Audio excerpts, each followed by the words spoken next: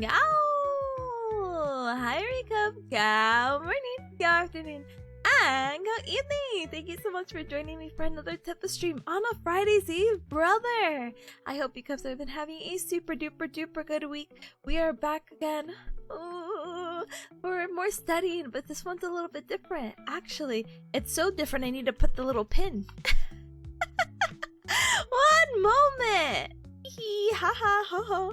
So you know how normally I do the co-working in the room with the pomodoro timers and all that good stuff? Well, today it's just me kind of reading through my notes. I have an exam in about 7 hours, and there's about, let's see, how many pages? 63 pages of notes to read through and explain and go over it, and I really think we'll have the time to do it. I think maybe I'll probably have like an hour before the exam to probably cram a little bit more. But off stream. But yeah, that is today's plan, and as the topic indicates, basically on the title, we're learning about spinal cord injury, which you're kind of like, oh, that wouldn't happen to me, but it's actually crazy of like, how do you say it? Oh my goodness. It can happen for any particular reason. We'll kind of go over the ways people can get hurt, unfortunately, and how that can actually really impact them. But yeah, before we dive in, let me go ahead and say my highs and hawows! Hawows! Alright, let me bring it over here really quick. Hi, Cloudy. Hi.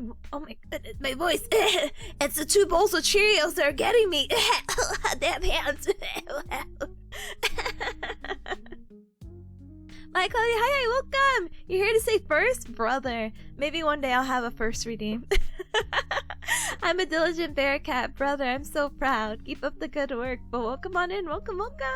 Hi, Luna. Hi. Welcome on in. Welcome. Hi, Rince. Hi. Rince says, you got this, Galmer? A-stat exam? I hope. Because last week I didn't have such a good outcome. I gotta see on my exam.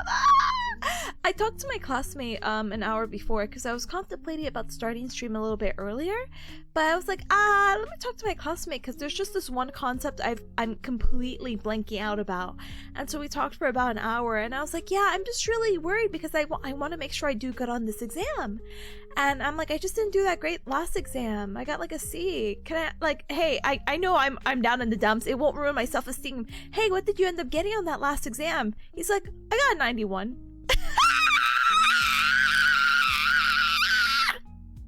Oh, okay, that's cool. You got like one question wrong. Don't worry. No, that doesn't affect me. I was just curious, okay? So, as you can see, I'm really, that's more motivating to, how do you say it, do good on this exam. I feel like I feel good about the material, but it's just my professor saying like, yeah, a lot of students tend to struggle with this exam. It's not giving me like very positive emotions. So I'm like, oh, okay. Well, let's do our best. But hi, Marshall. Hi, welcome. I can't believe I started working before the tip study stream. Brother, early riser. Early bird gets the worm. Other fun idioms. Idioms? Yeah, sure. Welcome. Good morning. Well, I guess it's afternoon now. Heck. Welcome. Hi, Quack. Hi. You better get 110%, brother. I don't think that's possible, but if he curves it up for whatever reason, and I just happen to have like 100%, I'll let you know. But what I'm hoping for right now is, really, I'm hoping for a B or higher. Low C at most, but a B. Because this exam, as I keep emphasizing, the exams and the courses, they recently had a change. And I say recently, this could have been a year or two ago, where you need a C or higher on average for the exams or you won't pass the course. So even if you have a 100% A in the course, but you have like a 68 B on the exam averages, well, you fail the course. So I'm kind of like, okay, I'm gonna do my best. I am unfortunately infamous of failing her first exams for some reason, and it's like, Tippa, how are you failing? You study so much. Yeah, there's a reason I study so much. No, but but like I got like, I've had her for multiple classes, and for whatever reason I get like a D on her first exam, but then I get like a high B on the second one. I'm like, what's happening? So hopefully that pattern does not continue, because I think my self-esteem will literally crumble. But again, I don't think it'll be so bad this exam, but I just need to get it done, you know? Bye school. Hi, welcome. Tippa stream, let's go. Let's go. And there's going to be a Tippa stream tomorrow where we have a double stream. Unfortunately, I don't know about you, Cubs, but I can't really function if there's an exam in a week. Until the exam is over, then I can like function as normal, like do and focus on my other coursework. For now, for now, every other coursework is on standby until tomorrow morning, baby. Or maybe if I feel really ambitious after the exam. I don't think I'm gonna know my grade after the exam though, so I don't really. I don't know. I'll keep you Cubs updated, but even tomorrow I don't think I'll have a grade to be like, oh Cubs I passed, or oh Cubs I failed. But anyway, hi Double, hi, welcome. Howdy, I'm ready to go over spinal cord injuries. Me too. I'll be ready once I catch up with Chad, okay? Okay.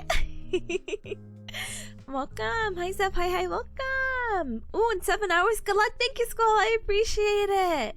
Marshall says, Tip, why are your exams always in the evening? Because I'm a hybrid student. So people who have full-time work, not me.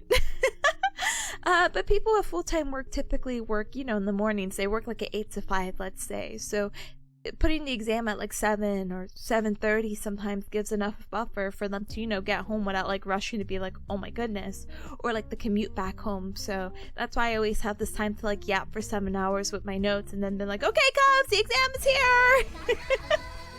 Oh go! Oh my goodness, have the notifications always been that big, the alerts? Huh. I need to make that a little smaller. I mean, but I don't feel like I've changed anything recently. Well, that's a later issue because I can't find it. Matthew W, hi gamer. Thank you so much for taking what's up for 9? 9 hi gamer. Thank you so much for your continued support. I appreciate it very much. Thank you. Oh no, baby, gow. Oh no, baby indeed. Wah. Welcome on in, welcome. But yeah, Marsha, I hope that answers your questions basically. It's just a good buffer for people who actually work full-time jobs. Or day jobs at least. I felt bad because one of my classmates was like a bartender. And there's typically not a bartender in the morning. I've seen some morning drinkers though, so I don't know. Oh goodness. Huh? I'll try. Oh my goodness, a gamer. Huh, thank you so much for using your Prime sub. Thank you so much for becoming a sugar bear and supporting the Cub Club. I appreciate it very much. Welcome on in. Welcome. Oh my goodness. Oh, I'm a little shy now. Oh, point right, point left emoji. And also thank you Cuz for the level 1 hype chain. Oh my goodness. Hi Soil. Hi, welcome. SCI information. Oh my goodness, I can't read anymore. SCI information? No, this was a warning of what will happen when you disrespect Tipanya. Yeah, you better watch out. I'm gonna learn how to break your spine in 2, maybe 3. Hi gamer, welcome on in. Welcome. Hi Toasty, hi, welcome. Nathaniel, hi, welcome on as well. Welcome. And hi Caleb, hi. Good luck on the exam, tippers. I'll assume you kick butt. Look, I might be able to break a spine in 2, but I don't know how to kick butt. But I appreciate it. Thank you so much for the well wishes and the good luck. I'll definitely take any luck and brain cells. Congratulations, by the way, on getting the exam scheduled. I was like, oh, March 3rd. You know, I was thinking, I'm like, oh, that's so far away from now. I'm like, it's the end of February. It's literally in 2 weeks. So I'm like, okay. Make sure to study hard, gamer, okay? Okay. But yeah.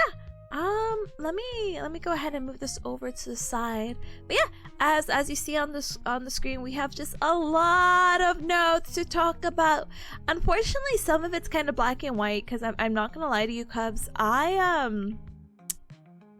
respect myself a little bit, just a little bit, and there's just some things that it was not gonna be worth typing up. I was just gonna be like, I'll just screenshot it and we'll talk about it, okay? Okay. Let me go ahead and clear my throat really quick and sip some water though, and then we'll get right into it, okay?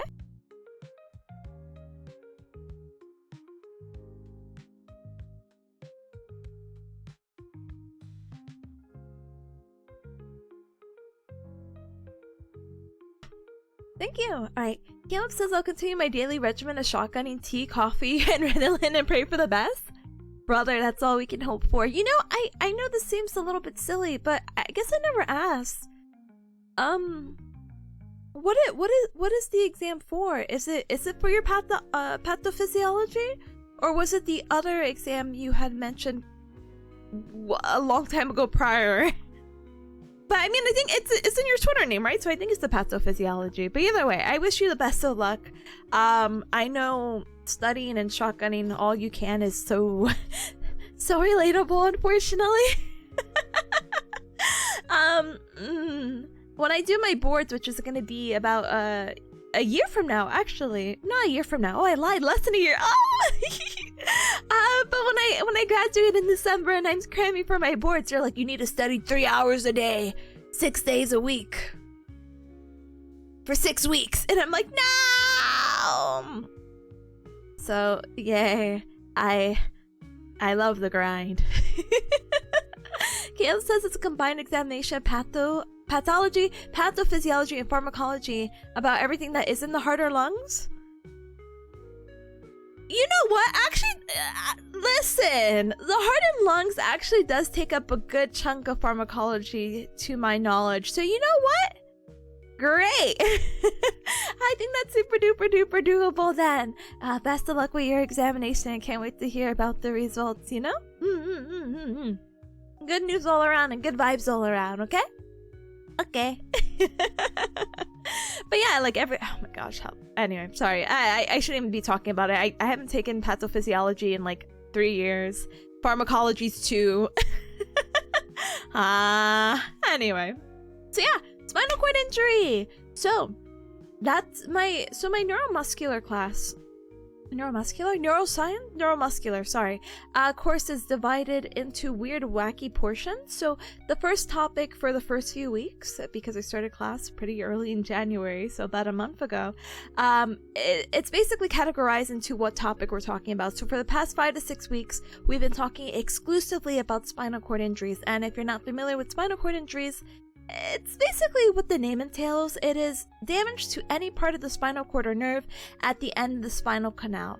So pretty much this is your spine. Yep, your spine. And it's split in different categories. We have a cervical spine, so your neck. And this ends, and you can actually feel it. If you feel for a bony bump at the back of your neck, you're about at the C7 level.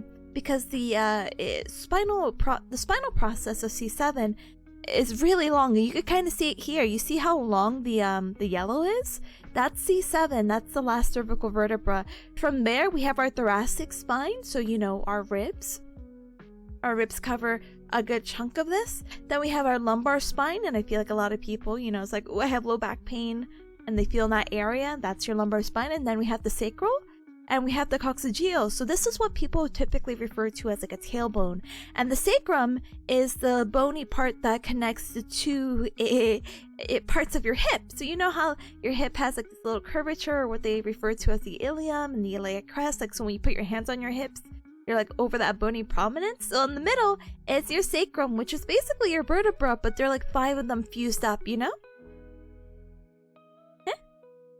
The bony part, the bumpy part is C7? Yeah, the bumpy part of the neck is going to be C7. So nothing to worry about. And you should be able to feel it, especially when you flex your neck or bring your neck down. You should feel it protrude or into your hand a little bit more. Huh? Give you back your spine? No. I need to show it as an example. I'm sorry.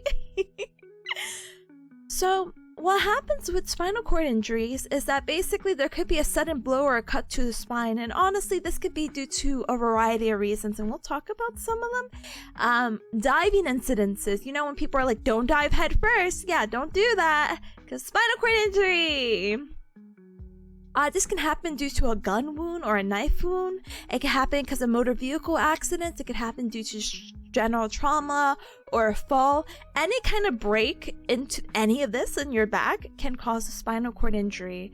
What happens though, as you would imagine of how important our spine is that depending on where you, break it, you basically cause permanent loss of strength, sensation, and function below the site of injury.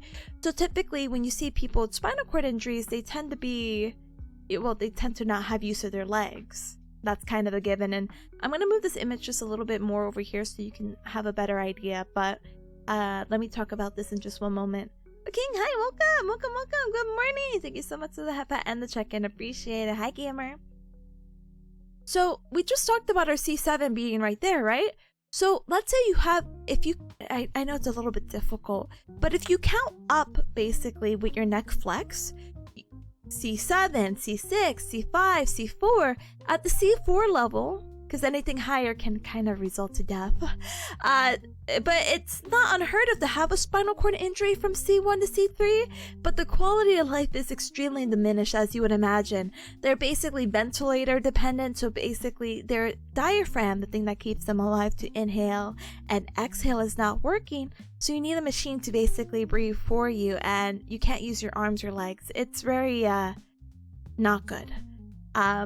People also typically die at C3, C4, depending on the trauma of the injury because of how high it is, and when you oh my goodness, when you damage really high up, and you could affect things like your brainstem and whatnot, you also affect your respiratory, and if you don't breathe, you die, so scary stuff.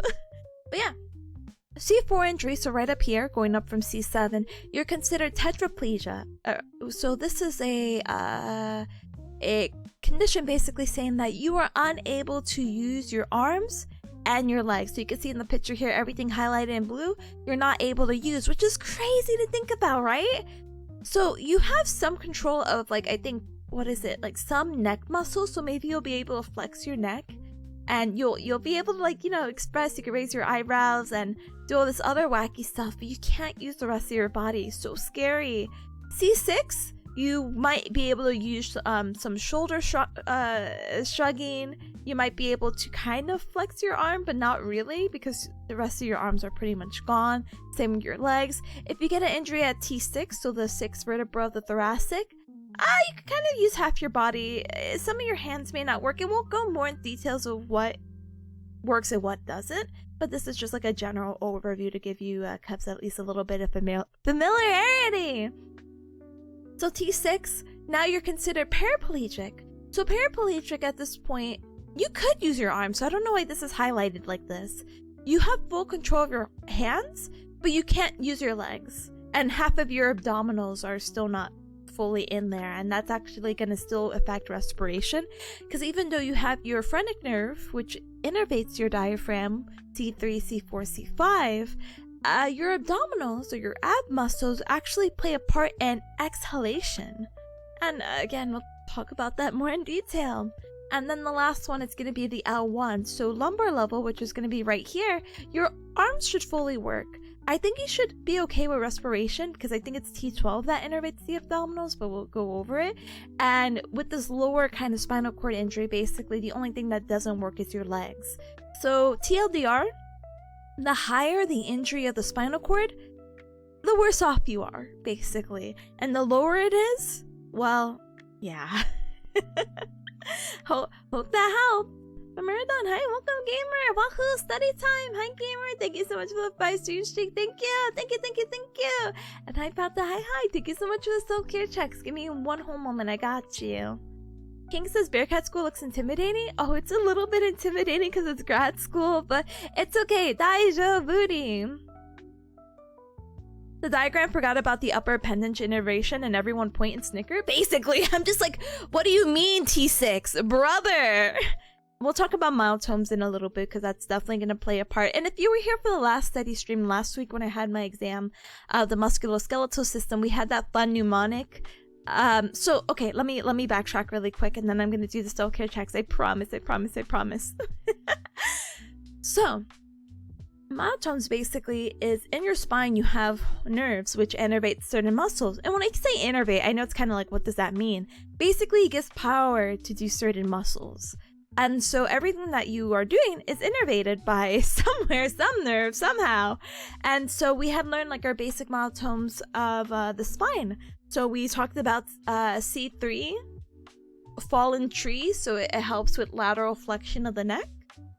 C4, so like right up here, can help with shoulder. I can't shrug. Imagine I'm shrugging, okay? Shoulder shrugging, because C4, I'm not sure. And when you're not sure, you tend to shrug your shoulders to be like, I don't know. C5, arms open up wide, so you have your shoulder abduction, or basically you're really cool at making a T pose.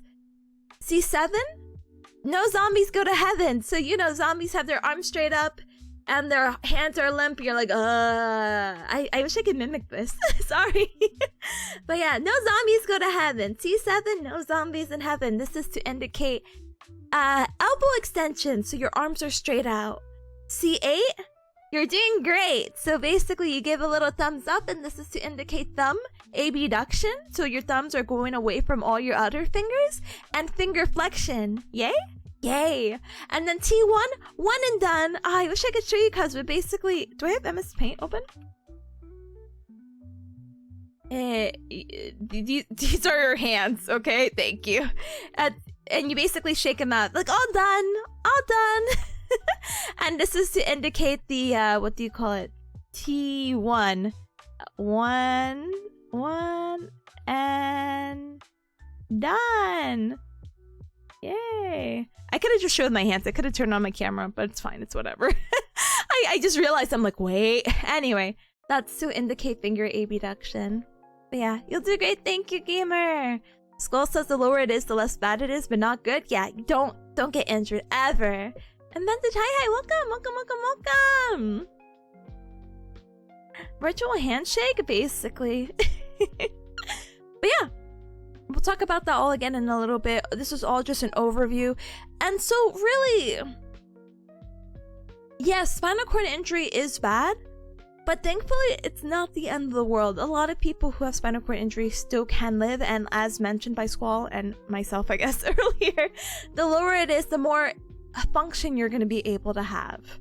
So with a little bit of rehab and a lot of assisted devices, basically, you can still have a very productive, independent life. And, you know, some treatments can be to reduce some symptoms. We'll talk about spasticity in a little bit, and maybe some surgery to stabilize the spine. So let's get into it. So spinal cord injury, it's a little bit wacky because there's some complications that come with it, basically, and we need to understand how to do some medical management for it. We're only going to be focusing on 3, not in this, it's in backwards order for some reason, but we're going to be focusing on orthostatic hypertension, autonomic dysreflexia, and spasticity, because this is like the 3 main complications we need to focus on when it comes to spinal cord injury. But this doesn't, we'll also actually just talk about these a little bit later, but we'll talk about the complication of having a spinal cord injury and how that could affect your respiratory system. Whole section dedicated to it. Your thermoregulation problems, you could get very hot or very cold easily. And then sexuality issues we'll actually talk about at like the very end, you know? Did I forget about? Yeah, I did forget about the self-care, sorry! Perishes. Alright, I take 2 sips of water. 1 for twisting, 1 for pasta. Hold on. Alright. Thank you both for the hydrate. I'm gonna do a posture check because that was given 5 minutes ago. Big stretch. I went to the gym. My pecs are still sore. Doing any like stretching, I'm like, And also, thank you so much for the inhalation. Alright, cubs, let's do one for the team. In through the nose, out through the mouth, okay? Smell the roses, and blow out the candles. Thank you so much for the inhalation, Redeem. But yeah, so let's talk about orthostatic hypotension. So orthostatic hypotension is not exclusive to spinal cord injury. This kind of happens to, well, anyone. You know when you get up too fast? Well, sometimes this can actually be due to your blood pressure basically bottoming out. So your blood pressure basically gets really low when you kind of suddenly stand up. And you're like, up, I'm going! This can, what do you call it, end up in symptoms such as dizziness and lightheadedness. A lot of patients tend to experience this when they're laying down for a really long time, and they go up to sit, they're like, oh, I feel really lightheaded because of that position change. And because that position change is lowering their blood pressure, what we want to do to help manage this basically is that we want to go ahead and recline the patient. So we want to bring them up and we want to elevate the legs at the level or above the level of the heart and monitor their blood pressure. The reason why we want to elevate their legs is because the blood is going to pull back or flow back into the heart much easier because of that gravity assisted position. People can how do you say it? And you could kind of see it here. People can work on improving their sitting tolerance of getting from supine to sitting position through abdominal binders, which is going to help a little bit of that compression so the blood doesn't like suddenly pull down to the legs. Ace wraps, so you know, like the bandages or like the wraps that you might see in athletes or maybe really cool anime characters, or like when people want to become a mummy, stuff like that. Compression stockings, and just basically gradual upright posture. So maybe not suddenly from the, you know, laying down to straight up, but let's kind of inch it a little bit. I know this looks like a little bit of a torture device right here, but this kind of table is going to help provide that like gradual or slow incline up. Hi Zeke, hi, welcome. Orthostatic hypertension, by the way, is also known as postural hypotension. So that's why I wanted to make that distinction, that this is not spinal cord exclusive. This could pretty much happen to anyone. But this typically kind of happens at the level of T6 and above, and they might end up with other symptoms such as bradyarrhythmia, so the heartbeat is a little bit slow, hypotension, so low blood pressure, and orthostatic hypotension, which is what we're just talking about here. What does sitting tolerance mean? Oh, exactly what it says. So for the sitting tolerance, again, the issue with people who are having orthostatic hypotension is because their blood pressure is bottoming out because they're going from supine or laying on their back to sitting up. And unfortunately, the way to manage it is to bring them down and recline their legs. And it's kind of like, no, we want to make sure that you're able to sit. You can't really lay down everywhere. So this is why we have these materials or items right here to kind of help make sure that the blood doesn't suddenly pull down to your legs or your bottom again, and kind of keeping it close to the heart. Or not necessarily close to the heart, but help with the blood flow towards the heart. And so that's orthostatic hypotension. And now let's talk about autonomic dysreflexia. This one is really quirky. This one is exclusive to spinal cord injury. So this happens with people who have a T6 injury or above. So the 6th level of the thoracic out of the 12 thoracic vertebra that they have in their spine, if they have an injury level of T6 or above, they're prone to autonomic dysreflexia, which is an abnormal overreaction of the involuntary or the autonomic nervous system to a triggering stimulus due to the disconnection between the brain and the sympathetic neurons in the thoracolumbar spine. Tippa, what did that mean? So in our body, we have an autonomic nervous system.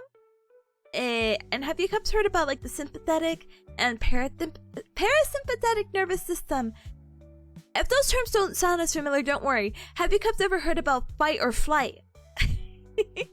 Yeah, so in our body, our sympathetic nervous system is our fight or flight, and our parasympathetic system is our rest and digest. And so these two combined form our autonomic nervous system. So now our body is freaking the heck out because we have this weird disconnection between the brain and sympathetic system, and this is occurring because there's a noxious or a not so fun stimulus that's gonna be below at the level of the lesion, so maybe T7, T8, T9, whatever, and that's going to trigger an excessive sympathetic response. So this is going to trigger a, how do you say it, an extreme fight or flight thing. And it's like, what's happening this occasion? We're doing like therapy, we're doing exercises. Why are you experiencing these things? So people who have autonomic dysreflexia, who are going into this fight or flight, typically have increased blood pressure, because the fight or flight, you know, you got to get the blood pumping into the muscles if you want to fight, or the blood pumping to the muscles to your legs so you can run. They have headaches, which is pounding. They have chills, but they don't have anything of a fever or anything like that. The flushing of the skin. You're sweating above the lesion. So T6 is, this is a little weird. I don't really know how to indicate to you because where T6 is. I could tell you where T4 and T10 are, and so T6 is somewhere in between. So T6 is like the level of your nipple, and T10 is like the level of your belly button. So anywhere between your nipple and your belly button, basically, if you want to do the counting somehow, some way, is your T6. So you're going to have sweating above that level. They may have nasal obstruction, so it's really hard for them to breathe. Their pulse might slow down. blotching of the skin. I know when some people, like, it was really crazy. One of my classmates is like, when I get anxious, my skin blotches up, and I said, what? But that can happen. Anxiety, goosebumps, all that good stuff, or all that bad stuff. Sorry, let me rephrase. So they're experiencing all this because they're getting this excessive sympathetic response. But why?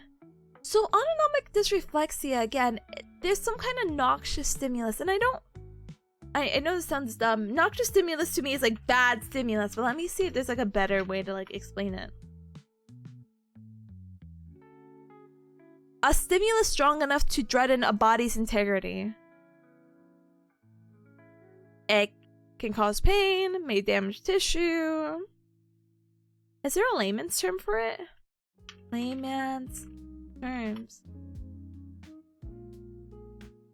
A strong, harmful, or potentially damaging sensation, like extreme heat from a stove burner or a sharp pinch or a chemical burn that triggers pain receptors in the body, signaling that your tissues could get hurt and prompt you to move away from the source.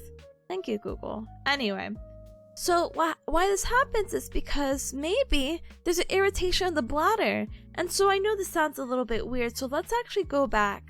Remember, we're all focused, and this is again exclusive to T6 or above spinal cord injuries. Nothing below works. Nothing below the level of T6 is going to be working, and we'll talk about bladder management in a little bit. But if you have an injury like this, you can't tell or feel when your bladder is full, which seems a little bit. Again, we'll talk about bladder management again more in a little bit. But yeah, you don't know if you need a pee or not. And so this is why we have a catheter that's put in, but we'll again talk more in depth with that. But basically, causes for autonomic dysreflexia, there could be irritation in the bladder, there could be spasms, it could be freaking out because it's like, I need a pee, and the signals of me saying that I need to do that is not reaching to your brain. It could be due to infections or even like stones. The catheter, again, which is going to help with that bladder management. Maybe it could be plugged, or maybe there's a kink. So a kink is like a fold basically in the cable, and so now it's kind of like plugged up. So like, you know, maybe when you're a kid, or I guess maybe even now, you try to like fold a straw and you try to drink through it, and it's like, wow, this is not really working the way it is. It's because when you folded it, you kinked it basically.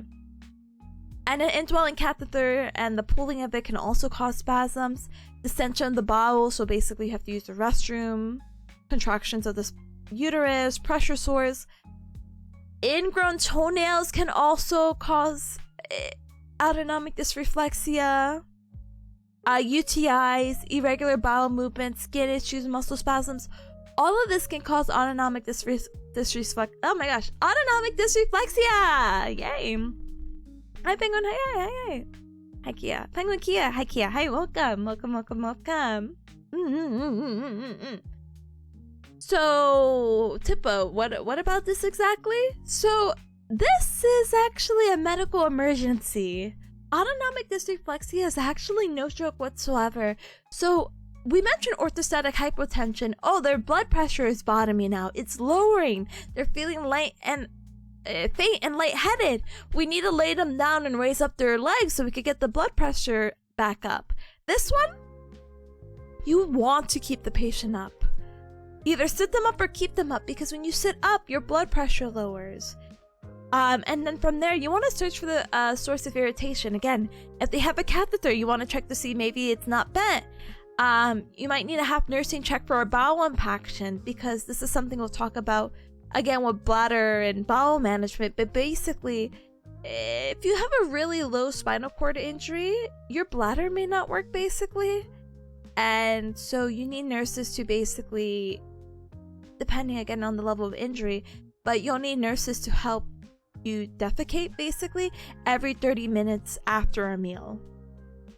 Ooh, know. And so basically maybe you ate and the nursing team, not to blame them, but maybe they didn't get an opportunity to do it, and this food is going right through you, and I didn't know that you had just ate, and we're going through our session, we're trying to do our exercises, and now you're freaking out because now you're having this anxiety and you're sweating and your blood pressure's up, and maybe you have that eating that flushing the skin. I'm like, oh my gosh, this guy is going through an autonomic dysreflexia. Let me see what the issue is. Regardless, keep the blood pressure low by keeping them sat up. Check for any sources of irritations, find and remove the irritations, and basically call for help, because again, this is actually a life-threatening situation, hence it is the medical emergency. So anytime you see someone like this who you know has a spinal cord injury, please just seek 911. And then the last thing we're going to talk about is spasticity. So spasticity is very quirky. It's basically velocity dependent, so it's dependent on the speed. This is just a random video of someone, but basically someone is passively stretching this person of like, okay, let me bring your elbow or your arm from flexion to extension, but you see kind of how much resistance there is. So spasticity is velocity dependent, and it's going to increase the muscle tone, or kind of like the resistance, and response to a passive stretch, because this person isn't going really quickly, but you can almost feel like kind of the tension basically of this person just trying to like straighten out their arm, because when you straighten out your arm, even though it's not a passive motion, it's an active motion, it's a pretty smooth motion, so you'd imagine it even being smoother if it's being passively moved, but this really isn't the case. People with spinal cord injuries tend to have this spasticity, but it's not necessarily a bad thing. Because what happens is, it's like, oh, this is going to be indicating that there is some remaining nerve and muscle connection pathways between the spinal cord and muscle. So yeah, even though you're moving a little bit slow to this passive thing, not necessarily the end of the world, thankfully. Spasticity, by the way, is going to be more prevalent in cervical and upper thoracic injuries with incomplete lesions of Asia B and C. What does this mean? So spasticity of what you're seeing here, basically, it's going to be more prevalent with people who have higher up injuries, basically. So I don't know what's considered upper thoracic now that I think about it. Hold on.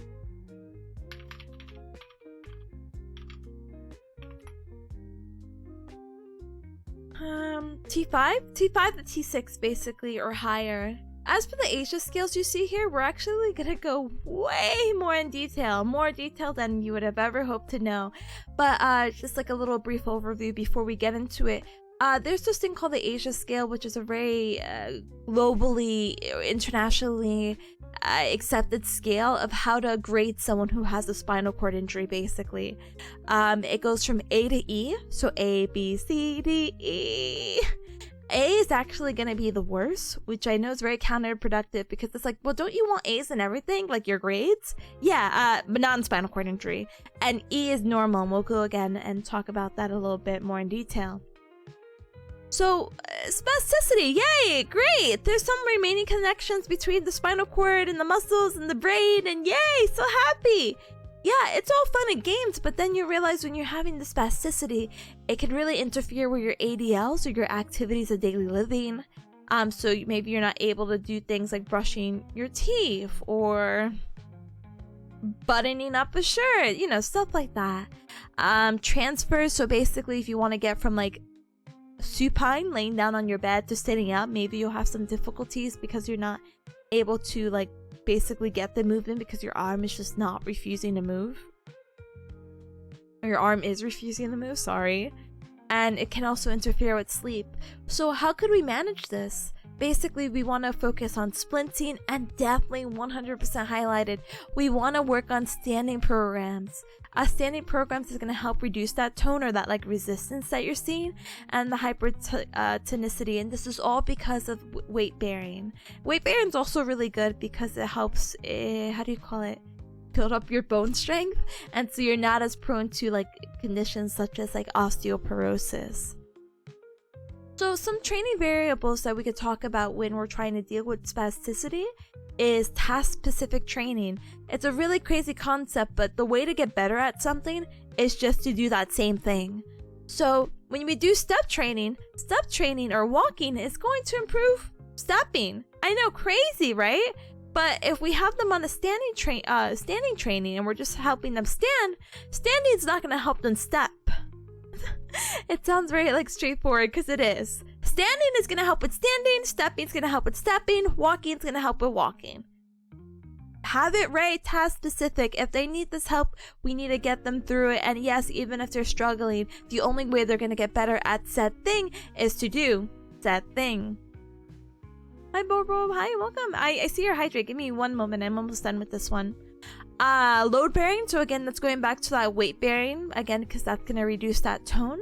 So the more weight bearing is going to increase the activation, which is a really cool thing that's going to be mentioned towards the end. And this is going to help reduce tone and spasticity. Speed. So faster walking is going to decrease this clonus that we have here and improve gait quality. And pretty much, we really want to minimize the upper extremity support. So when we're having them like on a walking program, basically, we don't want them to hold on to the bars because, excuse me, that's going to worsen their gait asymmetry. So instead of kind of walking upright, maybe they'll kind of lean more into one side because they're like, oh, I need to hold on to this. And the bar's like here. And it's like, no. We want to try to normalize your gait as much as possible. And we'll talk more about how someone with spinal cord injury can walk. This is just another thing. This is a standing table. So this is the people who need to be on the standing program.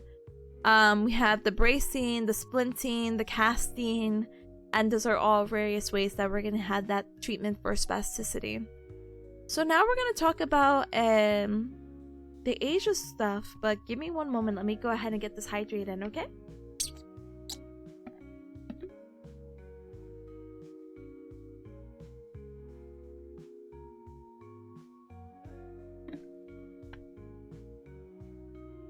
Alright, thank you. Alright, so, I guess I don't have the definition of Asia, huh? Let me see. Let me dig it up for you, Cubs. Asia scale. Asia is the American Spinal Injury Association impairment scale. So, this again is how we're going to classify our levels of spinal cord injury. There's a lot of things to it, so it's a little bit overwhelming. Like, maybe a lot overwhelming. But we're going to go over the grades. We're going to do example problems together. And then we'll pretty much move on. Yeah? Yeah. So, spinal cord injury, or the Asia scale, again, is going to go from A to E. A is bad. It's the worst spinal cord injury you can have because you have a complete injury. And a complete injury means that you do not have any... Actually, wait, one moment. Wait. Sorry. Before I get into any of that, let me do the very boring black and white really quick. And then we'll get back into it, okay? And then we'll get back into the grades because that's probably going to be more helpful and probably more a little bit cohesive. So, and I didn't put this in order. My bad. We'll put some color to it. How about that? Will that make anyone feel better if I put a little bit of yellow? Oops, wrong one. Whoopsie. Oh, that's fine. It could be orange. That's fine. Sorry, somehow adding a little bit of color just like makes my... It's like the neuron activation, I guess. So I'm like, oh wow, so cool. Color.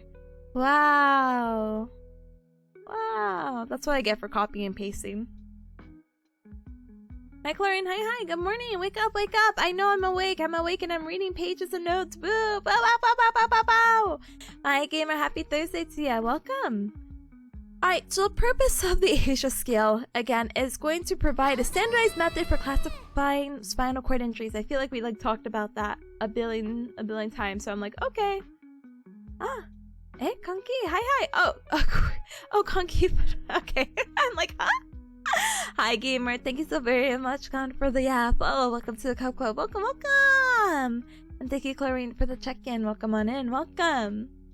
So, this is going to help provide a neurological level of injury, and we'll talk about this in more detail of what this is in particular, and then we'll have again these example problems that I was talking about. And then really it's going to help determine what are the injuries complete or incomplete, and we'll talk about what this is in just a moment. This again is a universal classification, and the ASIA score is typically given within the first week of treatment, but not on the first day. Imagine getting a spinal cord injury and they're like, hey, let's just do this test really quick. Like, give it some time. It's a very traumatic, life-changing event. We'll get it within the first week, but not the first day. This should be completed after spinal shock has been resolved. And this is a little tricky because spinal shock tends to vary. So spinal shock, and I don't know why I don't have the definition somewhere, but basically all your reflexes are gone. So we talked about this last week when we were doing reflexes of like, oh, you know, when you get the little reflex hammer and you hit the knee and you kick out. Yeah, so we have stuff like that for the lower or the legs, the lower extremities. And we have reflexes for the upper extremities, like we have bicep reflex. So like when we curl or bend our elbow in and do that bicep curl, we could do a little reflex hammer at the bicep tendon and do that. Yeah, with spinal shock, it can get resolved, I think, within, and I have to double check this, within a few hours or like 3 to 6 months or something like that. I think it's 6 months. So it's a little bit kind of contradictory of like, how do we do this if they have absent, like, we are supposed to do this after spinal shock, but we have to do this within the first week? Yeah. Most of the time spinal shock does get resolved relatively okay within the first week, so you gotta kind of do a little give or take with this. Anyway, ASIA scale takes about 1 hour and requires 2 examiners, and you're gonna see why in a moment, because it is pretty not intense, but it's a lot of information to try to get. So the ASIA scale, we're gonna do a basically summarized version, and then we're gonna go ahead and go more in depth to it with that table that I had mentioned a little bit right before then, okay? This is Sala. Thank you so very much for the follow. Welcome to the Cup Club. Welcome, welcome. Alright, so with that in mind, so again, going with the same scores of A through E. So A is going to be a complete injury. There's no sensory or motor function, and S4 to S5. So now it's like, what's S4 and S5? So think back to the picture of the spine that I just showed you, the sacrum. Now we're talking about the sacral levels right just above your tailbone, basically. There's no sensory or motor function, so we cannot feel there, and we cannot activate anything there.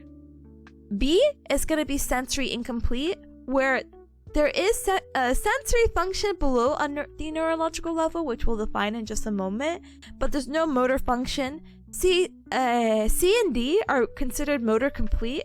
The only difference is that C and D are motor function preserved below the neurological level. For 3, this has to be more than half the key muscles are a grade 3 or higher, and we'll talk about the grades in just a moment. D is when... Oh, this is a typo. Hold on.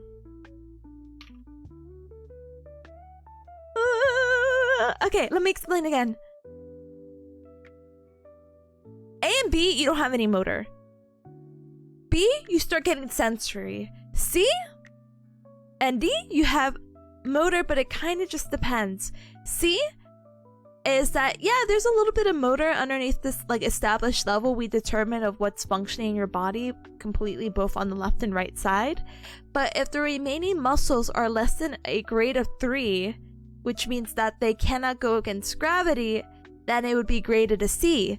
But if more than half the muscles could go against gravity or is scored 3 or higher, then this is considered a D, and then E's are normal. Again, A is the worst, E is the best because you're normalized. So the closer we can get to D, it makes sense that D is like, oh yeah, more than half my muscles can go against gravity? That's a pretty normal thing to, have my body do. So the examination component, maybe it would be better to do something really quick to show you Cubs. Let me see.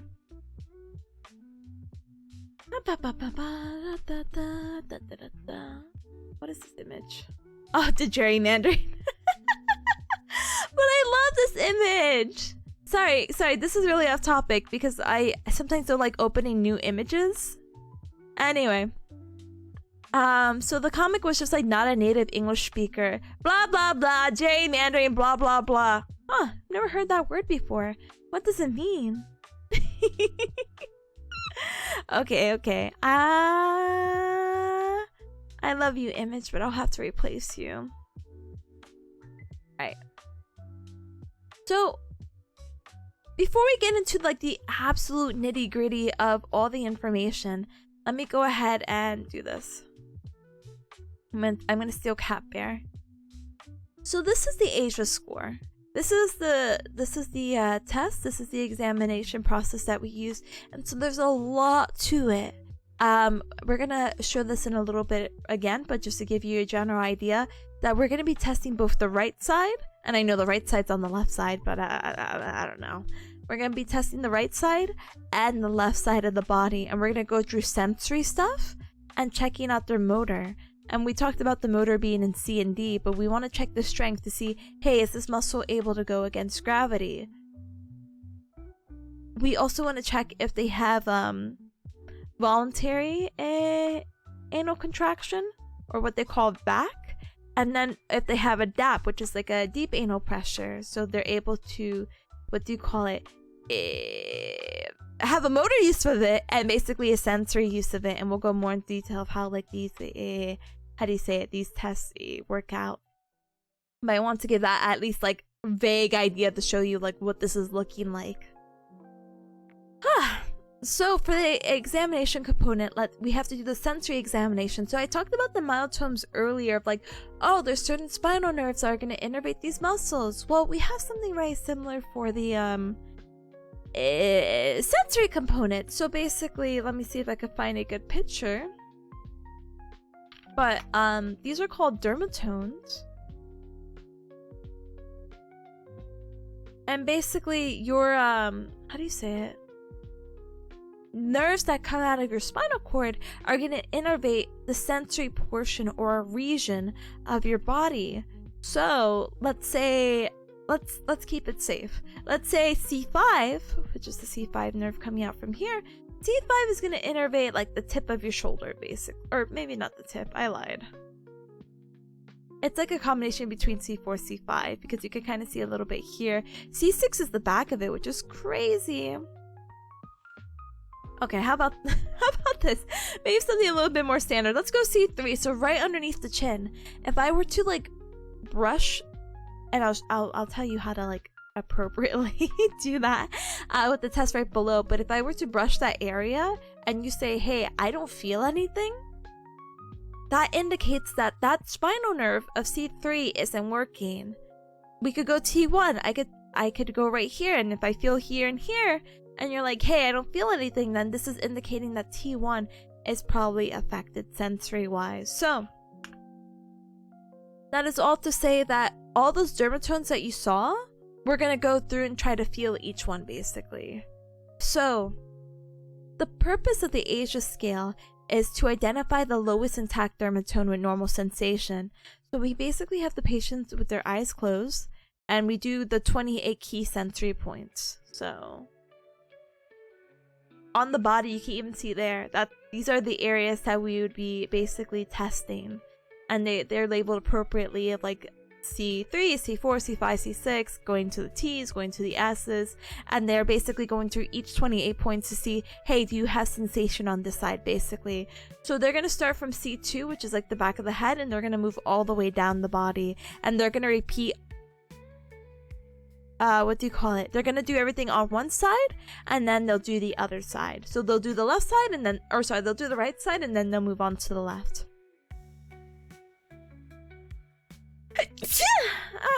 Sorry. Anyway, so how do we test for sensory? So we have two different types of touches that our bodies recognize. We have a pinprick, which is going to test the sharp and dull, and we have the light touch test. Bless you, thank you. Dice Isaac, hi, welcome. Thank you so for the Bless You Skull, thank you. I got so cold randomly in Bearcat Mountain again. Like, it was already cold, but it was starting to warm up, and now it's cold again. So I'm like, it was so gloomy getting into like the gym this morning, and I finally decided I'm gonna wear shorts because it's warm in my house. And then I said, it's freaking freezing outside. Why did I not look at the temperature? It's okay. I'm going from the car to the gym to my car, so it's fine. It's fine. I'm like, oh, I hope I'm not getting sick. But good luck for the exam tonight. You'll do great. Thank you. Thank you. Thank you. Thank you. Thank you. That's what I'm hoping for. But thank you also for the hat pad. I appreciate it. Thank you. Thank you. Thank you very much. I hope I do well. But yeah. So the pinprick exam is basically we use a safety pin. So we use a sharp end, and we're not stabbing people with the safety pin, mind you, but we're like gently tapping it on them and say, hey, can you feel this? And then we'll use the opposite end. Excuse me, we'll use the opposite end for the dull end, and basically we just go into each region as you saw and test sharp, dull, sharp, dull, sharp, dull. If they're not able to feel it, we give them a 0. If they are able to feel it, but they're like, hey, this feels a little bit different from my face. So I didn't actually say this before, so I do apologize. But when we are doing sensation tests, the face is probably the most intact thing. It's the most consistent intact thing, so you use that as reference. So you'll like pin the cheek and you'll be like, is this the same as this? And you touch the region of the body that you need. And if they're like, I feel it, but it feels different, then it's impaired. But if they're like, hey, this feels the same like it did on my face, then it's normal. Sometimes you'll get an NT or not testable, and this could be due to injury. Maybe they have an open wound, amputation, or really other factors. For light touch, basically we do the same thing, but we use like a little cotton pad. And for sensation of the DAP, yeah, this is not me, I promise. But basically, you put a glove index finger into the anus, and then you apply pressure.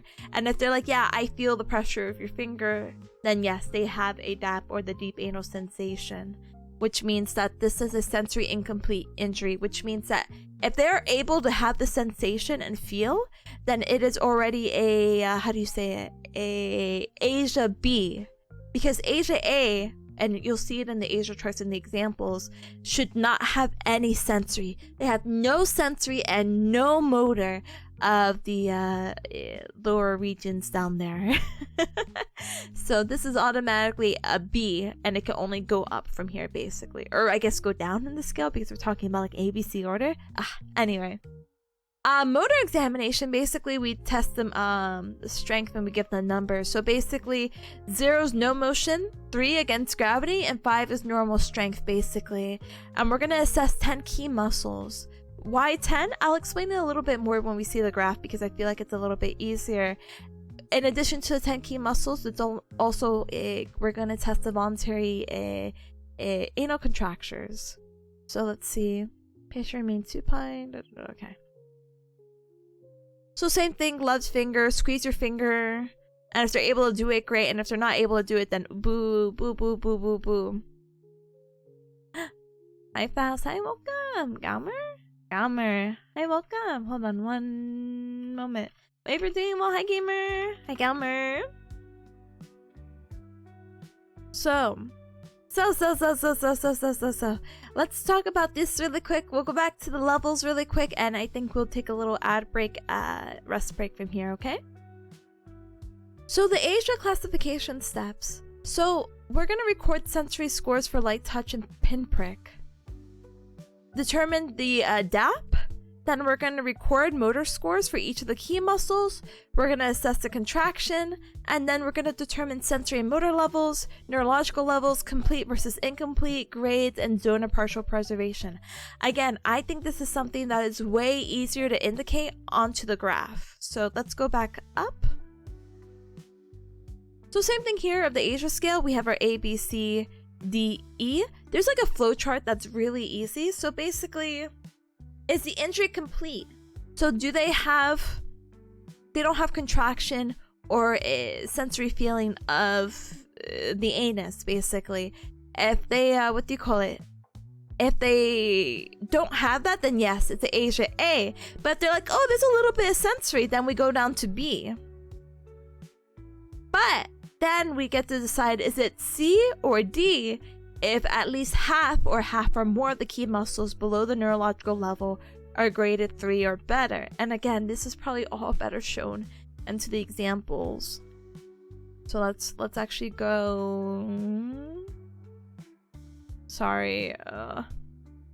So this is like an example case that we had to do, and maybe it's a little bit better if I could zoom in. Let's hold off on it. Let's hold off on it after break. But here's a better look. See? We start from C2 and we work our way down, and we test the sensation with the little pin and the cotton ball, and we go into each region and say, do you feel this? Do you feel this? Do you feel this? And again, if they're able to feel it, you can even see right here in the score, 2 is normal, and then we test their strength. And then it's like, okay, 0, they're not able to move. 3, they're able to move against gravity. And 5, you know, they have really good strength. So sensories are here and here. And then the motor is like on the outer portion, so here and here. But we'll go through the grading and we'll talk about how to determine what is what and what level in just a moment, okay?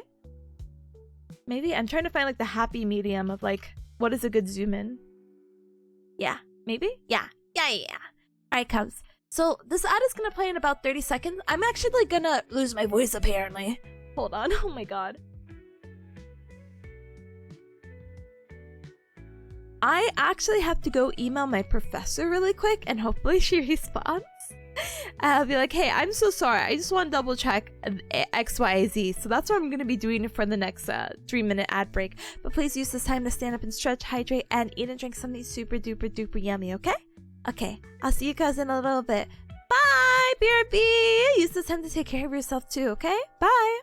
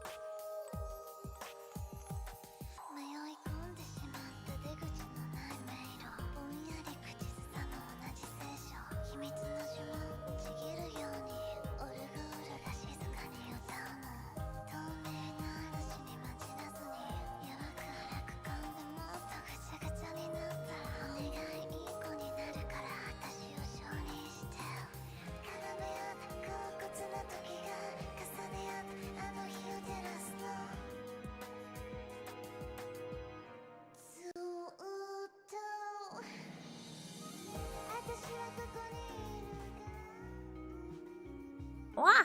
Thank you guys for your patience. I appreciate it. Do not hire me to write an email. It will take me 10 minutes apparently. But thank you so much for your patience. In addition to writing that email, there's a 3-minute ad break we need to get out of the way, and you guys know I hate ads randomly playing, so it was just a good time to take a little baby break, even though that was already mentally very taxing to be like, ooh, email to my professor, please don't be mad, I'm emailing you the day of, it's not my intention. Anyway, so wow. I hope you guys had a really good, actually a few minute break. Let's go ahead and get back into it. So if you're just coming on, welcome. Hi Tessa, hi, welcome. Hi any cub that came on in as well during the BRB. So we're just talking about spinal cord injuries right now. We had just finished talking about the different grades and what the test is doing and blah blah blah blah blah blah blah, and now we're gonna go ahead and do an example question. So I'm gonna end up repeating a lot of the things, so you won't be missing anything too much, and hopefully this will give you a better understanding. Yeah, hopefully it gives me a better understanding too. So how do you say it? So for the spinal cord injury, again, we want to classify it into one of those Asia scales of either A, B, C, D, E. So what happens is that we have the patient take the test. So we're going to test for their sensory, and again, we're going to be doing the light touch at these pinpoints right here that you see, because that's going to correlate with a myotome or a dermatome, or in this case, a dermatome, or again, that certain region that's innervated by a spinal cord segment in our spine. So we're gonna go ahead and determine several things. So I know you don't see it here, but there's several questions we need to go ahead and answer. We need to figure out the neurological level of injury, whether it's complete or incomplete, give it a grade, and then maybe see if there's a zone of partial preservation, which we didn't quite talk about, but I'll talk about it in just a moment. So this is our example 1 for our case. So when we have to look at this and someone's done the test to determine what is the neurological level of injury for sensory, we want to go all the way down to when we last see the last pairs of twos. So our neurological level of injury for the sensory for the right is going to be T10. I know you see a 1 right here, but remember 1 with the scoring that's right here, it's going to show that it's altered, and so this is not really a good representation of, how do you say it, of the senses. So we want to say they have the most intact senses at T10. And then if we go across the board and we go over to the left side of the body, I know it's on the right side, but this is the left side, we see that's the same across. So both the left and right are going to have the same motor levels of T10. Uno. Brother, I want to play Uno so badly right now. I played it like a little bit last week and I'm like, oh, a taste. Hi Julian, hi, welcome. So remember earlier we talked about like the 10 key muscles? Alright, so what we have here are the 10 key muscles. We have 5 here, 5 here, and we have other muscles here, but we don't have, I don't know what the right word is. There's no applicable muscle that we could really test from T2 to L1, and you can kind of see it here. Like, what am I going to do, start testing your abs or something? Like, no, we'll keep it more upper and lower extremity, basically. So, remember, when we're testing motor, it goes from a scale of 0 to 5. So we have 5s across the board. And again, this is bringing back our milestones that we mentioned earlier. C5, elbow flexion. C6, wrist extension. Elbow extension. C7. Or sorry, elbow flexors. Remember, smell the wrist. So like, you know when you put a little bit of like a perfume tester on your wrist and you bend your elbow and you go ahead and sniff it? C5, C6, wait, C5, C6 is all your wrist. So when you go ahead and do that perfume tester, you bend the elbow and you extend the wrist and be like, good perfume on my wrist. C7, again, no zombies go to heaven, so we're gonna straighten out our arms, kind of like the zombie movies. Oh, and that's C7, so they have that intact. C8, you're doing great, so a big thumbs up, and you see that when you do like that thumbs up, I was gonna say emoji. Expression, I guess. It's gonna flex your fingers, and it's also gonna be thumb abduction. So thumbs up, your fingers are flexed, your thumbs are up, you're still good. And then finger abduction, again, that one and done. So it's that finger abduction, so your fingers are close together. Nope, separate them. Splay out your hands, and that's your finger abductors going at hard work. Then we have our hip flexors, knee extenders, ankle dorsiflexion. So this is the one where you point the toes to the nose. Long toe extenders, so that's separating basically, what do you call it? How do you call it? The toe coming on up. And then S1 is your plantar flexor. So this is like, how do you say it? The tippy toes coming on down, kind of like a ballerina basically. Julian says, you don't need to answer this if you already covered it, but how is its sensory motor response determined? A reflex test, needle prick? Oh yeah, sorry, I did answer earlier. So basically sensory, because we have two areas of our spine basically that determine light touch and pinprick. So for a pinprick, we actually use like a safety pin, and we use both the sharp and dull end, and we basically test it from there. We use the face because the face is the most intact, and so we don't like stab them, but we'll like touch the pointy end, not directly, but like at like an angle, and say, hey, does this, and they have their eyes closed, so you ask if this, and you touch their face, does this feel the same as this, and then you touch like one of the other like portions right here. And with the light touch, how do you call it? We use a cotton ball, and we'll do the same thing with the face. Close your eyes. Does this feel the same as this? And they give the answer of, hey, I don't feel anything. Oh, that feels a little bit different from the face to the body part. So you give them a 1, it's altered, or a 2, it does feel like normal, you know? And that's how you'll test. You'll test throughout these, like, if you see like the little points, that's where you would be going. But so, hi, welcome. So, Jogariddim, God bless the channel, 1 million subscribers. Thank you, gamer. I hope you get to enjoy your snow day. Hopefully, if it's enough of a snow day that you're keeping inside, it's warm, your job or school's been canceled, and life sounds comfy. But thank you, gamer, for stopping by. I appreciate it. I was gonna say, gamer, you too can. No, I'm just kidding. You too, with the milk inside a bag of milk inside a bag of milk inside a bag of milk icon too, can join in this army of 1 million subscribers. Anyway, Julian says that sounds similar to the PTA I've had. Gracias, señorita. De nada, mi osito. Oh my goodness. Wait, why did you have to get your sensories checked? Are you good, Julian? Are you good? Why did they test your senses? I mean, they could do that. I mean, they could just do that for funsies. Anyway, anyway. So we talked about the sensory levels. So T10 for both sides, because that's the both that are intact. Then we have the motor. So we see right here 5, 5, 5, 5, 5. But then you see here we have 0. Uh-oh. Then we have 5, 5, 5, 5, 5, 5, and it's like, oh, we have 0. Oh, where's my mouse? We have 0 right here. Da-dang, da-dang, da-dang. So let me see if I recall this right, because I literally just talked about this with a classmate.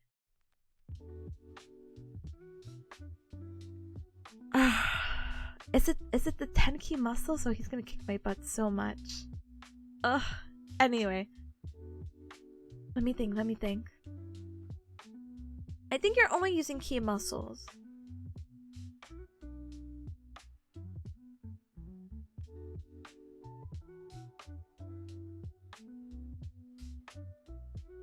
Okay, let me speak out my thoughts really quick. So,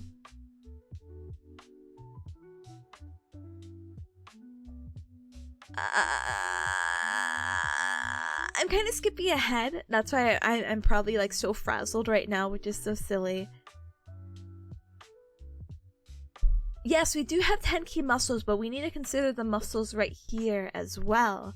So it's like, okay, Tippa, there's zeros down here, 5's up here, but you still have like these other muscles. So even though we don't have a direct test for them like we would typically do, we still want to consider them because of how close they are in proximity. So I know this sounds really bad, but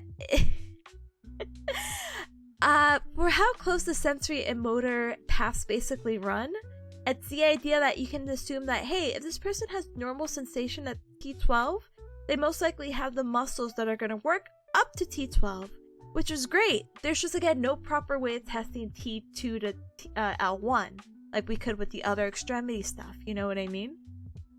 So our neurological level is going to be T10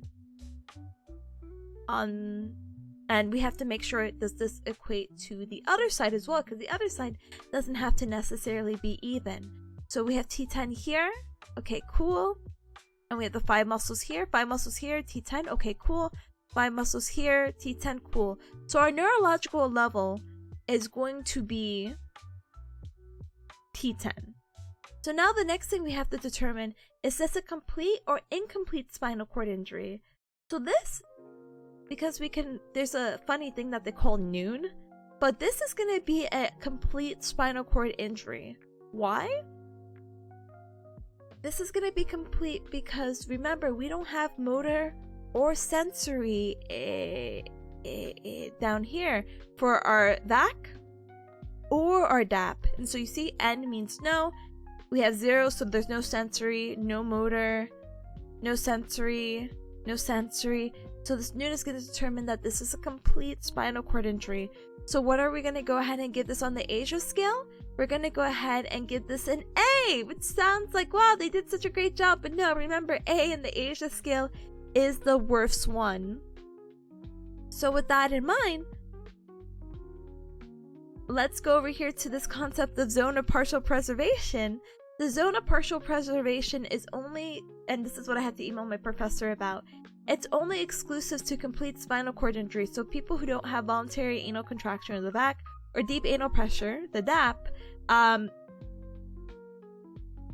zone of partial preservation is just to be like, okay, but do they have a semblance of anything, basically? And in this case, they do. So on the right side for the sensory, this is now we're going to consider, okay, where's the furthest I get anything that isn't a 0? And right here on the right side, I know it's on the left side of the page, but on the right side, according to the page, we have T1. T1 is going to be our sensory zone of partial preservation, and we have the same thing over here on the left side as well. Let's go ahead and check the motor. The motor should be T10 as well, so we'll go ahead and check that out. Sorry, it's a lot to keep going back and forth from. It's hard to explain, because even I'm like, oh yeah, I just want to make sure. Dies on the spot. But yeah, that's one example. We'll go through 3. So big smiley face emoji. Oh my goodness. So it says, oh, I also see someone else is familiar with milk outside a bag of milk outside a bag of milk. Yeah, because I played it. I played it a while back, actually. 2 years ago, maybe. Julian says, maybe I described it wrong. I think they were testing pain response, not general sensory response. Oh, no worries. I was just like, hey, I mean, they could do this, but I wouldn't know. Nice bud, so hi, welcome. That's a lot of smart words. Thank you. It's because I'm a smart bearcat. No, I'm just kidding. I don't know. Anyway, so how can we confirm this? Let me do a little haha.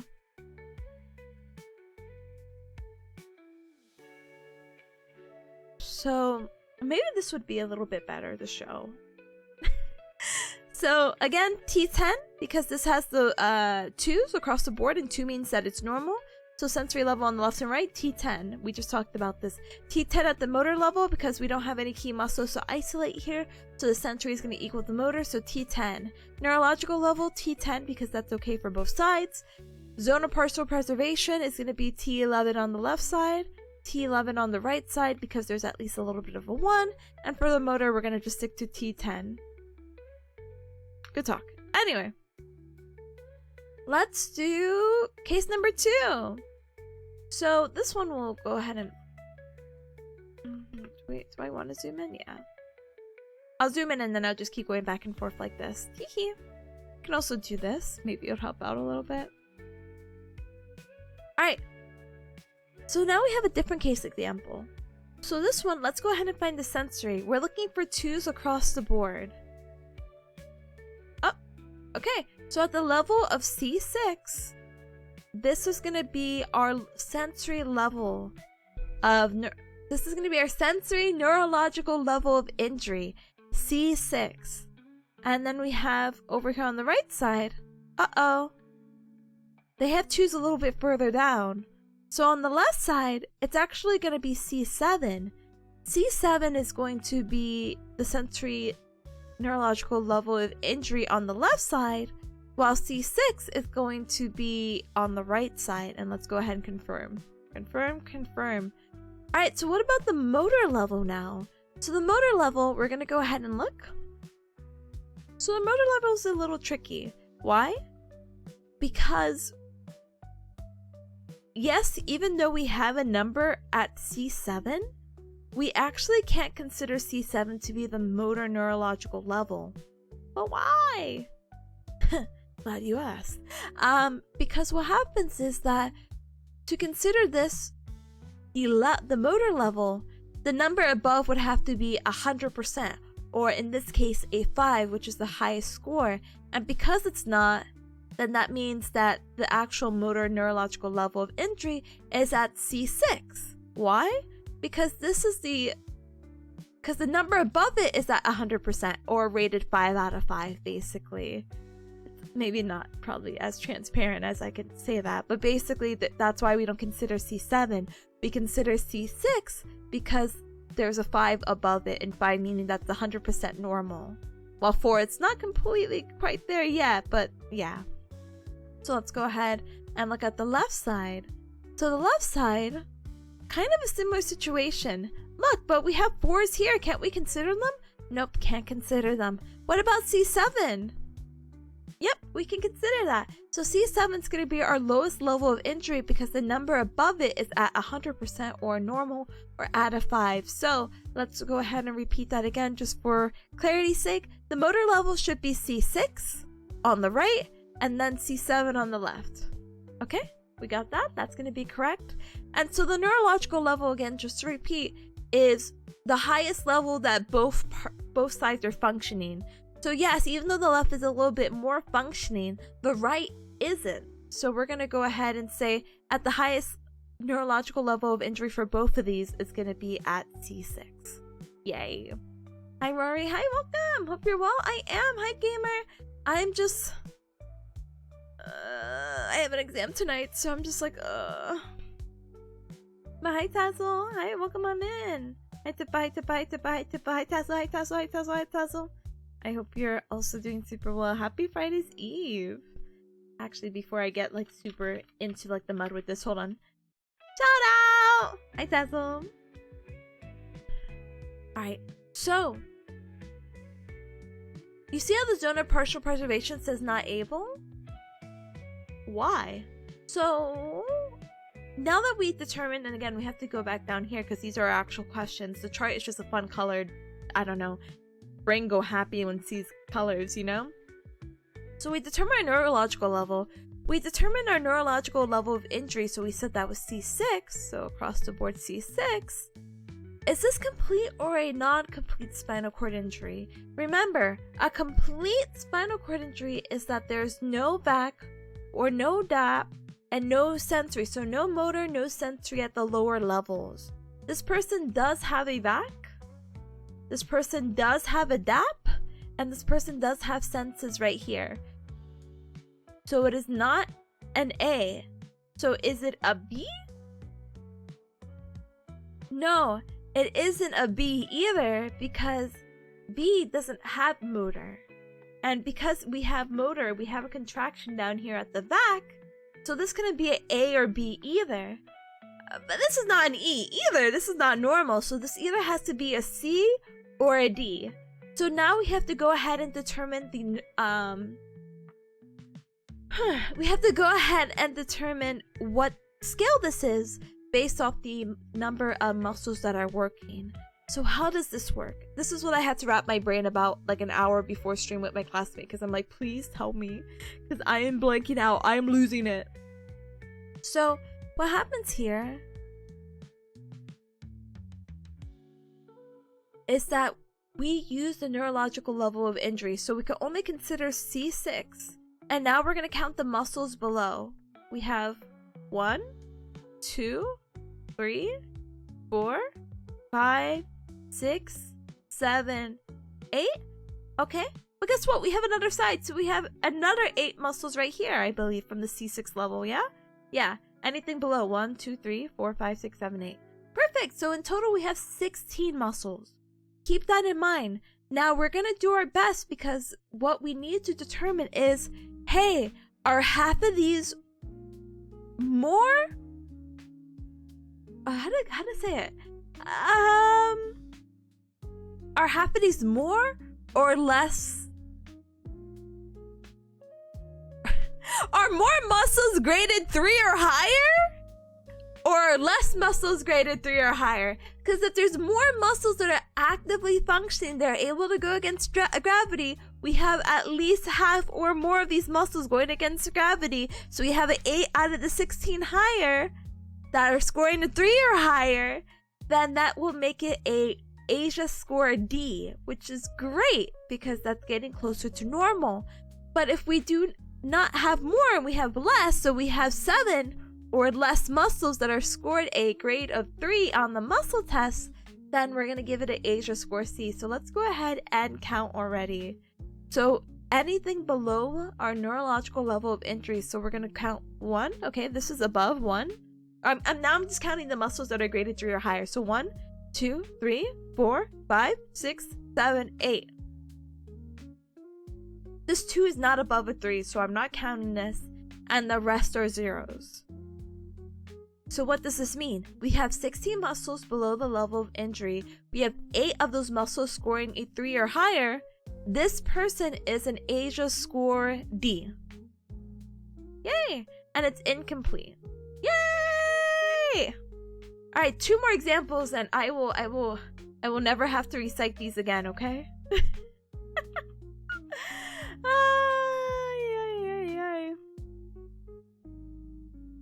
Okay.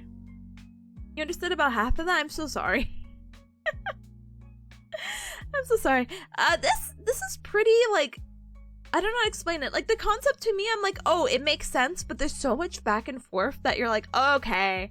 It gets, like, you get stuck in the weeds a lot from it. I don't have this kind of training, yeah. I try to explain, like, a foundation so it wasn't me just reading numbers off, but it's cool. Medical student? Not quite. More in the field of rehab and all that good jazz. But, how do you say it? So we'll move on to our second to last case, because we have 4 cases. This is case 3. Now let's look at this. Now let's go and find our sensory level again.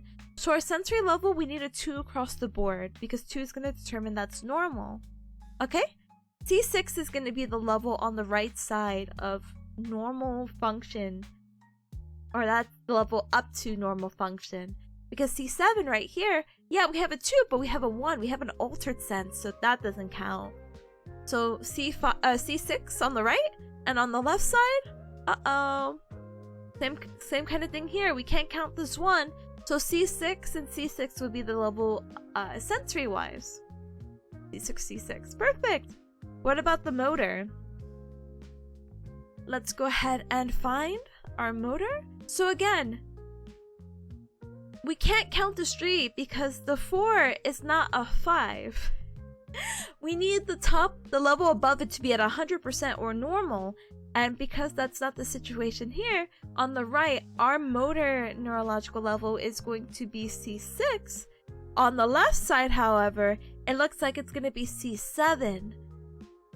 Because the number above it, again, is a 5. And this, how to explain it? It has to be a 3 or higher, basically, to be considered okay or normal. And as long as the number above it's a 5, This is what we count as our neurological level. So on the right, again, it's going to be C6, and on the left is C7. Perfect. Our neurological level basically is C6. Yay! Why is that? Because remember, we want the left and right to be even. Yes, even though the left side is functioning a little bit better. Technically not better, but you know, it can go a little bit further in the motor classification. We want to make it even on both sides. So as long as we know that, hey, the right side also has a C6 that's functioning, and this one has a C6 that's functioning, we're going to consider that our neurological level. So,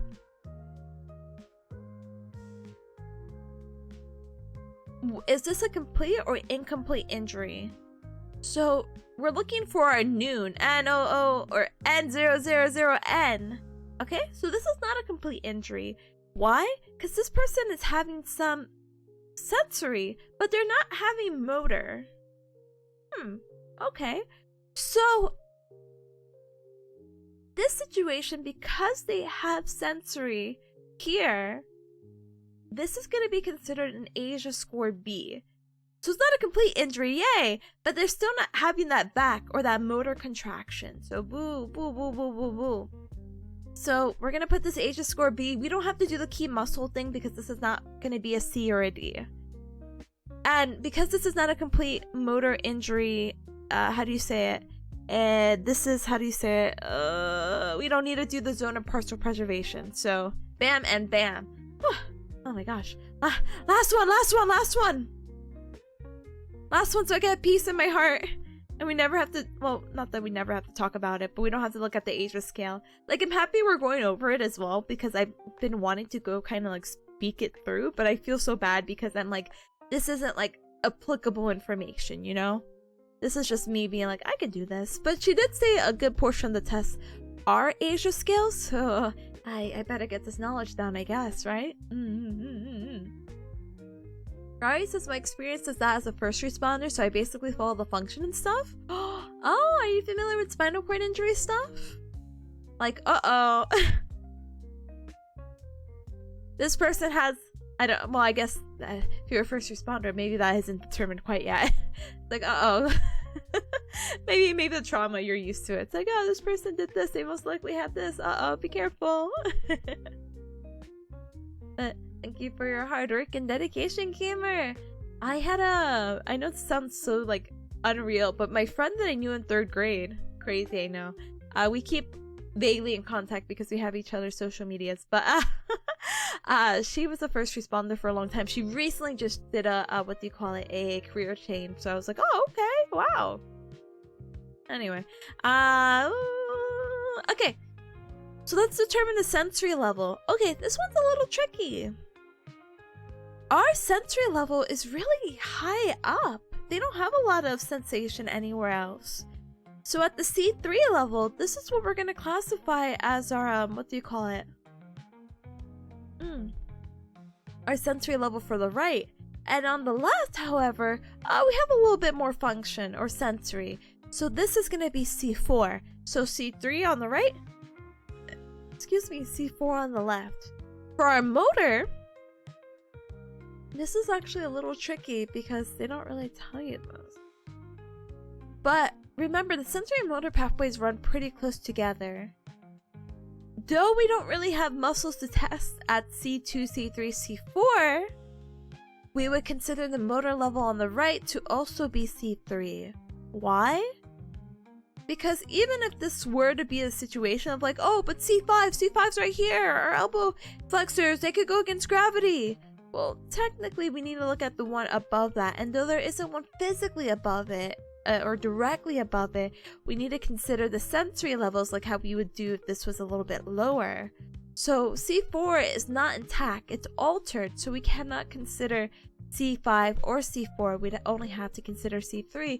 So let's go ahead and double check on that. So C3 on the right, C4 on the left.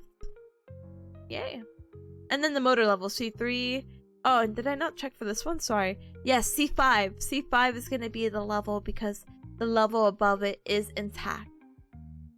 So what's going to happen here is that C3 is going to be our neurological level because that's the highest that it can go on both sides.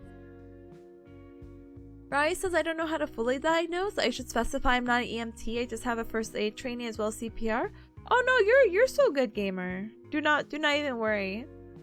I just like medical stuff and have looked into some of these things. Yeah, honestly, I don't wish this on anyone, but spinal cord injury is really, really cool of a concept to have this much information about, and you know, these resources to, you know, get someone's life together basically.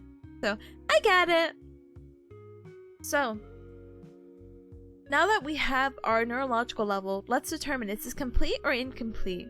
So look, we have our noon right here, and and no back, no DAP. So this is going to be considered a complete spinal cord injury because there's no VAC or DAP. So this is an Asia score A. So now let's go ahead and try to find our zone of partial preservation because we only do this with Asia A or complete spinal cord injuries. So on the right side, right over here, we're gonna try to see where we can find anything that isn't a 0. Even if it's a 1, we'll take it. We're desperate, okay? So, okay, I see a 1 right over here. So C5 sensory is going to be in the zone of partial preservation, and on the left it looks like it's the same thing. So it's C5 and C5 because these are the only categories that have a 1. And let's go ahead and check it out. C5 and C5. Perfect. All right. All right, so we did the sensory. Now let's do the motor. All right, so we're looking for, again, anything that has not just a 0, and we're looking for the lowest point of it. So we have 1 right here. So we got C6, the thumb, and then from here we're gonna go ahead and check the left. And so from here we're looking for anything that doesn't have a 0. So it's gonna be C6 right here as well because it has a 2, and we could go ahead and confirm. Ta-da! And then let's go ahead and confirm about the complete or incomplete, and then Asia A. So we're done! We're done! We're done! Your mom has a back? Brother, I inherited that back. Ooh. Hi Pete. Hi, welcome. Welcome. Alright, so now we're done with grading the Asia scores. Let's talk about what does it really mean? See? So I was right, yeah. I mean, we all have a back. And you know what? I got your back, Pete. Takes your spinal cord. Anyway. So, what does that all to say? Oops. This is, oh, you can't see it. I'll zoom out a little bit. Not dramatically. So, Asia A, B, C, and D are here. So when we have Asia A and B, and I'll go ahead and zoom in again in just a moment. A and B, as you kind of saw, there's really not a lot to work with when you have a complete spinal cord injury or a sensory incomplete spinal cord injury. These individuals typically, how do you call it? They may not really get back to what was their prior normal before this injury, basically. So what we want to focus on is a lot of compensation techniques. And we want them to become as independent as possible, so we'll work on bed and wheelchair mobility of how to get them in and out of bed, same with the wheelchair, and other transfers, so, you know, getting from laying down from the bed to sitting, and we'll talk about all those in a little bit. Basically, for A and B, we'll pretty much have to teach them how to use their body in a different way. For C and D, this is motor incomplete. So now we're going to go ahead and focus on recovery techniques because, hey, they actually have a good possibility of, not that they will get back to normal, but they will be as normal as possible. And there's like different techniques we could do.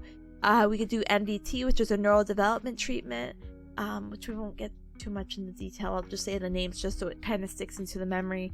We could do PNF, proprioceptive neuromuscular facilitation, so we can kind of move them through it, and task analysis, so basically having them just do the action.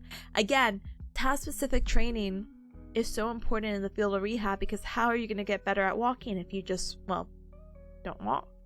You have to walk to get better at walking. Not all of us jellyfish though, but yeah, you're not a jellyfish, so it's fine. Oh my goodness. Rai says, you made me think of my dad and I inherited his issue with back tight muscles, and he stretched my back out a bit. I'm sorry. I don't know if I have any good back stretch exercises off the top of my head. All I can think is, like, what do they call it? Like the cobra? Like you lay on your tummy and use your arms and you like prop yourself up? Oh no, I have a few back exercises, but yeah, probably our very sedentary lifestyles of like, or our hobbies, I guess, probably don't help. Boo, boo, boo, boo, boo, boo, boo, boo. But yeah, for our functional goals, let's talk about them, okay? So for our functional goals, how do you call it? We either focus on recovery or compensation. Remember, we said recovery was going to be, oh, where's my mouse? C and D scale from the Asia scale, and then compensations A and B. Patients unfortunately don't really get 100% recovery or compensation, but again, we want to make them as independent as possible. We want to maximize recovery while minimizing compensation as much as we can. So, unfortunately, this is where I get to like the really boring portion of the study stream. No, I'm just kidding. This is actually all really interesting. I just feel bad that this is a screenshot. I had mentioned this earlier where I didn't really want to dedicate my time to rewriting or copying and pasting and highlighting. I just said screenshot, and this was a screenshot from my lab manual that I have to look at. So now what we're going to go ahead and talk about after I take a little sip of water is the functional levels depending on what kind of spinal cord injury did this person get. We have a spine that goes all the way from C6 to S5, so there is a ton of areas and ways that our spine can get affected. And remember, the higher the injury of the spine, the worse your situation is. When we talk about C1, C4, we're talking about the cervical level. We're talking about the vertebra. We're talking about literally the vertebra and the spine that starts immediately after your skull. So it's crazy, but it makes sense. The higher it is, the more that gets affected. So we'll go ahead and talk about it in order, and we'll talk about the muscles, the motions, what they're able to do, what they're not able to do, and all that jazz. But let me go ahead and take a sip of water.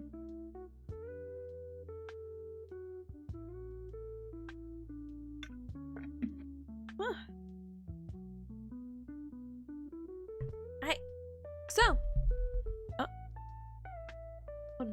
hold on. Okay. So, C1 to C4, I'll just read it. I was like, don't read it. I'm like, I'll read it. Due to the severe motor and sensory loss at C1 to C4 levels, sophisticated and expensive equipment is necessary to not only sustain life, but also to enhance the quality of life. Rehabilitation plays an important role in assisting high-level quadriplegic and adjustments to their disabilities by evaluating specific equipment needs, training for limited activities of daily living independence, and assisting the individual in learning how to effectively communicate their physical needs to others. Quadriplegic, by the way, quad meaning 4, is that their arms and legs are affected and that they're not able to use them. And we'll talk about what they're going to be able to use in like the next section. Unfortunately, also because of how high up this injury is, this is actually going to affect the diaphragm, our breathing muscle. Our breathing muscle is important, as you would imagine, to sustain life.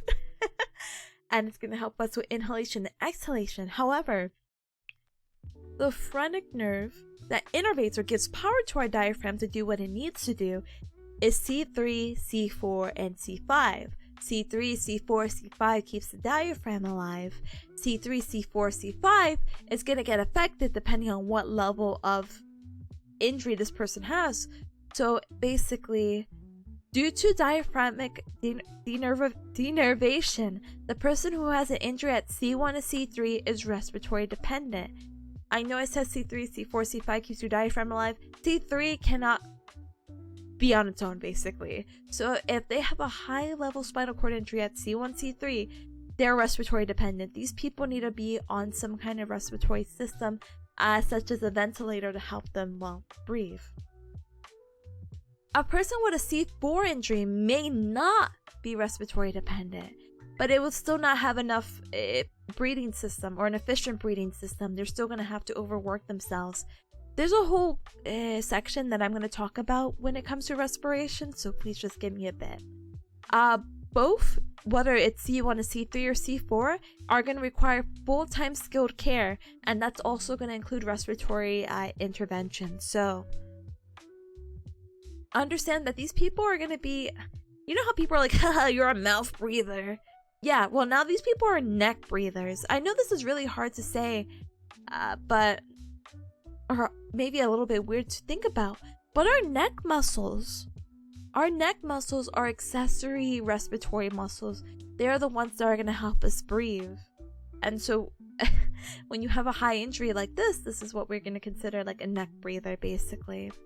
So they're very respiratory dependent on their sternocleidomastoid mastoid muscle. So it's a really long muscle on the neck that connects to your clavicle or your collarbone all the way to a bone right behind the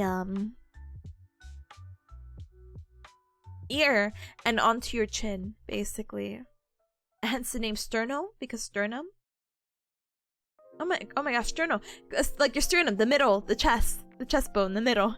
Clitoid, the clavicle, and mastoid, and that's going to be behind your ear. Sorry, I misspoke. I'm like, please, let me just like break it down really quick. Ooh. Anyway.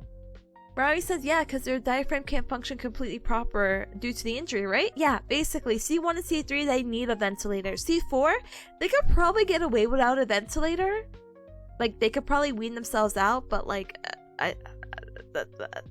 they're not going to have an effective breathing system. Rowie says, as someone who's been coughing for the past 2 days, your neck muscles are part of breathing and yours are... I'm sorry, gamer. A little heat pack. A little heat pack to you. And some medicine and well wishes that you feel better. I'm sorry that you've been coughing though, gamer. I hope it's nothing, how do you call it? Very serious. So, how do you say this? So yeah, sternocleidomastoid neck extensor, so the muscles in the back of the neck are gonna have, how do you call it? Some influence or respiratory, but there might be some cranial nerve involvement. So basically, we talked about spinal nerves when we talked about the myotones and dermatones and innervating certain regions and muscles. Well, your cranial nerves are basically like that, but they don't come from the spine. They come from your brain, and they innervate certain places of the face. And one of them actually innervates your trapezius muscle, but we won't get into that. Anyway, or your traps, as people say more casually, you know. But if you have an injury from C1 to C3, you don't have any neck control. You can have some kind of degrees because of cranial nerve involvement, but in general, you're lacking neck control. You might need like a little like wheelchair and a little strap to keep your head up. C3? Oh, you have a little bit more. You have your sternocleidomastoid, your neck extensor, so you have like the two above. But now you could like shrug your shoulders. You have the power of the levator scapulae and the upper trapezius, so yay. Respiratory independent, so C1, C3 again, respiratory dependent. Respiratory independent kind of starts at C4, where you have the C3 muscles and now you have pretty much the entire traps, basically. Along with a little bit more of your diaphragm. You're just missing one more nerve, which is at C5.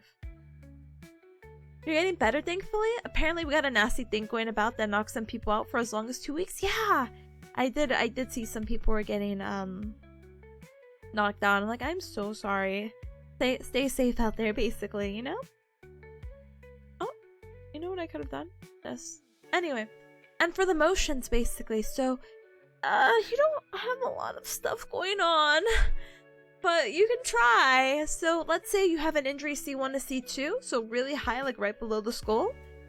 You have maybe some facial motions and partial neck control. C3 though, you have full facial motions. So you could, raise your eyebrows and be very expressive. You have partial neck control, and maybe you could do a little bit of a shrug because we have the levator scapulae. But that's about it. You also, at C4, you have all of the above, basically. You have full facial muscles. You have full neck control in comparison to the partial. You can shrug your shoulder, But you have limited scapular motion because it's still a pretty high up injury, but you could be ventilator free. So yay! Yay, yay, yay, yay. So what are some treatments and activities? Basically, huge thing. Respiratory management. Otherwise, we want to keep them moving and going for as much as we can. Educate them on the implications of spinal cord injury. Strengthen their neck muscles. Educate the family, that is, what do you call it? Who's going to be with them, because they're going to be very dependent on a lot of people. There's only some few things they could do independently, but everything else, they need the support. Potential equipment needs: they might need an automatic feeder, power reclining wheelchair, a sip and puff to control the wheelchair. So this is like a fun little gadget where basically they have a little straw in the wheelchair and they just puff a little bit of air. They're like, and they can how do you call it, move the wheelchair so they can get going once they're set up into the wheelchair, with just kind of like puffing air into the straw that's going to power the wheelchair. And it's not that the puff of air is actually powering the wheelchair. There's more components into it, but that's how they go around to move it. We'll talk about C5 in just a moment. So we just got through C1 to C4. Now we'll talk about C5 and we'll talk about how applicable that is. Scapular, is that the shoulder blade muscle? Yeah. So our scapula is our shoulder blade muscle. It's the muscle in the back, you know, when people are like, squeeze your shoulder blades. Those are the two bones at work, basically. They have a similar device for gaming? Brother, that's actually pretty nice. That's me? I'm shoulder blade! Nice to meet you! Nice to meet you, nice to meet you, nice to meet you. I know, I haven't finished the hour-and-a-half shoulder blade lecture. Please forgive me. We're gonna figure it out. Again, I can't function until this exam is over, unfortunately. It's okay, we don't need that. No, we do. Just give me the diagnosis. Tight muscle, back on back, squeeze shoulder blade when shoulder blade squeeze. Oh, you're rhomboids. Maybe you have tight rhomboids. Look up rhomboids. I think. I hope. I don't know. Actually, don't listen to me. Don't look this up. And maybe those muscles that are in between that help squeeze the shoulder blade. I mean, there's other muscles that actually squeeze the shoulder. Whatever. Anyway. Are compressing on the nerve, which is why you're having that tingling. Anyway. Ravi says, I mean, this is my first time joining in a co-working and study stream. That's so funny because I do the stream a lot. That's not to say like, oh my goodness, but normally it's more of a co-working pomodoro thing. The study part is not as common. So glad that you got a study portion, because normally when I'm co-working, I'm pretty much like, I yap for a little bit and then I mute it and we do like the study technique of pomodoro, which is like 45 minutes of focus with a 15-minute break. Actually, speaking of break, would you believe this, Cubs? Would you believe this? We actually have about a minute before we get our 3-minute ad break in. We are on page 9 out of 66, but we basically kind of jumped around, so this is really not an accurate depiction of where we are, actually, and to the study guide. So we're gonna go ahead and I'm gonna go ahead and chug some water. And we're gonna go ahead and take a little baby break. This 3-minute ad break is gonna play. You Cubs won't be missing anything, because I'm gonna also go ahead, stand up and stretch. I'll check my email to see if my professor was very quick and emailed me. And yeah, life will be good. She means a minimum half hour, usually an hour. Yeah, you get at least guaranteed 30 minutes of yapping. Wow, so fun, so exciting. This time I couldn't yap too much because it's already 2 o'clock and I have 5 hours left to my exam. So I'm like, so yeah. Anyway, let's go ahead and BRB. This ad is going to play in about 20 seconds. I'll see you Cubs in a little bit. Please use this time to take care of yourself, and we'll talk more about this when I come back. Bye!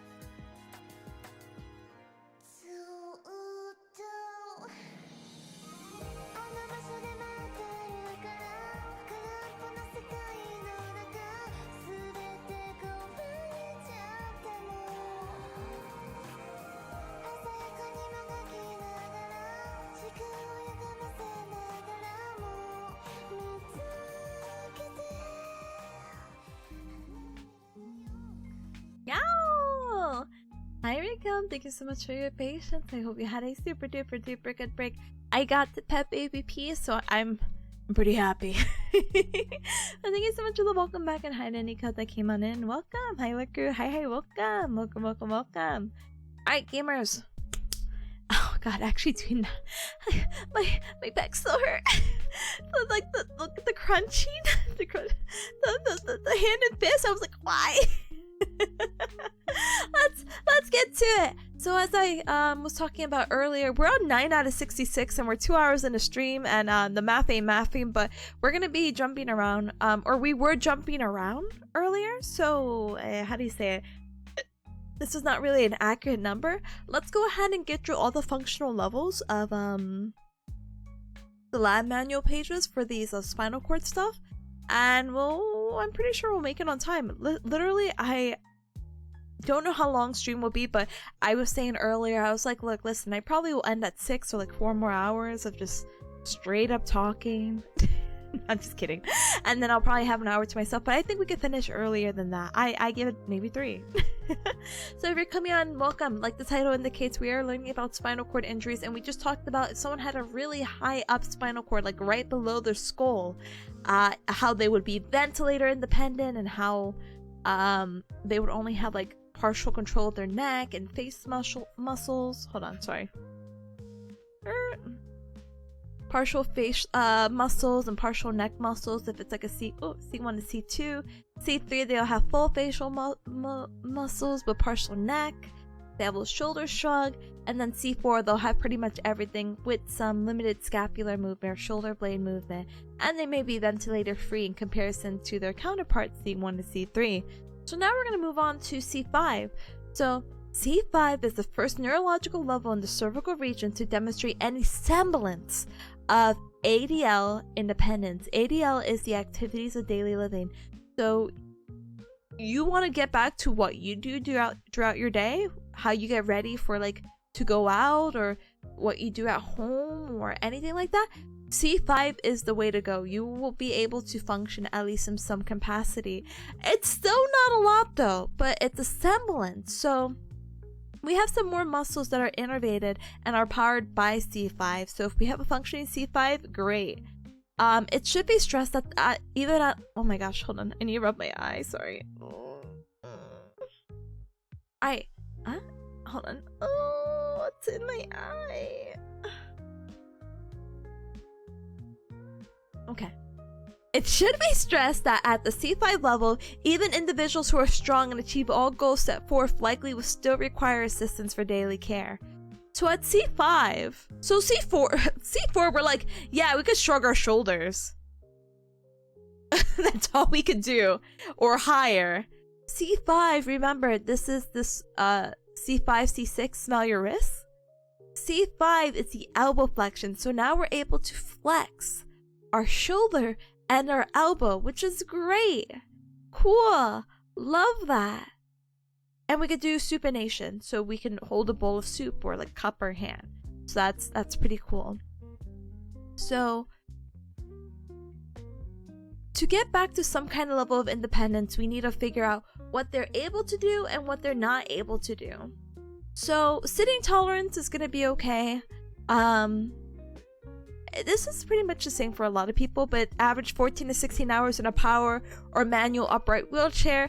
The pressure relief is independent. So what does this mean? So imagine you're in a wheelchair, basically. If you're in a wheelchair, for pressure relief, you know when you stay in your chair for too long in general, like even like right now, whatever chair you're sitting in, you're kind of like, oh, I have to shift around a bit. Yeah, you can do that because you have the trunk control. You can use your legs to prop yourself out, whatever, right? These people only have their arms. So what they need to do is that they use their arms. Sorry, I can't demonstrate. I forgot I don't have arm tracking, but basically they can prop themselves up with their arms to relieve a little bit of pressure or move themselves around as they see appropriate. Pressure relief is so important because when you're in a wheelchair, you need to be able to move and get that relief every 15 minutes. If not, you risk getting like a pressure sore, which is no bueno. A pressure sore, basically, it's just like an injury because of the skin breakdown because of all the pressure that's been applied. Mobility, they're only again able to do elbow and shoulder flexion. So for mobility, they're still going to need assistance in bed. They're going to need assistance with a transfer board or a patient lift. And yeah, thankfully they could flex their shoulder forward and all this other stuff. So for wheelchairs, they could be independent with a joystick propelled power wheelchair. So basically, I think this is what they say. This is considered a proportional powered wheelchair, so whatever amount of force you put in that joystick is the amount of force you get out, basically. They'll be able to propel appropriately, with a manual wheelchair, so that's cool. I don't know how they'll do that, but I'm just gonna smile and nod. And basically they could do short distances, and basically as long as it's smooth. As soon as it's not smooth, or it's outdoor terrain or uneven, like they have to go on grass for God knows whatever reason, then yeah, they're gonna need help. They're dependent on that. For standing, they're dependent as well. But we want to utilize a standing table. That's not really our goal. It's never our goal to be like, alright, standing table if you ever want to stand. We want to get them to try to stand, but it's gonna be very difficult when the only thing that's working for them is, you know, shoulder flexion and elbow flexion. And anything above that. Range of motion, they need assistance. They're dependent with lower extremities because again their legs are just not working appropriately. I'm just gonna kind of go through, I'm sorry. They're pretty much independent with feeding if you set them up with the right sources. Communication skills, they're gonna be able to still speak and communicate with whatever appropriate resource that they have or the adaptive equipment. For skin inspection, they're dependent. They need help with that. They can't really go to look basically in places that would have these pressure sores. They could groom, just very light grooming in an accessible environment. Dressing, they need help with. Bowel and bladder is dependent. They need a catheter basically. We talked about that earlier and we're going to go more into detail with that. So what are some treatment and activities? So education, again, we want to get them moving. Arm positioning is going to be really important as well. And we're going to talk about really cool compensatory methods that people use when they don't have the appropriate function. They work with what they have, but basically just kind of train them to try to be as independent as they can. ADL training, bed and mat mobility education and training, transfer training, all that good stuff. They might need mobile arm support, so you can kind of see right here. Maybe an adaptive van for transportation or driving, because they could technically drive, but again, a lot of adaptive equipment. And a standing frame, because again, standing frame is going to be really good to reduce that spasticity that we talked about like 2 hours ago. Ooh. Alright, C. So we talked about... Ooh. Hold on. Whee. Just tell them to walk. We don't need to do all this. Nah, unfortunately, that's why we have to do all this. Because we can't. I mean, we could.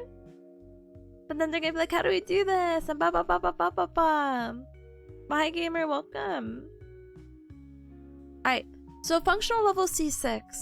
So, C5, again, we talked about elbow flexion, shoulder flexion. C6, it's going to be the smell your wrist portion. So this is where we have wrist extension, which is great. C6 is able to pursue more difficult ADLs, particularly in the areas of bathing, dressing, transfer, mat and bed mobility, although usually much more adaptive equipment is required, especially initially. This is the level at C6 where independent function is possible, because imagine, C5 doesn't have wrist extension, so if you wanted to, again, smell your beautiful tester perfume on your wrist and you want to get your hand out of the way, they're not able to have that extension. They're not able to, again, wrist extensions also like when you're on a motorcycle, you go room room and you raise your like knuckles to the sky. That's the direction of wrist extension. At this level of C6, they're able to do that, but the level above, they weren't able to do that. So, many skills may not be mastered until 1 to 2 years post-injury as patients become more familiar and proficient in handling legs, managing spasticity, etc. Factors affecting independence include body size, coordination, spasticity, wheelchair access environment, age, motivation, and other medical complications. So same thing, sitting tolerance is again about 14 to 16. They are independent with pressure relief because they have that C5. And honestly, they're pretty independent. It's gonna be slow, but that wrist flexion is like extension is the world. So they could do independent rolling, scooting. Transferees are also independent with a slide board, which is basically, as you would imagine, a sliding board that they put underneath like the butt, and they kind of like scoot themselves over. They may need assistance though, especially if it's like an uneven transfer. They can use a wheelchair. Let's see. Power tilt or recline wheelchair with an arm drive control. They could do that. And standing, again, their legs are not working, so we need to have that standing frame. Skin inspection, basically it's minimal. They'll still need some help because they can't really prop themselves up the way that they need to, but now that they have that wrist extension, they have a little bit more control. The goal is going to be independent soon, so maybe at the next level they'll be able to do it.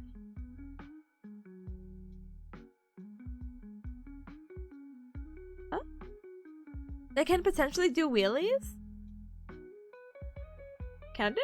Or does that say that? I mean, we'll talk about wheelies in a little bit. I don't know if this is it yet. Sorry. Some of the things I don't need to know, and some of the things I'm just kind of like lazing at, you know? So this at C6, the tendinosis split, tendinosis split is gonna be super duper duper helpful. Tendinosis split, we'll talk about this more in a little bit because that's going to help with that compensatory motion. So basically,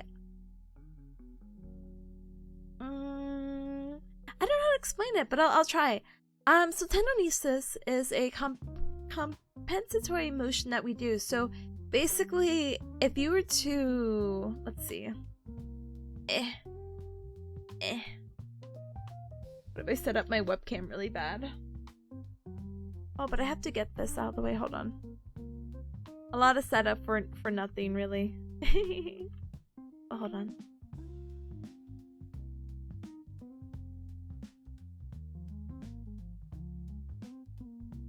One moment. I need to figure this out really quick. Oh, that's my water bottle. Oh no! Hold on. It's not open or anything.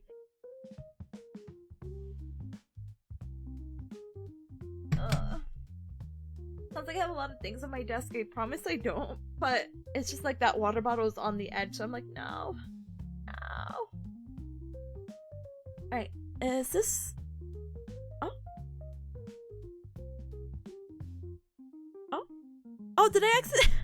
No! Wait! Did I accident... No!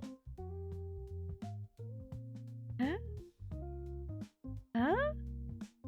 I think I accidentally unplugged... Oh, whatever. It's not important. You guys can use your own hands. Hi, Rebel. Hi, welcome. Whoops. You know, I was being so responsible and so cool for the past 2.5 hours. And now you have to catch me at my worst moments. I mean, there's probably other worse moments, but... Bye, gamer. Happy Friday's Eve. Welcome. Rai says, sorry, I know some people in wheelchairs that do it. Yeah. So we'll talk about wheelies and getting it done, basically, but I don't think they have the power when they're at a, how do you call it, C6. But yeah, tendinosis.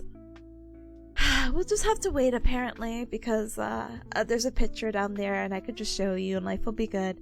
But yeah, same thing for treatment and activities. We want to do education, we want to keep them moving, pressure release training on the wheelchair, strengthen up the upper extremities as best as we can, and basically train them in any adaptive equipment that we need to.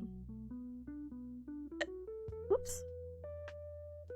Alright, C7. So C7 again, It is so important and so vital, and so C7, again, this is what the myotones with that silly example of like no zombies go to heaven. So, you know, zombies sticking out their arms, so they're straightening out their arms, so they have this thing called elbow extension. And so with elbow extension, this is so powerful. C7 is the first level of quadriplegia that has living independently as a realistic goal. A transitional living program may be beneficial to help organize and reinforce skills learned during the rehab and integrate them into smoothly running daily routine. This sounds insane, but straightening out your arm is probably the most important thing you could do, especially when you're doing transfers. So imagine when you were trying to get out of bed. Imagine you don't have elbow extension. How do you get out of bed? It's very difficult, but we'll talk about how people can, at least, you know? Rebels has been listening in here for a bit here and there. I must have missed the other worst moments. The worst moments in stream in general for my streaming career. Boo hoo. But no worries. Alright, so same thing, sitting tolerance 4 to 16. Pressure relief is independent. And now they're starting to get more independence because it's really easy for them to kind of move in and out with that elbow extension. They may require some assistance when we're going from floor to wheelchair. But we'll talk about that a little bit of how that works. I'm trying to see what else. Oh, this is really cool. For feeding, very nice. They basically, we don't have our finger flexors or anything quite yet. We can't do anything too refined, I guess. So what we have to do is put like a little strap and a spoon, and they're able to at least bring the spoon to their face because they can pretty much bend their elbow and extend their elbow. Bend, extend, and they have a little bit of abduction from the higher up cranial nerve, so they're able to like self-feed, which is really cool. But you have to give them this adaptive equipment. They're starting to become really, really independent with just about everything. There's really no equipment that they need. Again, still a wheelchair, but that's been pretty common with everyone else because remember of how high it is. Their legs are not working. We still need to get them mobile somehow, some way. Adaptive ADL equipment, so like the feeding and a universal cup. I don't recall what that is, so I'm just gonna smile and nod. Same thing. Education is important. Getting them to move is important. Wheelchair training important. Training the upper and lower extremities with equipment. Transfer training. Everything is very important. Alright. We're almost done. I Pinky Bear promised with this. So C8, this is the one that, oh, you're doing great. So now they have finger flexors. The thumbs up, they have thumb abduction and finger flexors. So now they're able to grasp things. And I don't mean to say it like now they're able to do this. With spinal cord injury, yes, there's some people who can have, not like a full, but like they can have some type of spontaneous recovery with some aspects, but they don't like move up in levels or anything like that. So once you're kind of diagnosed with that ASRA skill that we were mentioning earlier, at like, hey, this is your functional level or neurological level is like C6, you're probably not going to get to a C8. You're going to probably have to, what do you call it? I was going to say compromise, that's not the word. Compensate in some other means, you know? Hi Hooks, hi, welcome. What kind of exam is this? Do you go to med school? It's an exam for neuromuscular. No, I don't go to med school. Thank you though. It's more along the rehab field. Yeah, welcome. I have an exam today, so kind of yapping through my notes helps me like retain it in some way, or I like to believe. But I think it's interesting. It's cool. It's just, it's so much knowledge. Anyway. So C8, you're doing great. So we have the finger flexors with the thumb abduction. So now they're able to grasp. You know how I was telling you C7? Yeah, they got elbow extension. They're able to do a lot more things now, but they weren't able to grab a spoon. We needed to put that little strap around their wrist and say, good luck, honey, you know? This time they're able to do stuff like that. C8, again, the lower the spinal cord injury, the better you are. C8 is independence in all self-care skills may be realized by discharge from initial comprehension rehab. Yatsuchi, thank you so very much for the follow. Welcome to the Cup Club. Welcome, welcome. But yeah, independence following discharge is continent upon an accessible environment. Basically, yeah, they're doing. Oh, where's my mouse? Yeah, they're doing great and everything's cool and all, but you need to make sure that it's friendly to them, that they're still able to access the things that they need because they're still going to be in a wheelchair. A transitional living program may be beneficial to help organize and reinforce skills learned during the rehab and integrate them into a smoothly running daily routine. So, they pretty much at this point have all upper extremity motions with a weak grasp, but they're able to grasp, so that's really cool. They could do about, again, that 16 hours in the wheelchair. They're independent with everything. Life is so good. And now they can start doing a little bit of ambulation. And it's like, what? But their legs, Tippa, you kept saying their legs, this and that. Well, there's this thing called RGOs, which is reciprocating gait orthosis, which helps them kind of get that motion for walking. Now, is it for a long time? No, not at all. But what happens is that you need a lot of upper extremity strength and endurance and like the mental will to be able to walk when your legs do not work, basically. And we'll talk about that more in a little bit. We have a whole section dedicated to orthosis and like basically the adaptive equipment for someone to walk, basically. But yeah, they're independent with basically a lot of things. But they might need the adaptive equipment still. Alright, and then this is our last one. So all the levels above, C8 and above, C1 to C8 basically make you a tetraplegic. So that means that your arms are affected, and again, depending on some capacity, maybe it's basically the entire arm. Like we were talking about C4 where you can only do the shoulder blade movements, but you couldn't like flex your elbow, couldn't extend your elbow, you couldn't do any of that. And your legs are, again, not working. With paraplegic, it's only your legs that are affected, pretty much. You should have independence in all self-care skills and should be realized by discharge from rehabilitation. Independence following discharge is continent upon an accessible environment, so basically set yourself up for success. And independence in functional ambulation will vary from the level of injury. So C8, you're doing great! Again, that's kind of the start of ambulation if you have a certain orthosis. But now, when you're paraplegic, all we have to do is just focus on how do we get you from point A to point B with your own legs. When your legs are not cooperating with you. Well, now this is going to depend on the injury. Again, the lower the injury, the better you're going to be. So we'll start from the highest.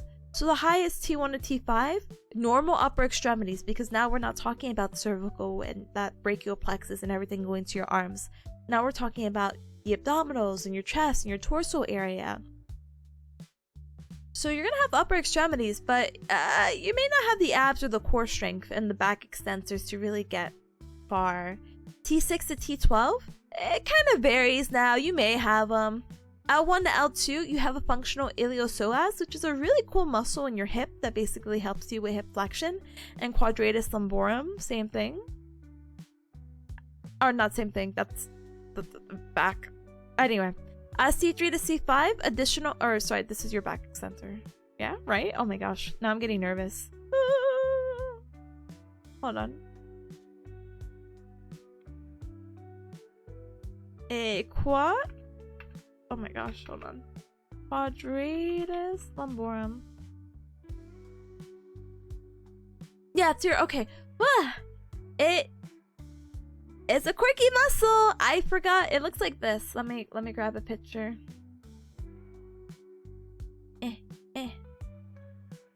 It looks like doesn't look like much really close up, but it looks like this. This is what you have. It attaches onto the iliac crest and then inserts onto the 12th rib and then has other insertions onto your transverse processes off your spine. And this apparently helps with flexion and extension. So that's pretty cool. Maureen, thank you so much for the hat pat though. Thank you. I'm so sorry it doesn't work, but I felt it in spirit. Ooh, spirit. Ooh. Hold on. There you go. Alright. So let's see. Please bring me up. And then L3, L5, you have your quadriceps, or your quads, again, the front muscles of the thigh. Your lower erector spinae, so this is going to be the muscles that help you with the back extension. Tibialis anterior, which is going to help you with plantar flexion, so your tippy toes on the floor. Partial hamstring, so the hamstrings are the muscles on the back of the thigh, and that's going to help you with some hip flexion, knee flexion. Not hip flexion, I'm sorry. Knee flexion, and adductors are the muscles in the medial or the middle of your thigh, and that's gonna help keep your legs together, basically. So paraplegic is anywhere if you have an injury from T1 to L4, basically, you're considered paraplegic because your leg muscles have been affected and not working in the way that you want. But you're still independent with a lot of things. You should be, because your upper extremities pretty much is gonna compensate for the lower half. This is really particular, and we'll talk about this more in detail. It's going to be the same information, so we're going to repeat, but just know if you have a higher up injury from T1 to 9, you're unlikely to functionally ambulate. You could, who knows, but like to do it without expending too much energy is not really likely, unfortunately.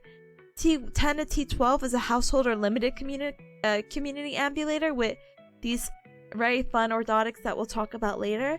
Basically, you could move around the house safely, so that's cool. Or maybe you could go out to the mailbox and come back, so that's cool. But that's about it. It's where L1, where maybe we could do a little bit more of a distance, and we don't need another AFO, or not AFO, orthotic. L2, same thing, but now you could get outside of the home. And L3, L5 is community ambulator, but you need the certain amount of assistive devices to help you out. But again, we'll go more in detail with colors and pictures and all that good stuff, okay? Okay, so we're done with the... And I think I have to sneeze, so... My sneezes have been so strong lately. Anyway. No, I feel like we beat the dead horse with that one. Let me go ahead and scroll, because we did skip a little bit because we wanted to talk about the Asia scale. We did do our example problems, so that's cool. Oh, okay. Let's talk about syndromes. Will this show? Okay, cool. So, yes, spinal cord injury. Yes, it's already bad enough that we have to determine the level and what functions and what's this and what's that, and are we tetra, are we para? What's happening? Well, in addition to spinal cord syndrome, you can have different types of spinal cord injuries, and they're typically categorized in these wacky ways.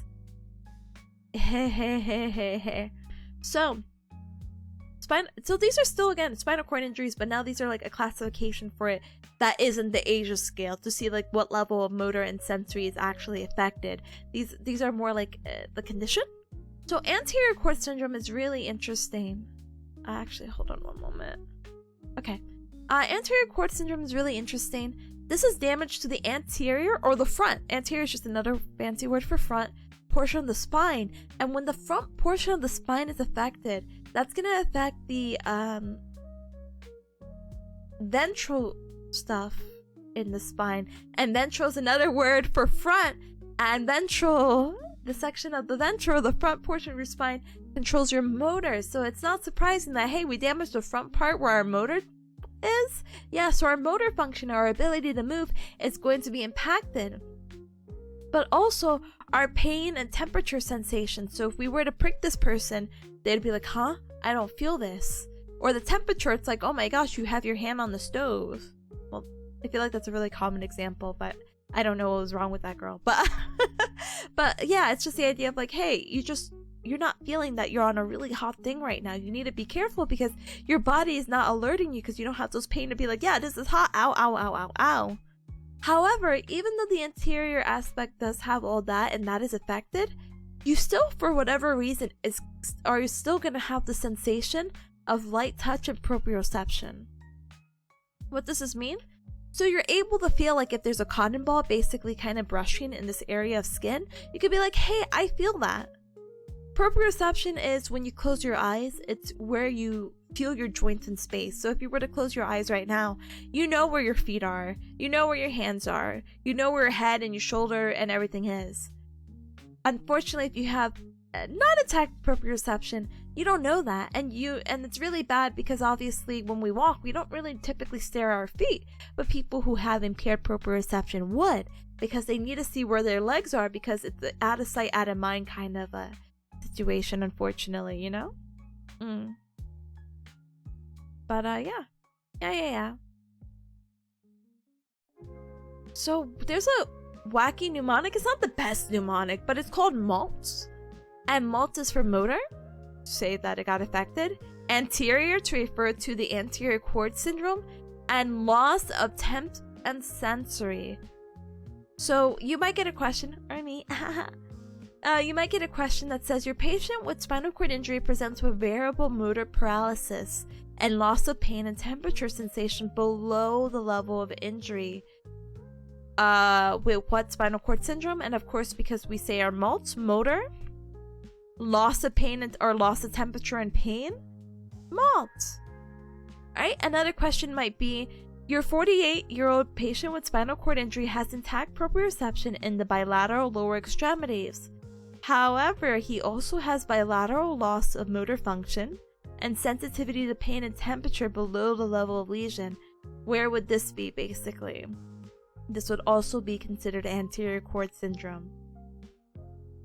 Hemorrhage in central part of cervical spinal cord, not really anything we talk about, but I'll just tell you that if you have this, basically you have very weak or flaccid upper extremities, and then very spastic, which is not great, but they're strong, lower extremities.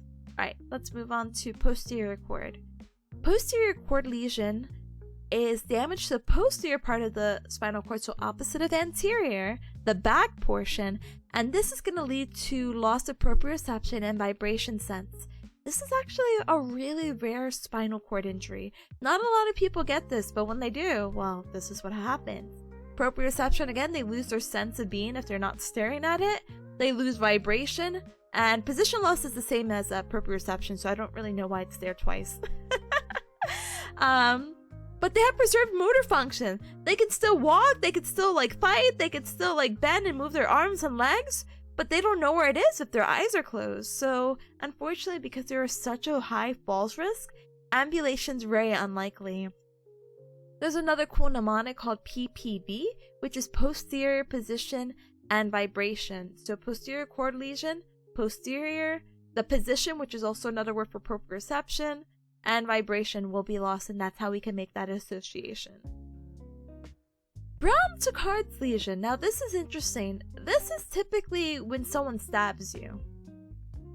Yeah, I know. Don't get stabbed, Cubs. I don't know. It happened to me once. Wouldn't recommend it. Mine was a minor stabbing, if it helps. But the hemisection of the spinal cord is usually caused by trauma, aka stab wounds, which leads to an asymmetric defect. So pretty much what's going to happen is that they're going to have same-side paralysis. Whatever side they were stabbed at, basically, they're probably stabbed in the back and they hit their spinal cord. They're going to have paralysis of that lesion and loss of, how do you say it? Let me actually make this bigger. Let me make sure I'm saying what I'm saying. At the site of injury, it's complete sensory loss. And on the same side, it's impaired proprioception, fine touch, vibration, and 2-point discrimination sensation. So what does this mean? 2-point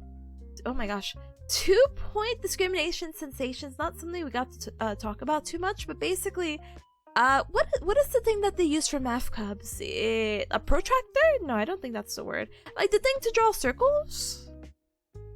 Protractor? No, not a protractor. Oh, what is it? Math thing to draw circles. A compass. Wait, a compass? that what this called? Anyway.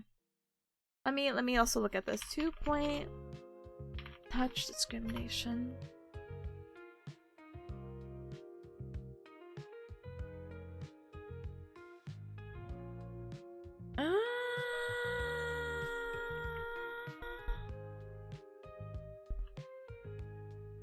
So, this is not exactly the map thing. I know what you mean, but I don't know what it's called in English. Don't worry, I didn't know either, apparently, so I'm like, So, 2-point discrimination is a really interesting idea to test sensation. Basically, one moment.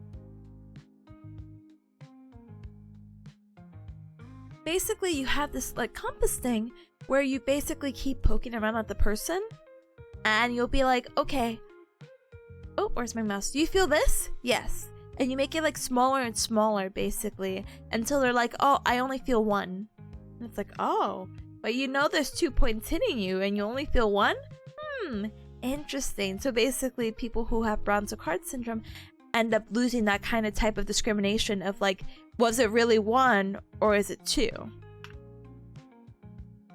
But with that, they have one side right here, loss of proprioception, and this is a stab wound.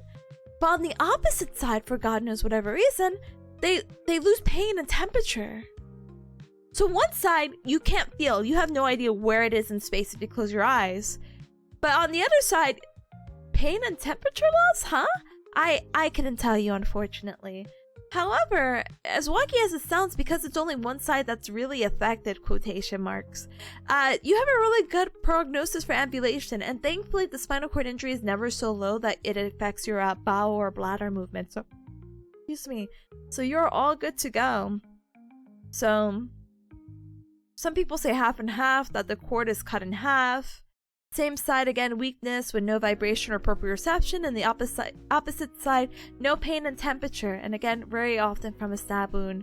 A question may pop up, like a patient presents with ipsilateral, very fancy word to say same side loss of proprioception, like touch and vibration sense, and contralateral loss of sense of pain and temperature. This is most likely a patient suffering from Brown-Séquard lesion! Yay! Quadrant equina is a type of spinal cord injury.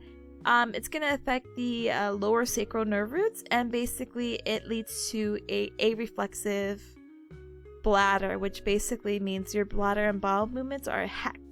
There's really more to quadrant equina syndrome. It was just not really focused on here, but basically always be super duper careful. If for whatever reason someone has back pain, or they might have hurt their back or landed on their back in such a weird, wacky way, and they have bowel changes, like they're not using the bathroom as much or peeing as much or whatever, huge red flag.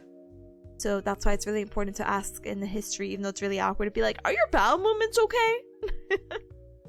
Anyway, so now we're gonna move on to respiration. Respiration is super duper important because we had just again mentioned C1, C3 people, spinal cord injury individuals need a respirator and are going to need this respiratory intervention and da da da da da da da da. C4 may also need it. So it's really important to keep in mind that we need to talk about it. We probably won't get done with all of it by the time we need a break, so we might have to stop halfway. So I'll try to take my time a little bit. Please excuse me as I wrote like some notes. I have to know what the muscles do because I was listening. This was me just quickly note taking while listening to her review. So we're going to talk about what muscles help with respiration, inspiration versus expiration, discern how to access that in a patient and how to treat. And I think I got the page, but maybe I'll just highlight in red for future me, and also do my teehee.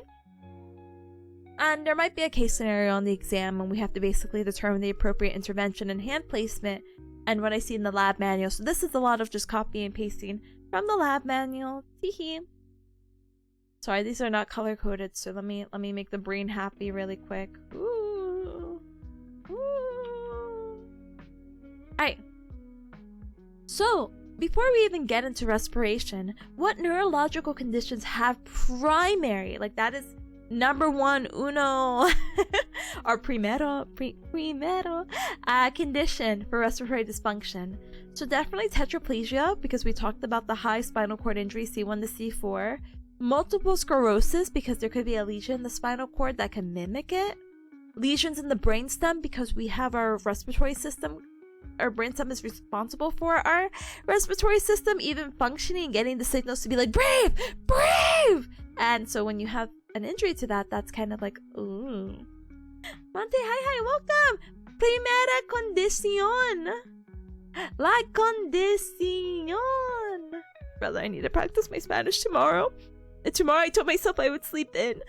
But tomorrow I have to finish my chapter. I need to figure out how to keep using reflexive vowels. I need to say how I bathe myself. Levarse. Mi lavo.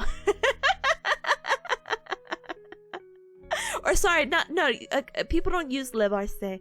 Bañarse. I don't know. I'm working on it, slowly but surely. Hi, gamer, welcome. Bañarse. Bañarse. Yeah. Yeah, welcome. We're just talking about spinal cord injuries. Ugh. Anyway, so yeah, TBI, traumatic brain injury, can do it. Yes. Secondary conditions can be Parkinson's, which sounds crazy. It's like, what do you mean? So secondary, again, is not primary or primera. This is segundo. This is secondary. These are things that just happen to come along with the primary condition. So Parkinson's, you would never associate, like, why would I have respiratory dysfunction if I'm mostly like shaky and whatnot? But what happens is that people with Parkinson's tend to have like this hunched over posture, and when you hunch over, like, it's not easy to breathe. If you hunch over right now and try to breathe in comparison to you sitting upright, you'll notice how difficult it is. You would also imagine scoliosis being a big component of if you're kind of like this. Some people have really severe scoliosis. Like, the curvature of their spine is very strong. Even though it's not neurological, it's more of a musculoskeletal thing. That thing is also going to affect the way that you're able to breathe because of how your bones are kind of curved.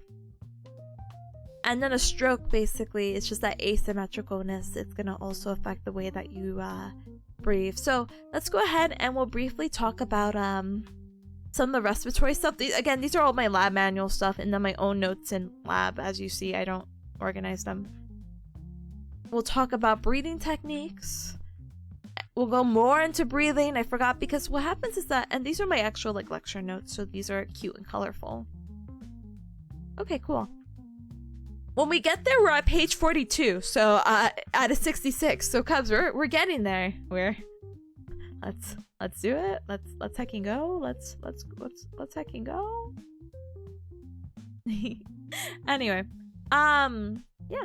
I didn't know scoliosis can affect breathing. Yeah. Again, it's only like very minor. It doesn't matter. Like, even I don't think even people with minor scoliosis would even like notice, but I'm not gonna pull up a picture. Some people just have very severe. Anyway, so let's talk about respiration. In addition, most individuals with respiratory dysfunction have increased energy demands during daily tasks and walking. This combination of respiratory dysfunction and increased oxygen demands during activity highlights the importance of the physical therapist's role in both assessing and treating respiratory dysfunction in neurological patients.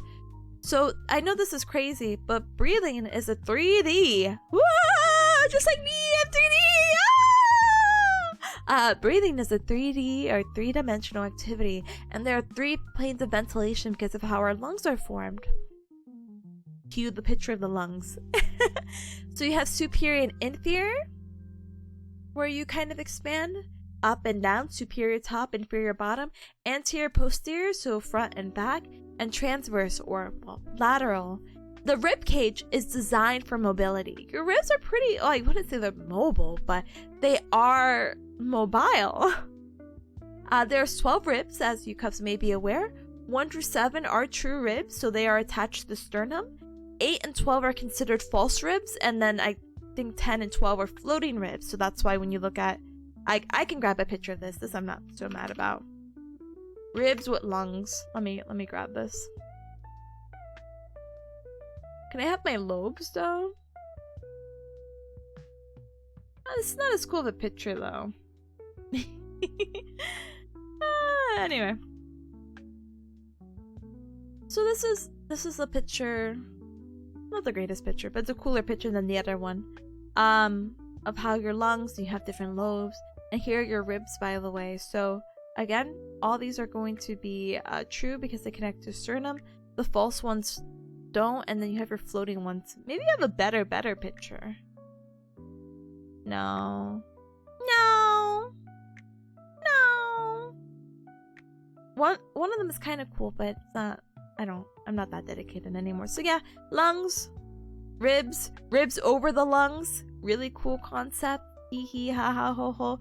So when your lungs expand, ribs also kind of go. Very cool. Very cool. Anyway. Cool. So let's talk about the muscles. This one I don't mind getting pictures for because this would be really important. I feel like the diaphragm's not really mentioned. So let's see. Diaphragm. Can I get them all? That would be so cool if there's a picture with all of them.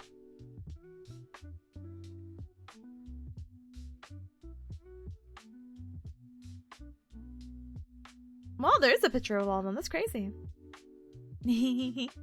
But wait. Let me get a better picture of the diaphragm for you cows.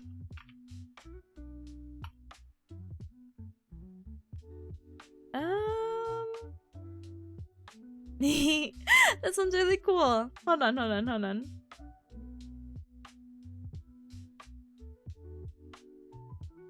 Alright. So this is your diaphragm. It looks stupid. But it's so cool. Like, this picture is so, like, I don't know. There's something so cool about it. Maybe it's just the pose. Maybe it's a slight, like, lumbar lordosis. But yeah, it's shaped like a parachute. It looks exactly like this, and the lungs kind of sit on top of it. Your lungs, well, I took the picture out thing. But yeah, your lungs will sit on top of it, so the diaphragm sits right underneath there. And so this parachute muscle is very important for inhalation. This again is innervated by the phrenic nerve and why it's so important, and blah blah blah blah blah blah blah. We'll get to the muscles in just a little bit. So your diaphragm, C3, C4, C5 to keep the diaphragm alive. Primary muscle of inhalation. The body sure does like to make use of all the space in there. It does! There's so many things in there. I wonder if I could look up torso.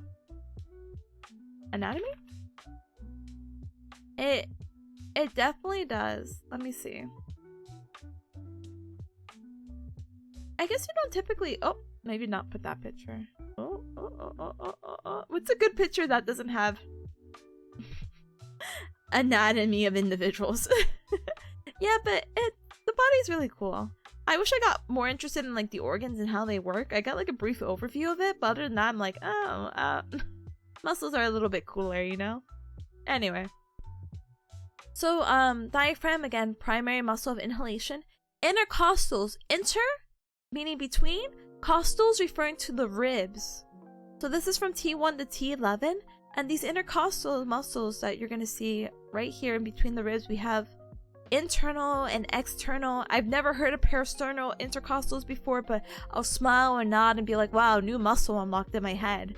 But these are muscles that are going to go in between the ribs, and these are also going to help with inspiration.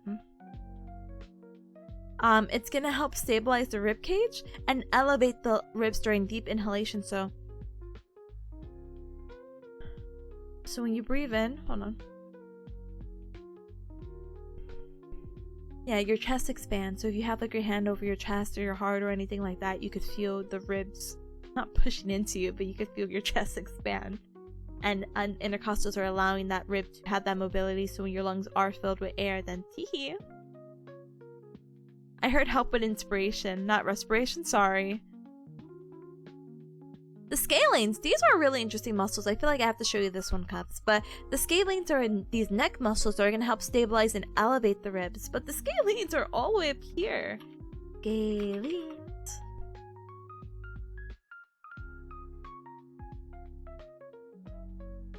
I know this picture has them, I just don't feel like they're that great. So we're going to look at scalenes here. Elga! DJ, thank you so very much for the follow. Welcome to the Cock Club. Welcome! So these neck muscles are actually super duper duper cool. So we have different ones. We have the anterior. Oh, where's my mouse? Anterior, so the front muscles, because they're in the front. Smiley face emoji. Middle, because it's in the middle. and posterior because it's, well, that's another word to just say back. So these muscles are also going to be attaching to the ribs, especially I think it's C1, C2. Ooh. And they're also going to be helping with that inhalation process. So what are our dream muscles again? Diaphragm for inspiration. Diaphragm, diaphragm, diaphragm. Intercostals in between the ribs. And also our third in front of us, the scalenes. Gow gow. Gow gow.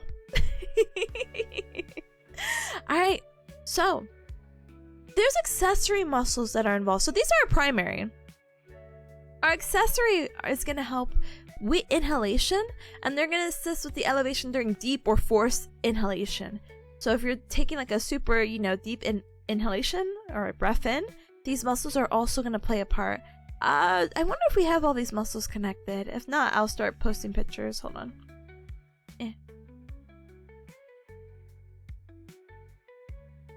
Yeah, but they're not cool. Hold on. Oh, does that take it away? My bad. All right, let's look up this muscle. Sternocleidomastoid mastoid was the muscle I was mentioning earlier. I wonder if I could get a good picture. This one looks horrifying. It looks like our body's just fruit roll-ups. Hold on. That's a pretty thick, like, sternocleidomastoid. Is it really that big? I mean, sure, but it really looks like how do you say it? Not fruit roll-up. What is it? Fruit roll-ups? Yeah, it looks like a fruit roll-up. That's crazy. Yeah, a lot of people are showing them pretty thick, so I don't know. But it's a really cool muscle. Let me see if I could show you this. So there you go. Sternocleidomastoid again is going to be like the name says, sternum, or attached to the sternum. Clidoid connects to the clavicle or the collarbone, and mastoid is the mastoid process right behind the ear. So yay! DJ says, howdy generic bear person, how do you do?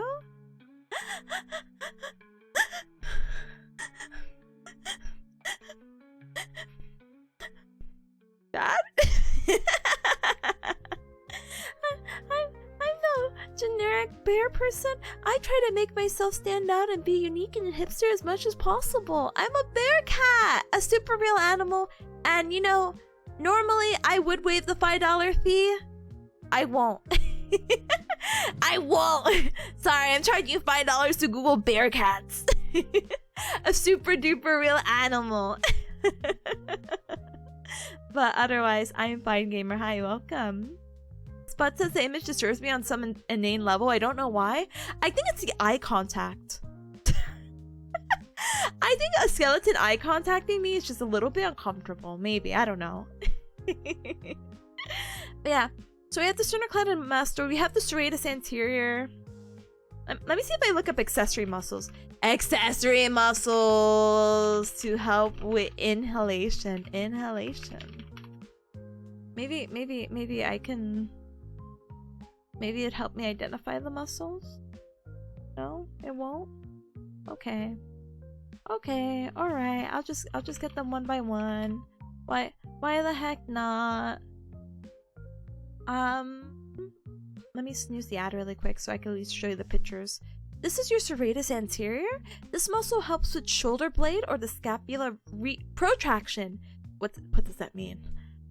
So if you were to put your arm out in front of you and slowly, gently punch out, your oh my goodness, your scapula, your shoulder blade back here would do an upward rotation to allow you to do that motion of protraction. Retraction is the opposite. So like when I say again, squeeze your shoulder blades, that's shoulder blade or scapula retraction. So that's your serratus anterior. Pec minor, I'm sure you guys have seen. Pec major, you've seen. Levator, costal, I've never seen in my life. And serratus posterior, which is opposite of that muscle. So glad we had a good talk about that. Yay, good talk. Anyway, so the accessory muscles again are gonna help as an accessory and help with inhalation. And again, they're nice and they're so good with that deep inhalation, so if you want to go ahead and relax. Stabilizing and supporting muscles are going to be the muscles that surround it. So it's going to be like your trapezius, which is a big muscle in the back that connects from like the back of your skull or the base of your skull down to your ribs and like to your like spine of the scapula. It's a really cool muscle that apparently I will not show apparently. Erector spinae, so these are like muscles that help with that back extension. They're like also cool. Levator scalp, this is the one that helps with the shoulder shrugging. That also helps. Rhomboid minor and major, that's what I said for Spuds to not look up, because I'm like, hey, maybe it's this. But hey, I don't know, I'm just a student. And abdominals, your abs actually help you and support you with this inhalation. Exhale, so these are already active movements. Exhalation is actually a really passive process during quiet breathing. So me and you right now are probably not running at the gym on a treadmill, because I don't know who's going to be doing that right now while watching a study stream, when I think this is a cool, relaxed, put to the side kind of thing, you know? But for whatever reason you're working out, then more props to you, brother. But exhalation and everything that I have been doing like for the past 3 hours, and what maybe you're doing at your desk, very passive process. There's no muscle to help you like exhale. It's just a normal process. You have too much air, that air must come out eventually. However, as you may have just heard, that was kind of a forced exhalation. So for whatever reason, if you have to like, you know, the in through the nose, out through your mouth, those breathing exercises that we do where we have to kind of mentally think about breathing, our exhalation muscles are going to be as followed. We have our abdominals, or our abs, so the primary muscle that's going to be for forced expiration. Our intercostals, which again are those same muscles that are helping us with inspiration, where they stabilize the rib cage and elevate them during inhalation. These are going to contract to force air from the lungs, so it's going to kind of squeeze it out. And the diaphragm, whoa, shocker, our diaphragm is going to help us eccentrically or relax or lengthenly, eccentrically contracts. It's gonna lengthen to slow the flow of air from the lungs, basically. So these are our 3 muscles. So our 3 muscles for inhalation was intercostal, diaphragms, and scalenes, and the ones that are gonna help us with forced expiration is basically the same: diaphragm, intercostals, but in this case we also have our abs that are gonna be playing a big part. So how do we assess respiration? Well, basically we want to check out their skin, the shape of their chest, because sometimes people could have this thing called barrel or pigeon chest, basically. It really depends. This typically kind of happens a little bit more with smokers. And we want to check the symmetry of the chest, because patients with a stroke will fill up more on one side. We want to check rib angles, intercostal spaces, and basically the muscles around it. Respiratory rate is one of those vitals that we check in our patients, and a normal breathing rate per minute is 12 to 20 breaths. So if for whatever reason you're alone in a quiet room with someone and you stare at their chest respectfully and you see their chest kind of expand up and down, if you count, the normal range should be anywhere between 12 to 20. And you're supposed to do this again. You could do like count for 30 seconds and then double the number, or you could just again stare for about a minute and do the count from there. You want to assess their breathing pattern to make sure that's good, and really just understand that our normal respiratory movement is a 2-to-2 ratio. We should have 2 diaphragm and 2 chests. So basically, we'll do a little exercise together when we come back from our ad break. So let's go ahead and rest and relax and take a little baby break, the tiniest baby break, okay? Okay. Let's go ahead and stand up and stretch, hydrate, eat and drink something super duper yummy. Cubs, we're on page 33 out of 67 apparently, because I added the muscle image. But we are, how do you say it? We're officially at the halfway point. When we're done with respiration stuff, I think we're done at page 40. And again, these are screenshots, so it's not too daunting. And then the rest of it, I think it's outcome measures, movement stuff, and the bowel movement and sexuality stuff. So hopefully we'll get it done in the next 2 to 3 hours. But I think the respiratory stuff should fly by in just a little bit once we get this done. So let's go ahead and do it. But enjoy break. You got this. Thank you, gamer. I really appreciate it very much. I'll see you guys in a little bit, okay? Bye!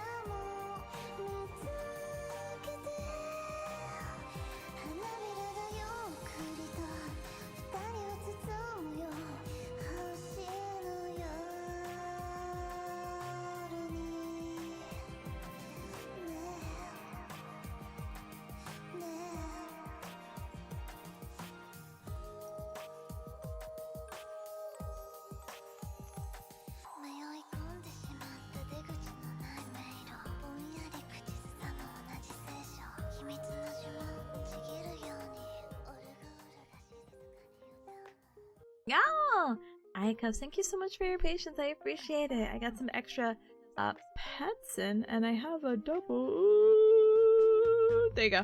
Fixed. Anyway, yeah.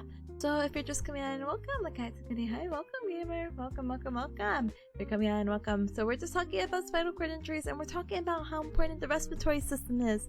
So we're going to talk about and focus on what's normal and abnormal breathing, and yeah, go from there. So that's exactly what we're gonna do. So let's actually practice a little bit of what normal respiratory movement usually feels like. So again, it is a normal ratio of 2 diaphragm and 2 chest. So there should be equal motion between basically your diaphragm, or kind of like the belly, and your chest. So what you want to do is that you'll palpate, or you'll use one hand to like touch the mid-thoracic region, so like right below like the nipple line, while the other hand rests on the epigastric region, so like over the belly button. So I know it's a little bit probably weird, but go ahead and try that, and pretty much how do you call it? Take a deep inhalation in and out. And you should feel those about to be about the same. And so the study guide is like, or the lab report is like, you may be asking, why not say normal's 1:1? And the reason for 2:2 is to allow you to record the downward impairment in this ratio. So if it, how do you call it? You can't really say 0 if they're still using it, you know what I mean? So you could be like, oh, maybe it's like a more this, or like it's 1 chest, or it's 1 diaphragm, you know? So that's why the 2:2 is a thing. So if it was 1:1, it's going to suggest that there's a decrease in a normal rise in both the diaphragm and the chest. So here are some abnormal patterns that we'll talk about.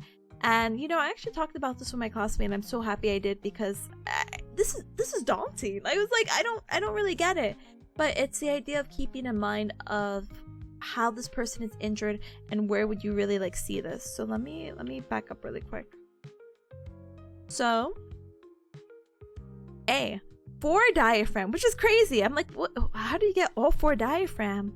So 4 diaphragm, which is an abnormal pattern of ventilation, is where all the movement comes from the epigastric region, or like, again, like right below the nipple line. Oh, I took off my glasses somehow. Hold on. Ha! Chill! Okay, glasses back. I feel smarter already. Anyway, so this is all coming from the epigastric region, so epi above gastric tummy region, with no chest movement. So this is all belly. Why? So this could happen due to a loss of intercostal muscle, or like a strong diaphragm. So this is going to be seen with patients who have maybe like a low cervical spinal cord injury. So yeah, that's cool. The diaphragm is moving because they have the innervation of C3, C4, C5. So people who have C6, C7, C8, oh, okay, cool. So the diaphragm is the only working muscle of inspiration. That's the reason why it's only all diaphragm. Let me go back really quick to see something. Yeah, the intercostals, it requires your thoracic, and that's why it's going to be all belly, or that belly breathing. I apologize.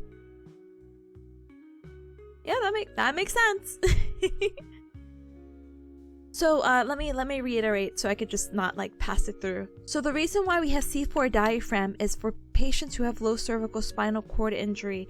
They don't have any thoracic innervation to help them with the how do you say it, the intercostal muscles to help expand, and you're not getting that motion like you would be getting from up here. You're only getting epigastric.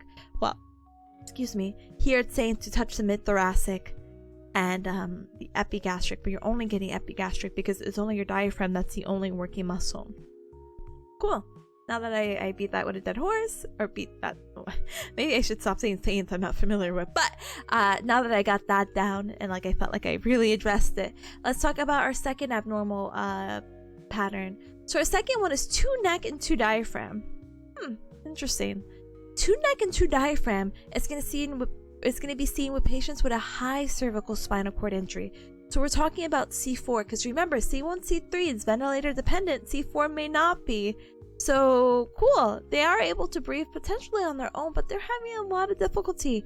Look, if we just said 4 diaphragm was because of lower cervical cord injuries, and this one's higher, we're gonna be worse off. Worse? Worse off, not worse. So, C3, C4, C5 keeps the diaphragm alive, and because we only have C4 innervation, we're gonna have a weak diaphragm. So to make up for this, we're gonna use our accessory muscles that we talked about.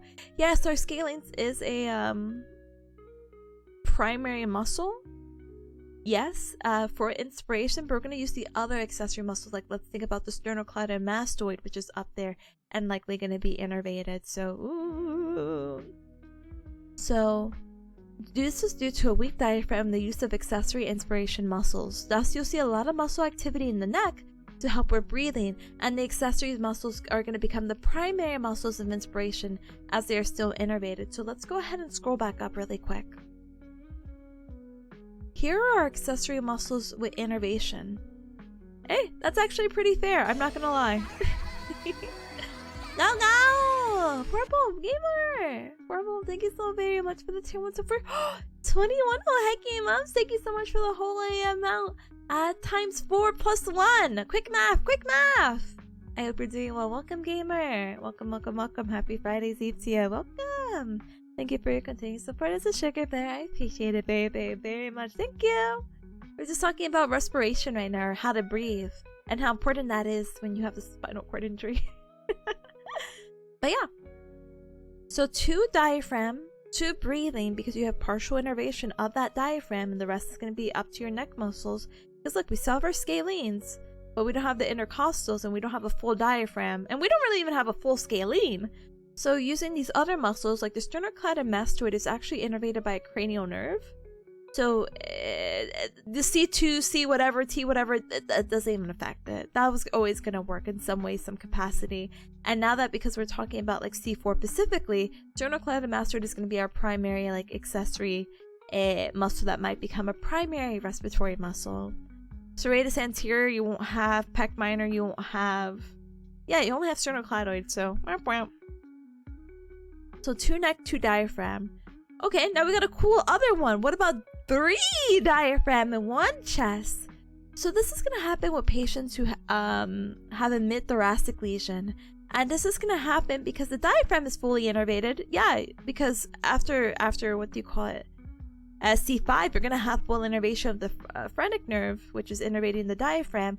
And this right here is going to be mid-thoracic. So yeah, you're going to have the space and room for it. It's going to be fully innervated. But the intercostals are partially innervated. So let's go back up. Intercostals are T1 to T11, which makes sense because I think 11 to 12 are like your, how do you say it? Your floating muscle. So it makes sense that it's that. So T1 to T11, you're not going to have the full innervation if it's midway, like halfway cut off. So there's going to be that reduction in that chest rise. But remember, our normal pattern is 2 diaphragm, 2 chest. So we're almost there. It's just, oh. Hi, Pylo. Hi, Ayo. Welcome. Welcome, welcome, welcome. Hi, Gamer. Hi. Hi. Hi. Ayo. Welcome, Gamer. We're just talking about breathing. Wow. Anyway. So hemiplegic patients, so hemi meaning half, patients may exhibit asymmetry and asynchronous chest motions during deep breathing just because half their body is, well, not working. Paradoxal breathing. Now this is quirky. This is going to be seen in individuals with acute low cervical and high thoracic regions. So the ribs will move inward with inspiration but that's weird, right? Because when you breathe, hand to your chest basically, it should be going out, but it's saying that the ribs are moving in, so you're kind of curving into like the C shape as the diaphragm descends. And this is going to occur due to the lack of tone and innervations in that intercostal, which is going to help stabilize the ribs to, well, not do what it's doing now. With time, the tone will return to this, or to these muscles, and one of the patterns above will ensue, basically. I like breathing? Me too, brother. me too! Anyway. Assess chest mobility. So to, what do you call it? Assess chest mobility. is measured by placing the patient in supine and assessing chest expansion. And we'll do like a little measuring tape. Basically, this was something we did in class, so it's actually a little cute. Chest mobility, basically, normal should be a 2 to 3 difference. So placing it from the armpit level to the xiphoid process, so like the bottom of the sternum, this is where you're going to go ahead and measure, and you're going to see the chest kind of, again, when you breathe in and inhale, the chest should expand, and again, that difference should be 2 to 3. Chest expansion is the circumferential full force expiration. Yeah. So you breathe out, get all the air out, and then get the air in and measure that difference and compare from point A to point B. Vital capacity is something measured with a handheld spirometer. Muscle strength we could test out. So our abs, again, our abs are going to be good for that forced exhalation. So we could go ahead and test that. I think I have to test this down below, and if I don't, I'll come back to this. We could assess the diaphragm, the intercostals by the chest expansion measurements we just talked about. And the sternocleidomastoid. So this muscle is going to help us with our neck rotation to the opposite side. The SCM is a primary muscle of substitution in patients with diaphragmatic weakness because the SCM is preserved in individuals with SCI as it is innervated by cranial nerve 11. And remember, cranial nerve 11 is our accessory nerve. So that's all fun and games. And again, cranial nerves are not the same as spinal nerves. Even in the name cranial, it's coming from the cranium or your brain. So teehee. Yeah. So this is all the same. All the same.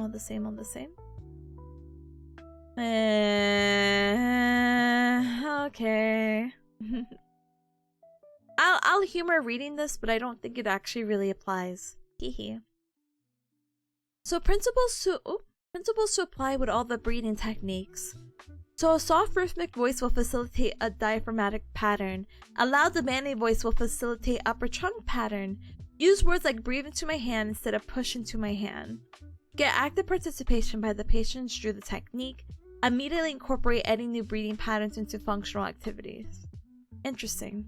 To facilitate inspiration, use neck extension, upper and lower trunk extension, and flexion pattern of the upper extremity. So, wait, is it like that? Hold on. Wait. I think this is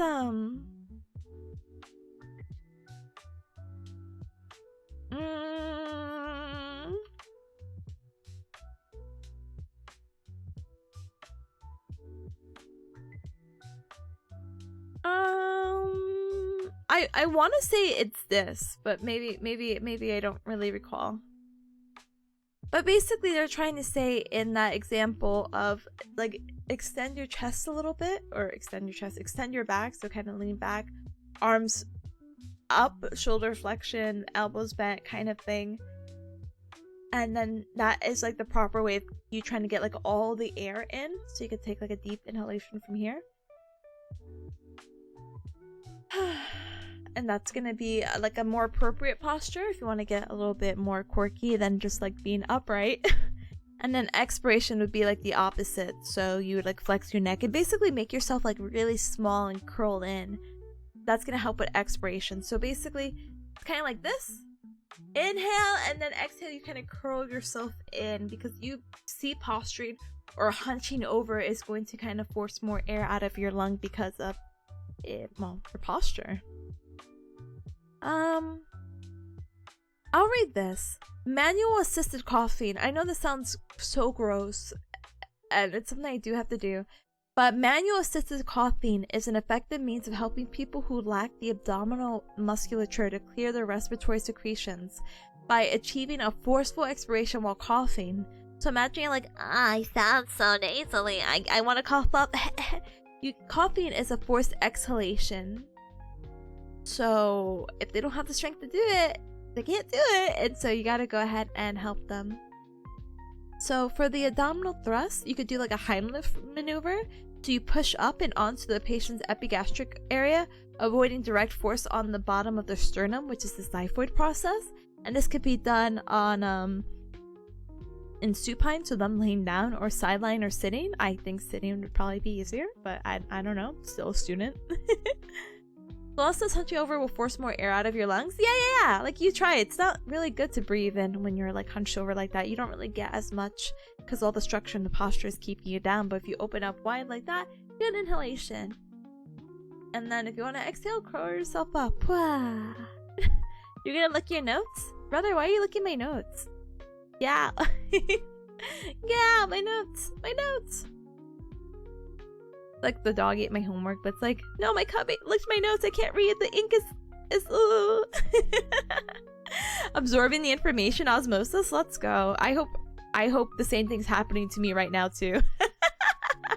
Osmosis. Ugh.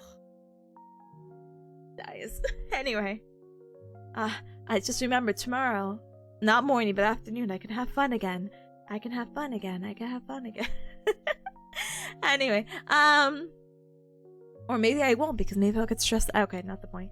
Anyway, you could do inward and caudal directed forces to the lateral lower limbs or ribs. I don't worry about that. I actually just remembered I had pictures about the coughing.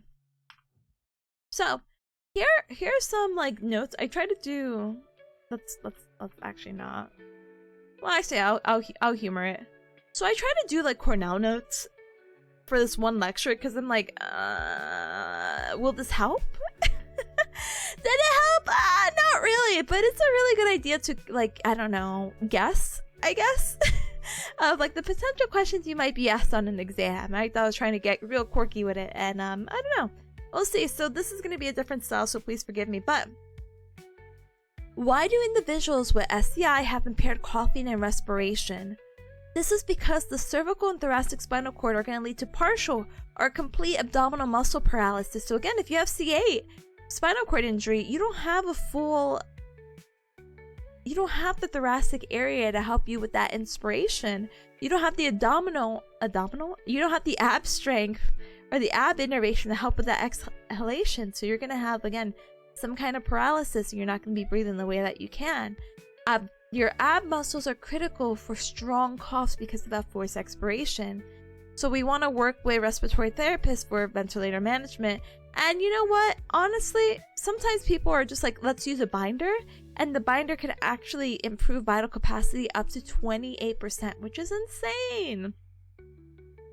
So what are the consequences of an impaired airway clearance? Like, okay, this person can't cough.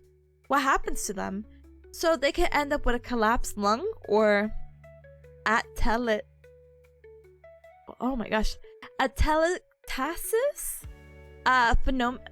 pneumonia could happen, which is an infection that causes the air sacs in the lungs to fill with fluid or like pus because they can't cough up those excretions. And as you would imagine, if you're not having the proper airway clearance and something actually does get stuck, you will most likely die. So how can therapists assist with breathing and airway management in patients? So you want to increase the chest expansion, keep the airways clean. We want to do passive range of motion to prevent contractures. So contractures basically is the idea that you're stuck in a certain position, and this is because you stopped moving. So we want to prevent contractures by keeping them moving. Even if they can't physically move, we'll passively move them the way we can and prepare them for function. From there, we want to maintain and increase the strength available in the muscles. And then we want to prepare for functional training. To determine breathing capacity, we can have them have a deep breath and have the patient count out loud. So it's like deep breath and how long they could count. So 1, 2, 3, 4, 5, 6, 7, 8, 9, 10, 11, and they go on. We can measure the chest excursion that we mentioned earlier, or it can use a spirometer to help determine the vital capacity. There's different ways we could test capacity of breathing. What are some recommended breathing techniques in those who have SCI? Well, we could keep, again, any activities to increase chest expansion and keeping the airways clear, good. So we could do breathing exercises, which we'll talk about in a little bit. Glossopharyngeal breathing for higher, like tetraplesias. This is pretty important actually, and we'll talk about this more in just a moment. assisted coughing, so what we had mentioned earlier, but this time we're gonna have pictures, and suctioning. We'll talk about that in a moment. So diaphragmatic breathing is just your natural stomach breathing, not that belly breathing business that we were having earlier with the 4 diaphragm, but you know, something okay or close to it. Because when you breathe in, one of the things that my classmate had taught me, which was really nice, it's like a relaxation breathing technique of in through the nose, out to the mouth, but she's like, breathe in till you feel all the air fill into your belly, so. And then breathe out. And it's actually really nice. You can actually kind of feel the air in your belly, like, oh, okay, cool. And that's what we do pretty much naturally. Not like those deep inhalations, but we have that stomach breathing. So we're going to try to, diaphragmatic breathing is really cool because it reduces the effort of breathing by slowing down the breathing rate and our respiratory rate and any of the oxygen demands that our body needs. It pretty much uses less energy and effort to breathe. And again, you could do the same thing with putting one hand on the chest, one hand on the tummy. Slowly inhale through your nose and push your stomach out while you breathe in, so.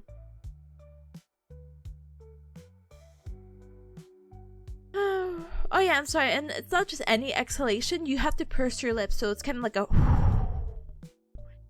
like if you're doing like a kissy face, like that, and it's the pursed lips. And then you're gonna feel your stomach go down, and you do that 3 times. Doing this again, it's task specific. How do we get better at breathing? We have to do the breathing. So this is one exercise that we can implement. The pursed lip breathing is exactly like this. You could see the guy in the picture maybe kind of do the same motion of the. And so this is going to help improve ventilation, release trapped air in the lungs, keep the airways open for longer, decrease the work of breathing, improve breathing patterns, release shortness of breath, and causes general relaxation. It's actually really nice. Pursed breathing, 10 out of 10. So you basically ask the patient to sit upright, relax the neck and the shoulders, inhale slowly through the nose and count 1, 2. Pursed lip, ask to whistle and blow gently and count 1, 2, 3, 4. So together now, in through the nose. That's really nice. Anyway. Glossopharyngeal breathing, however, this is swallowing air into the lungs for vent-dependent patients. This sounds weird. I think I saw someone compare this in their notes to be like a frog, basically, where you have to use your tongue to grab the air. It's like, and swallow it. It's such a weird visual, but that's what has to be done. Swallowing air into the lungs for vent-dependent patients, so C1 to C3. Or this can also be good for people with C4, so maybe they're people who are trying to wean off the vent. Or people who, like C1, C3, are not able to wean, but they want to come out of the vent for a period of time. They're like, I want to do stuff without the vent for at least like a small period of time. It's like, oh, okay. So apparently you take a breath, a large breath, and hold it. Shape your lips as you were saying, oops. And draw the back of the tongue down to the throat. Say up at the same time as the tongue is retracted, and you repeat this. I'm not going to try this, but good luck. And then suctioning. Listen, suctioning is going to remove the mucus from the windpipe, so the windpipe could stay clear. So something along this line. This person has a tube. So yeah, somebody who's on a mechanical ventilator is going to require suctioning. So basically they put the little catheter through the tube hole of your neck, and yeah, so yeah. Sorry, looking at it makes me like really unsettled. So we do want to help the patient, how do you call it, cough if they need a cough. So basically stand by the side to avoid mucus exposure. This was before, these notes were before COVID, 100% emoji, but yeah. When you thrust into someone, don't stand in front of them. Go to the side. And you want to do your hand placement, something similar to this. You can also have the patient do it themselves, if they can kind of push into themselves and give themselves like a Heimlich maneuver, but like self-inflicted. You do not want to be pushing on someone if they have a PEG tube, I think it's like the feeding tube, an IVC filter, an intravena vena cava filter, so help with circulation and blood of the heart. If they have a rib fracture, do not want to push it. If they have, I don't know what SX means. What does XX mean in medical terms? Symptoms. Oh, I didn't know. I'm sorry. I'm so used to putting S/S.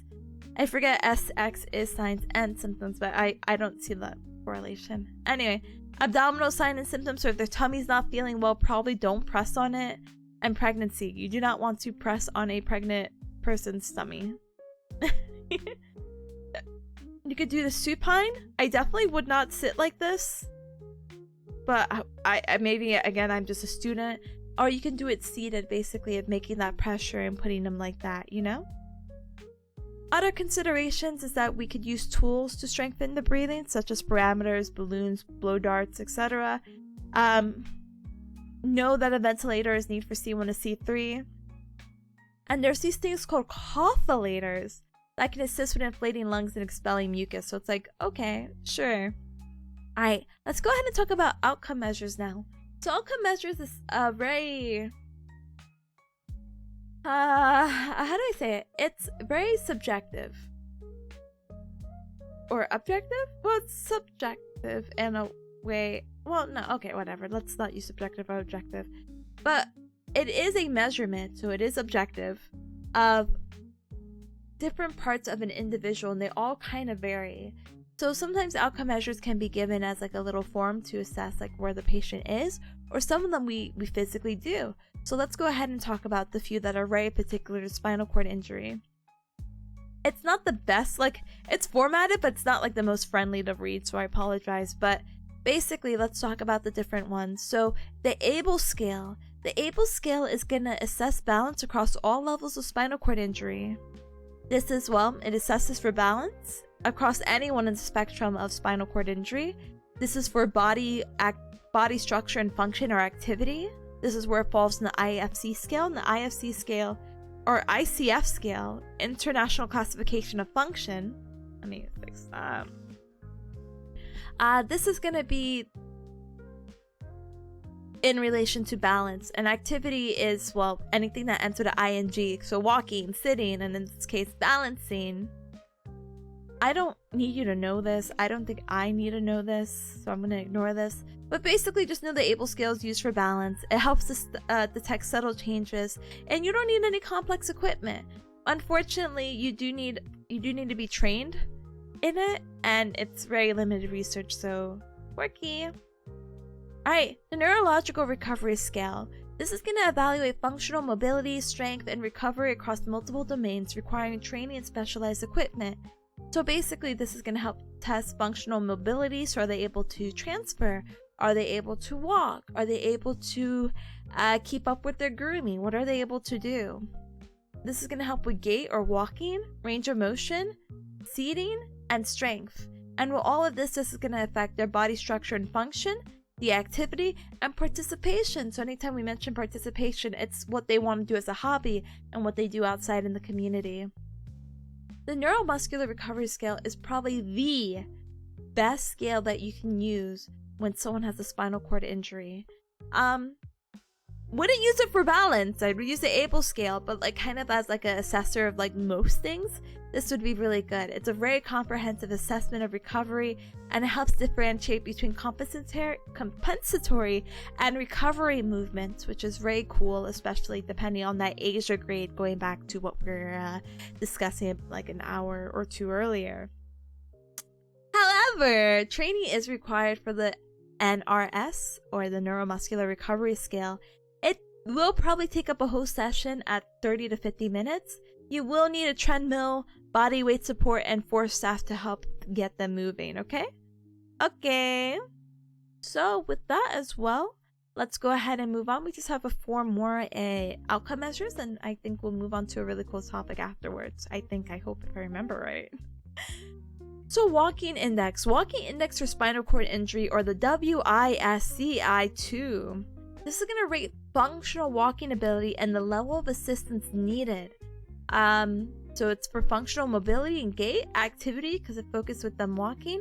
There's no training required, and it's really quick. It only takes 5 minutes and allows them to use any assistive devices. So if they need a walker, or cane, an orthotic, etc. Or not, maybe not orthotic, because I think they would already have that as like a standard. But If they need an additional assistive device, it accounts for that.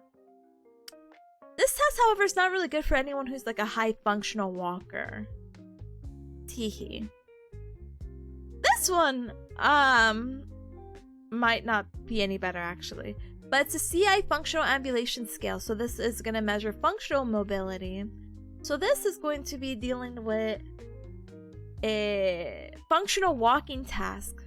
And this is also really good for slow walkers, so boo, boo, boo, boo, boo, boo, nothing for the fast walkers. This provides quantitative data, and it's going to assess the functional walking abilities, okay? So, unfortunately, it doesn't differentiate between manual assistance, and apparently there's notes in the comments, but I don't have that, so I'm just going to smile and nod and say the difference between this one and this one, really, if I had to pick or choose one, is that this one includes... I feel like the SCI is like more multitasking, while the walking index is just solely focused on the gait and walking and what they need to be able to do. Hi Sunny, hi, welcome! Hi Tipa, I'm sending you my brain cells for tonight, please. Please. I'm hoping that the hours of reading have been retained in my head. I'm so nervous and scared. Anyway, welcome, thank you. I'm gonna permanently keep those brain cells, so I'm so sorry for the loss. Nice. Okay. And the other side. One moment. Oh. Okay. So, 10-meter walk test. 10-meter walk test is going to assess the walking speed and functional mobility.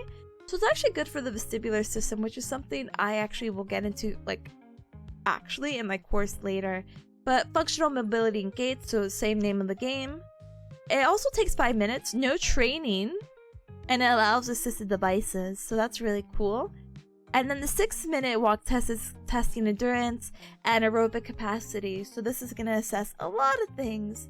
Aerobic capacity, gait, life participation, functional mobility, etc. No training required, it allows AD use, and it's good for assessing endurance, but it's not good for patients who have complete SCI, or severe motor impairments, basically. So what is the difference? 10 minutes is for walking speed and functional mobility. 6 minutes is more for endurance. Can they even walk for 6 minutes? I know it sounds crazy, but it might be a little bit demanding for someone to ask to walk for 6 minutes straight when they probably have been like bedbound for a long time. Anyway, you feel slightly lighter? Let's go! My job here is done! So I have some example questions down here that might be a little bit of a recap of what we just talked about, and then one extra one talking about the Asia scale. So let's go ahead and do it, okay? Why would I pick the SIC functional ambulation profile instead of the walking index? So the SCI is more comprehensive than the walking one. So that one's going to capture more details because the functional ambulation is more just, can they walk and do stuff? Can they walk and talk while walking? It's going to be, or no, this is just going to be walking, while the SCI functional ambulation is the, can they walk and talk? Can they do this? And it's more encompassing in that way. So actual questions. Which SCI outcome would you select to assess a patient's ability to perform functional goals without compensation? That's quirky because I would still pick B, but I thought it had the idea that it would note that you are compensating. Well, I'll just smile and nod. Smile and nod. I read it. It's in my head. So assess a patient's ability to perform a functional goal without compensating. Interesting. Which SCI outcome measure would you use to assess the frequency and distance a patient walks at home and in the community? So if we want to assess the frequency and the distance, we would use this one because remember we talked about this being a little bit more comprehensive. And this is going to have these two elements in there, even though that wasn't really specified in the table, but it's okay. I smile and nod. Alright, and let's use this as a cool refresher. A 21-year-old male patient suffered a traumatic cervical SCI 8 days ago. He has biceps 5 out of 5, wrist extensors 5 out of 5, triceps 4 out of 5, so he has good strength basically all around, but no active contraction below C7. He has intact pinprick and light touch bilateral. He has intact pinprick and light touch bilateral from C2 to C7, with absent sensation below T4, but intact anal sensation. What is this patient's ASIA score? Alright, so let's break this down because this doesn't have our fancy chart that we had earlier. So they have sensation here. So that definitely means that they're not an A. However, they only have 3 muscles at work that have like a 3 or higher. So what this means, and this is going back, is that we can't rate them C or D because oh my gosh, why can't we rate them C or D? We can't rate them C or D because they don't have contraction. They only have sensation. So they would have to be a B automatically. Hope that helped. Alright, let's get back to like the actual like stuff and notes that I could go back to like politely teaching. Anyway. So I have to know about movement strategies. So movement strategies are going to include some adaptive equipment. We'll talk about wheelchair usage and the requirements for movement. So she wants us to know movement straps to train ASIA A and B, and what are the cues you would use in a scenario to prevent from falling and maintaining balance. So let's talk about some notes I had in the lecture. So let's talk about dependent handling.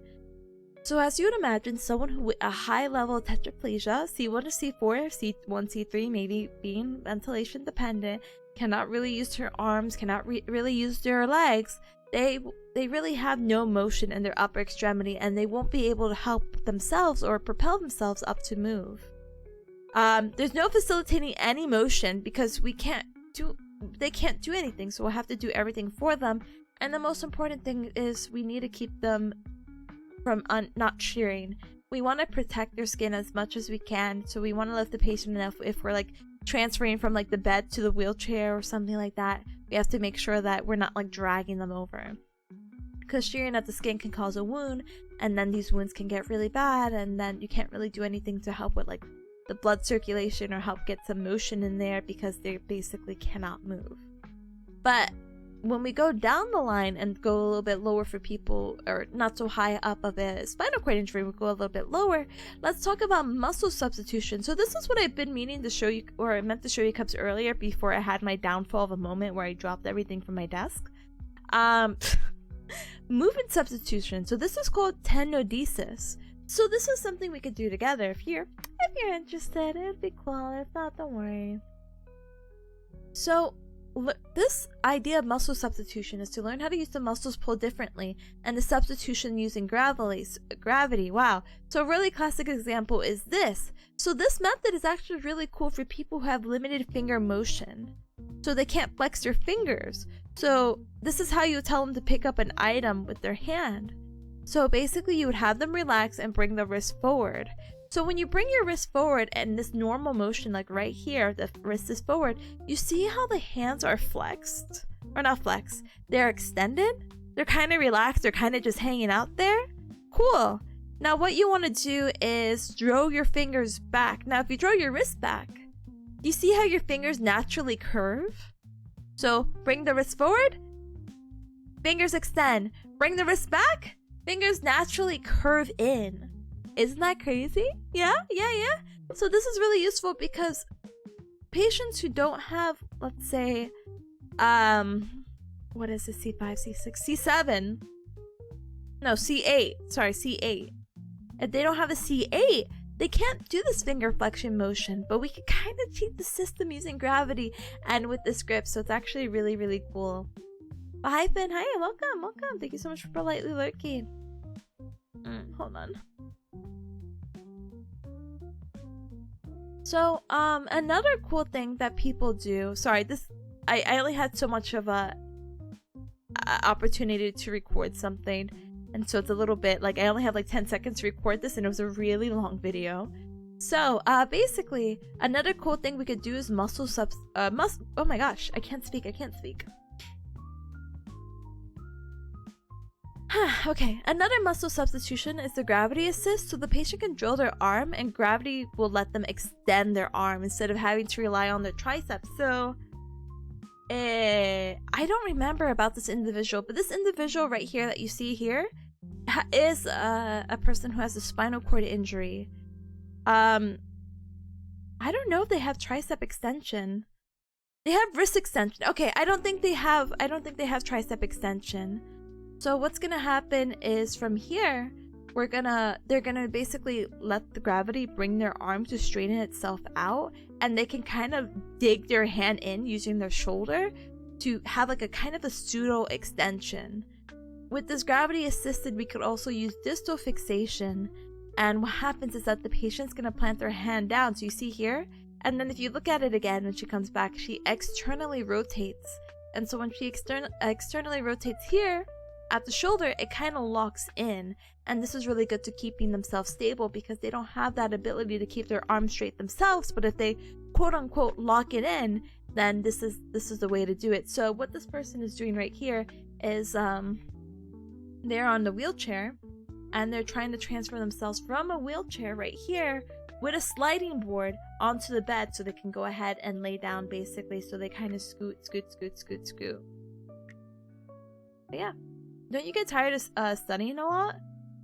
Yeah, but then I remember the idea of failing, so then I don't get tired. Really cool to have motivation. Really cool to have things that inspire you, you know, to do better. Anyway, so this guy has the spinal cord injury, and his is really high up.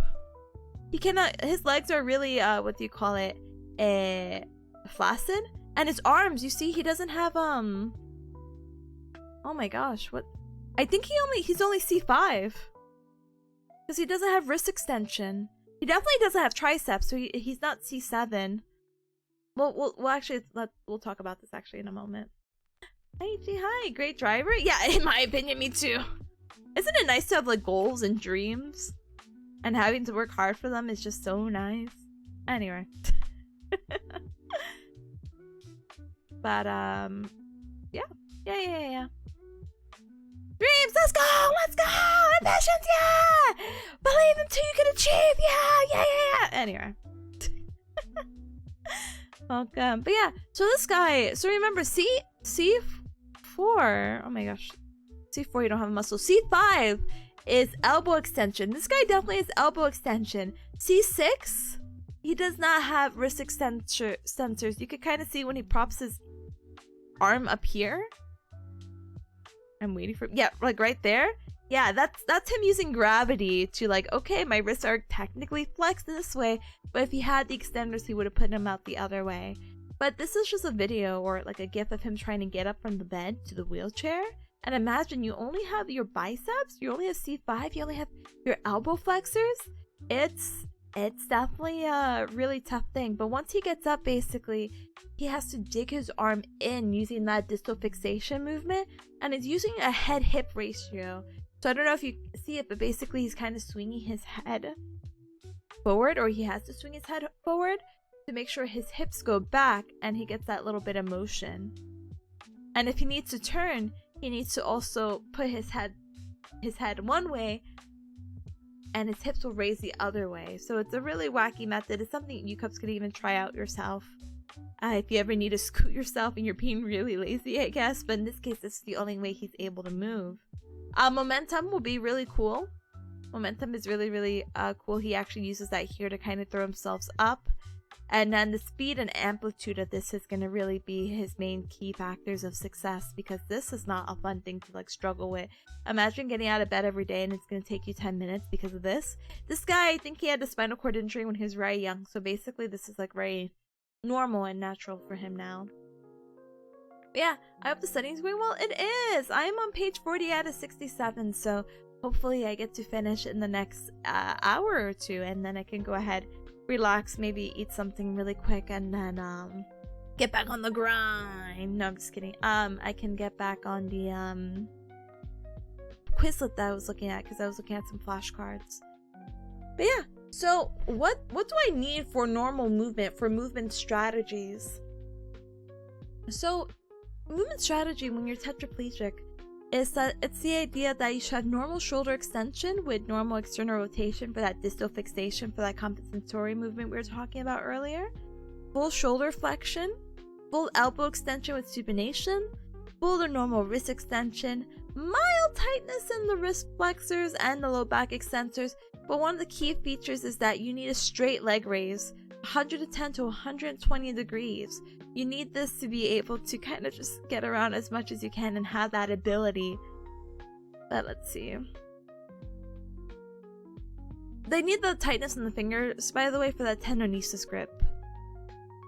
For paraplegic, these are people who again can use their arms, but their legs are a little bit wacky.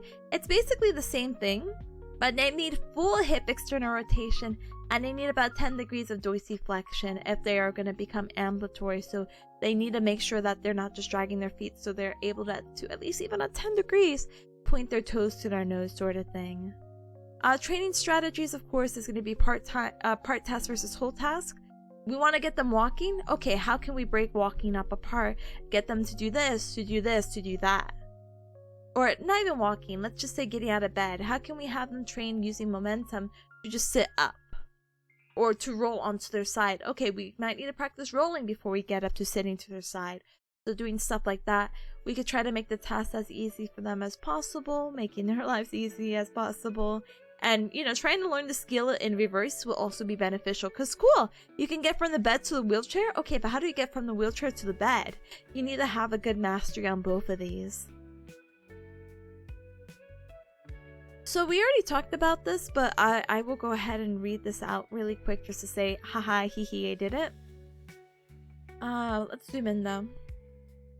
So, compensatory versus recovery. So in Asia A and B, so that complete and sensory incomplete, when voluntary motor function is absent, functional independence is optimized through compensation. Patients must learn how to use the remaining muscles to perform tasks of now absent musculature. Rehab emphasizes acquisition of new motor skills, compensatory movement strategies used to perform activities using innervated muscles. So this goes back to that whole, are we working on function or are we working on compensatory? Because these individuals typically are more higher level sort of thing, this is going to be more compensatory, while Asia C and D are going to be focusing more on recovery, like, hey, maybe we could get this back for you and you could be as normal as possible.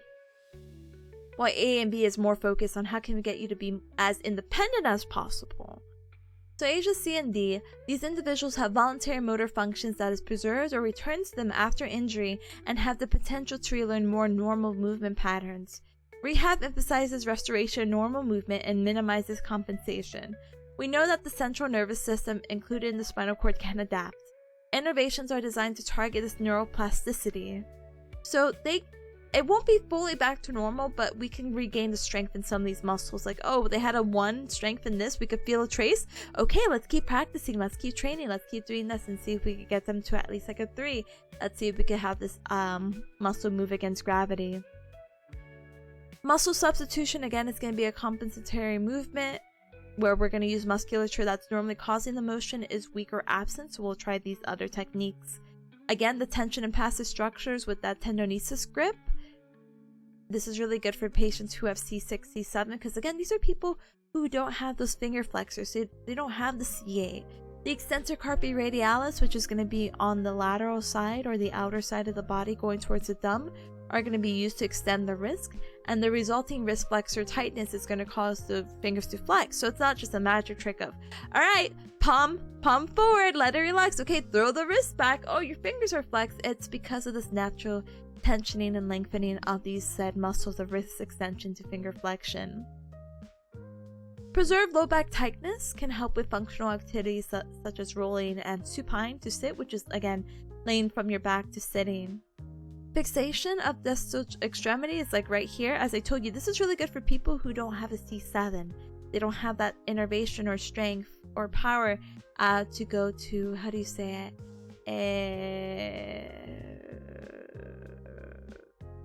Extend their elbow. I'm like, oh, I'm losing it because I'm losing it. So fixing the distal end of the extremity, so right here, by stabilizing it on a firm surface and using the proximal, so up here, proximal musculature to cause a motion at the intermediate joint, so in between.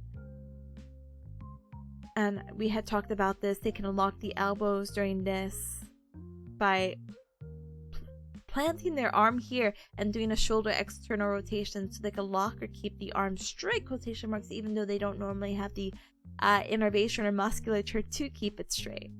Head-hip ratio or relationship.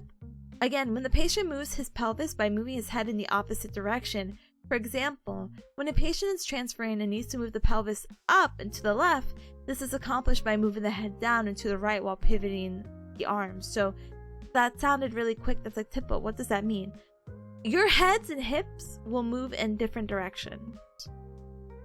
In this picture right here, if this patient wanted to move back in his pelvis, he needs to bring his hips forward, or bring his head forward to bring his hips back. But what if he wants to do the opposite? What if he wants to get out of his seat? How does he bring his hips forward? He needs to lean back. So even if you Cubs kind of did this in your chair and you put your head back, you'll notice that your hips want to go push forward, but you're kind of probably keeping yourself planted, huh?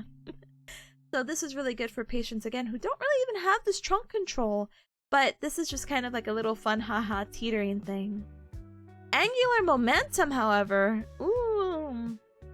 So this is really getting momentum to be your best friend. So a lot of people who are able to do this rolling probably have a C5, so they're able to flex their shoulder, even though they can't really do much. They're able to flex their shoulder, but they can't really do much with the hands, but they could bend the elbow or flex the elbow and flex the shoulders. So with this, the patient's gonna throw a body part, like their arms basically, to help complete an action. This is really good for people who want to do rolling.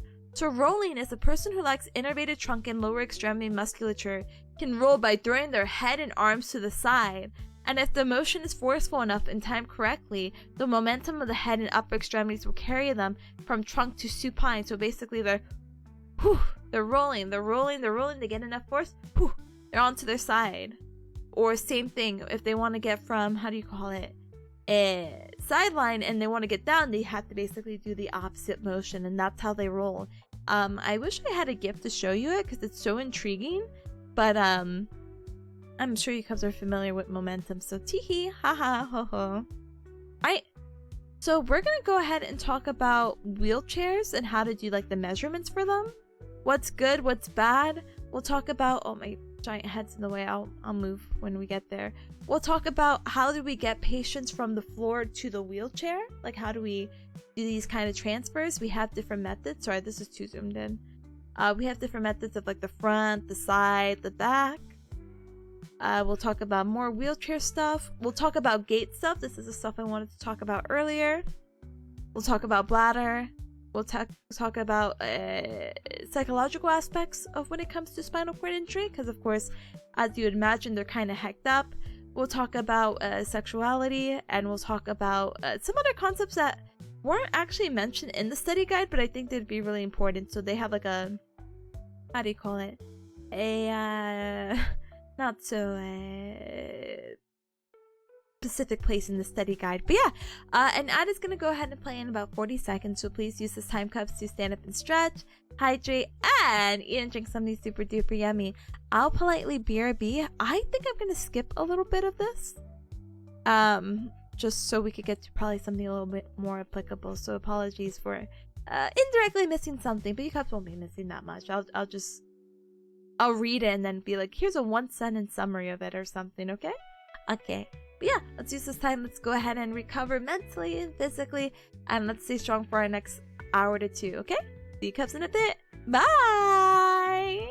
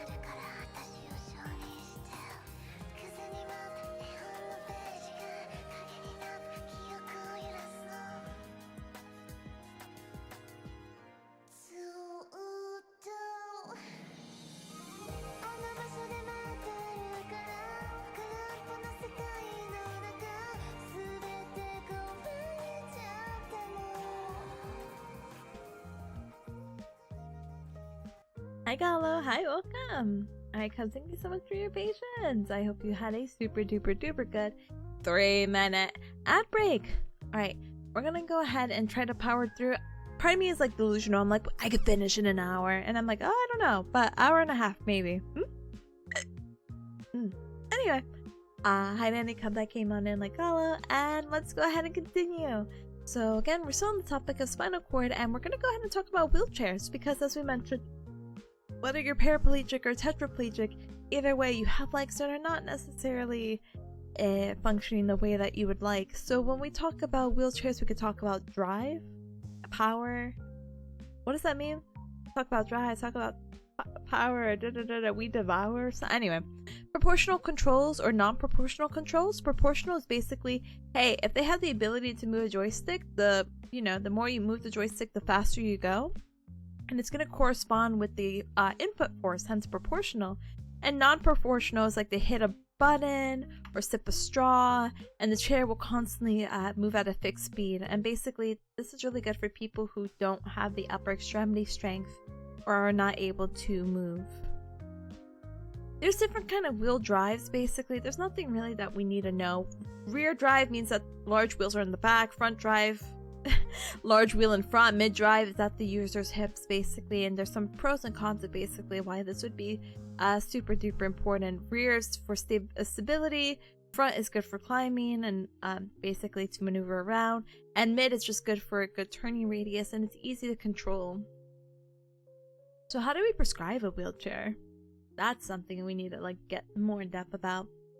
No all-wheel drive wheelchairs. What a scam! I know. I'm sorry. Who knows? You know. Anyway, so how do we prescribe a wheelchair? So we need to make sure that the wheelchair is fitted to said individual, because everyone has different needs, different body types, different heights, different weights, different whatever. So we have different measurements we have to do. We have to do seat width, seat depth, seat height, backrest height. So for seat width, we're going to measure from the tubercles or the widest portion of the thighs. So our tubercles, if you're sitting right here and you feel into like the side of your, well, maybe, yeah, side of your leg, you could feel the bony prominence, and that's your greater tubercles. Or again, if the thighs are maybe a little bit bigger, we measure from there. We can use a book or sturdy object on each side of the hip and then basically take the measurement from there. So seat width is super duper important, because if it's too wide, they're gonna have difficulties propelling the wheelchair. Imagine the seat width is like not here, but it's here where this guy is in his arms, and imagine like trying to propel yourself with the wheels. It's gonna be very difficult to reach. You're not gonna have really like the efficiency either for it. So too wide, really bad. Risk of scoliosis, because they're not like within their seat, so they could pick like one side to lean or the other, and they just have bad posture with that. And if it's not basically, if it's a little bit too wide, it can get really hard to fit through doorways. Standardized doorways are standard for a reason, and wheelchairs try to stay within that standard, but if you go outside of that standard, they may have difficulties navigating around. If it's too low, like the seat is too tight, you risk pressure ulcers and skin tears, as you would imagine.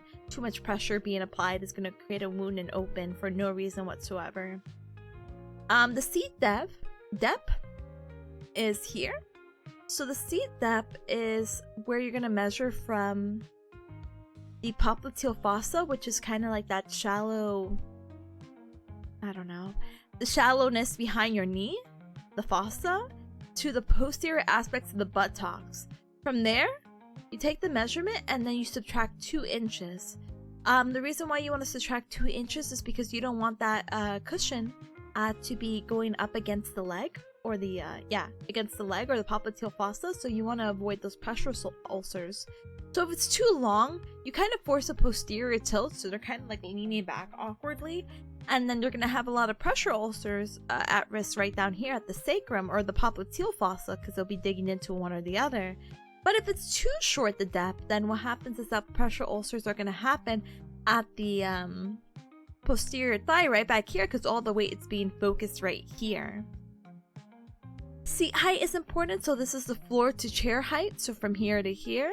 Measure from the floor to the bottom of the posterior thigh or the popliteal fossa. And then you want to subtract 2 inches to accommodate for the footrest that they're most likely going to have. So right here.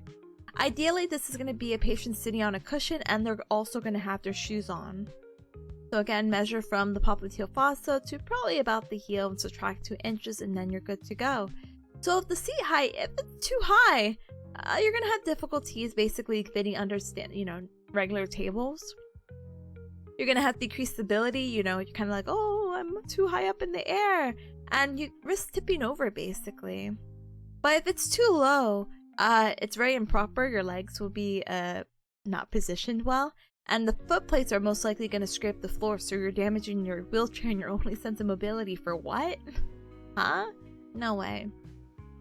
And the backrest height varies. This is actually going to be a measurement determined by the level of function and the need for lower trunk stability. So if you have a low thoracic injury, so like, around the rib cage or whatever, you want to measure the top of the seat cushion to the iliac crest. So you just want to only get support for like right above the hip. Mid-thoracic, you want to probably get to the inferior scapula or scapulae.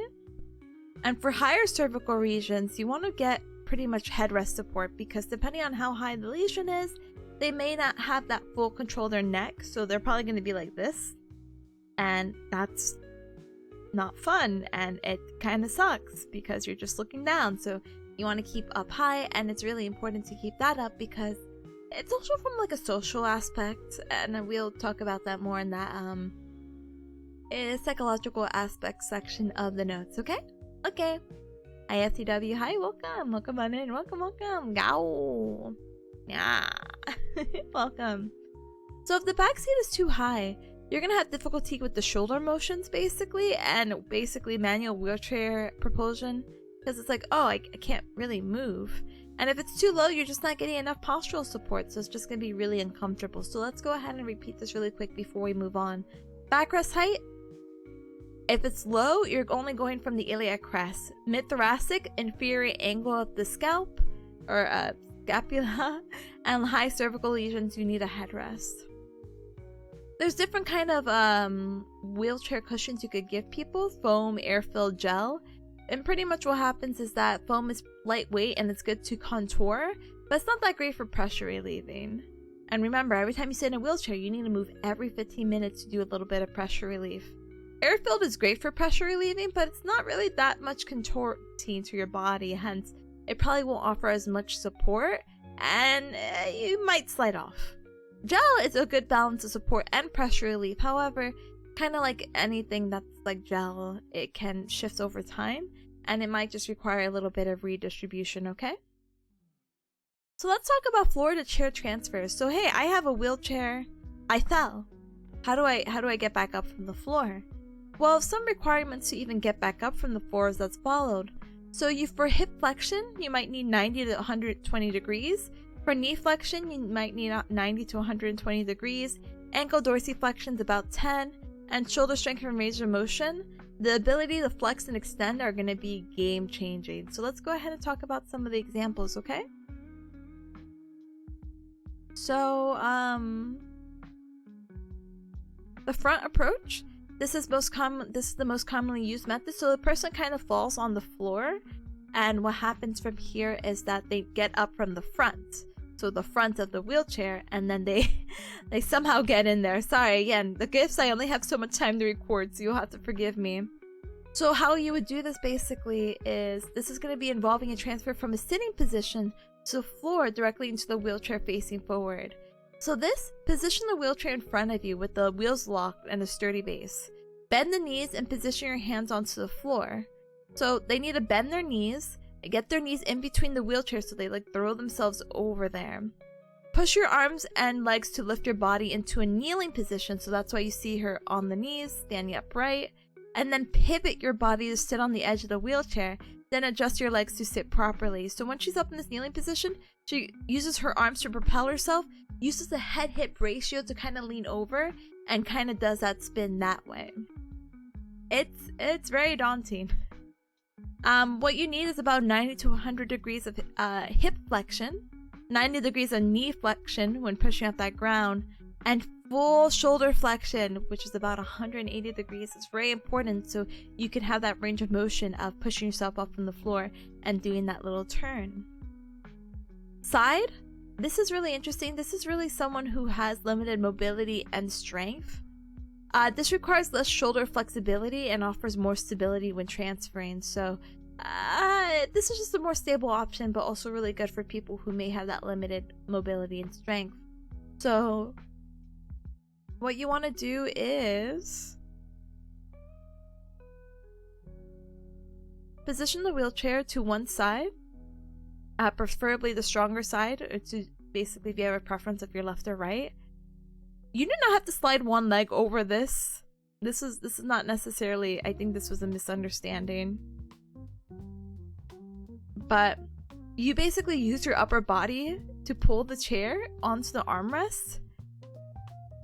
Hold on, let me read it. Use your upper body strength to pull yourself towards the chair with your hands on the armrest. Once your torso's on the chair, bring your other leg over to sit fully. So for this one, you're gonna need significant hamstring length to do this, because imagine going from the side and pulling yourself up only promptly on that, and you're kind of like pivoting yourself.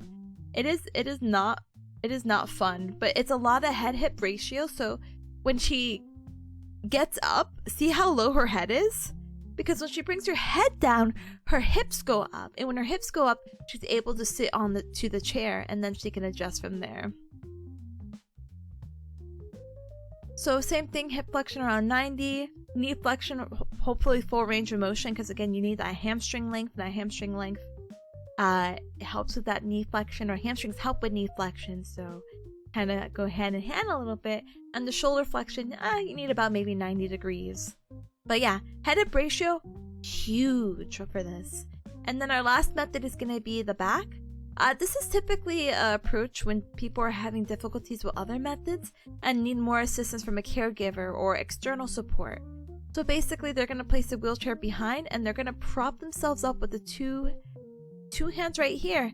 Going to help prop themselves up using that head-hip ratio, leaning in, and then slowly but surely kind of shuffling themselves back in with the head-hip ratio, and then slowly bringing their using their hands to bring their legs in to be comfortable. Hip flexion, you probably need a little bit higher hip flexion for this one, about up to 120. Full knee flexion, and then full range of shoulder flexion and extension, especially because you're doing this backwards. You need all the range you could get, baby. Alright, I'm gonna go ahead and read this just to say that I did read it, and then we'll get into gait, okay? Let me go ahead and zoom back in really quick. So how do I do wheelchair transfers without triceps? So again, triceps is that elbow extension. How can I do this without the ability to keep my arms straight? So even transfers with sliding board, we could do an upright method. So basically, must be willing to place and remove the transfer board. Like, that's all on the patient. We'll provide instruction. Need to adapt depending on the hand function. So if they're C5, C6, we need to figure out what works best for them. Unweight the buttocks by leaning forward on extended bilateral upper extremity, locked in elbow extension. So head-hip ratio again, if we even do the head-hip ratio even in our seats right now, if I shift over here, the opposite side of my hip or pelvis wants to lift up. And so when we do that here with this, we're able to slide the slide board in underneath the buttocks, and then we can lock our arms with that distal fixation method and use the head-hip ratio to slide ourselves from wheelchair to table or vice versa. I'm not gonna humor this really quick. But if you do have triceps, basically, you should be able to do the same thing, but most likely a little bit more stabilized because you are able to extend the arms. Weight shifting in wheelchair, now this is really quirky. Yeah, you could use your head-hip ratio, but you would actually want to hook your arm around the push handle to sit upright. So you kind of like do like a hey there babe, and you put like the arm around the girl, except the girl is a handlebar of the wheelchair, and you like wrap yourself around to like do a little bit of that pressure relief.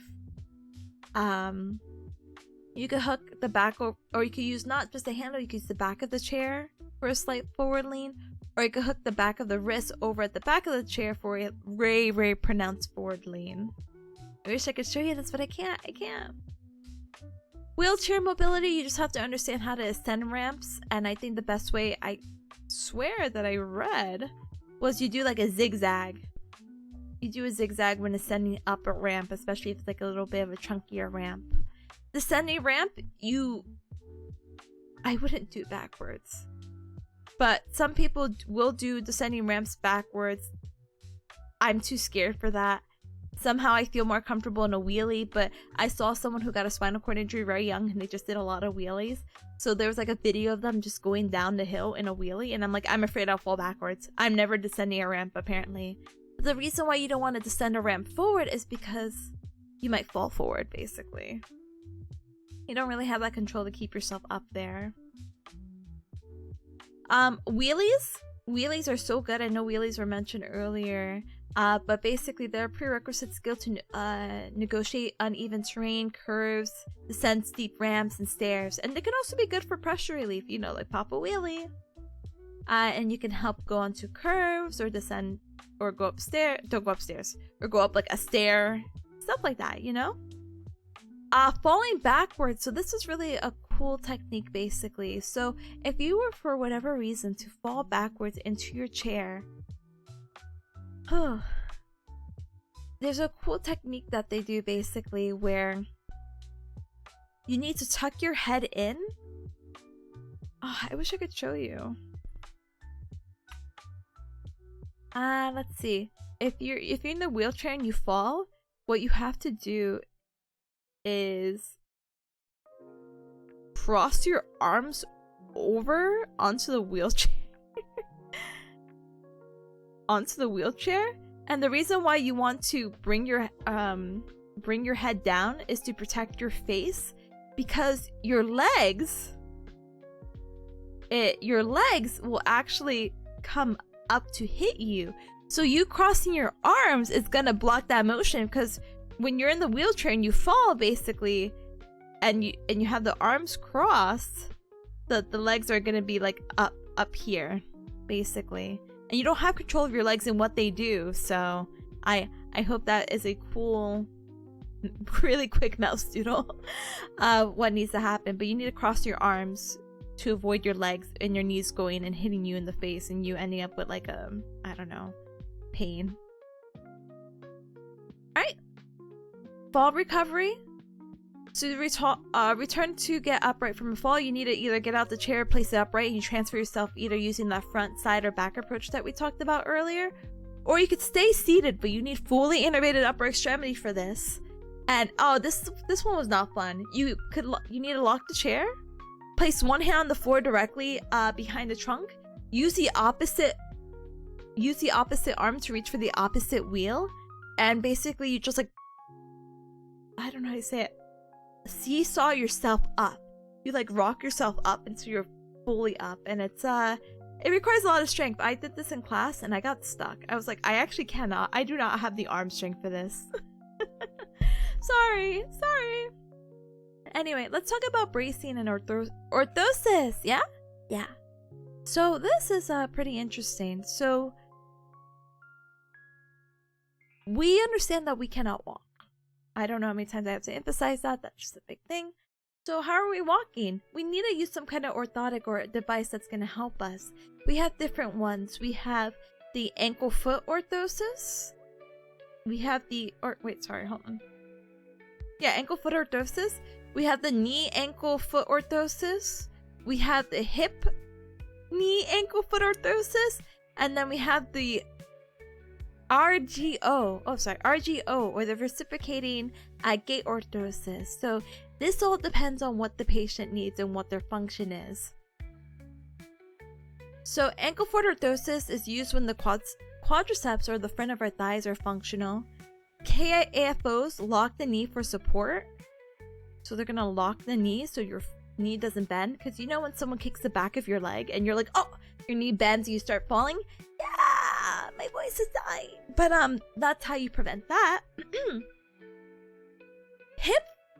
Hip knee ankle foot orthosis adds that trunk support, which is great But it's really often way too heavy for adults. This is better for like children.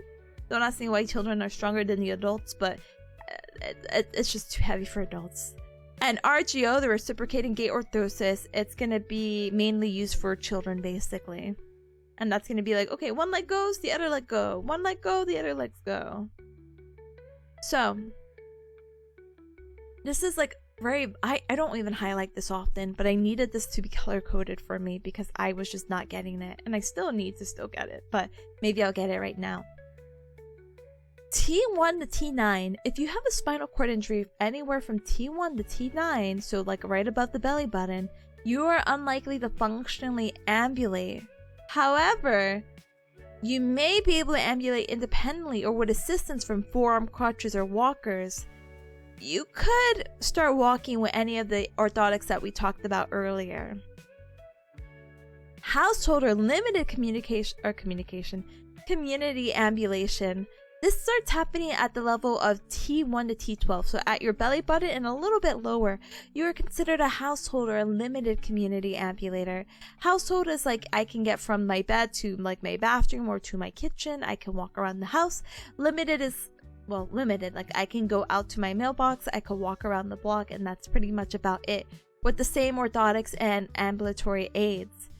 The patients, however, at T12 have a greater potential for community ambulation. That makes sense because we said the lower the injury, the better off that you are. So it makes sense that T12 is kind of like that, a cusp basically of like, hey, let's go ahead and see how far you can walk.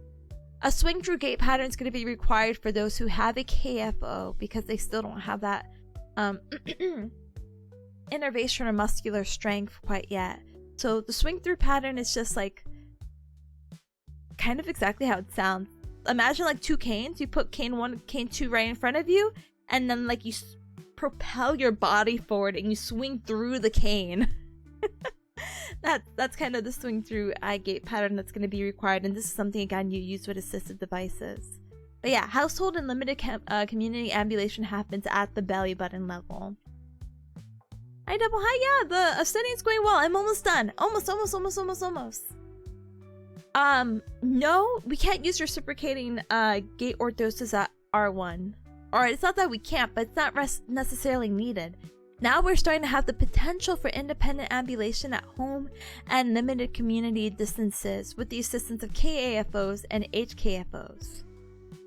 AFOs are now going to start being introduced because now we have the power of the quadriceps, baby. So if hip flexion's okay, AFO okay.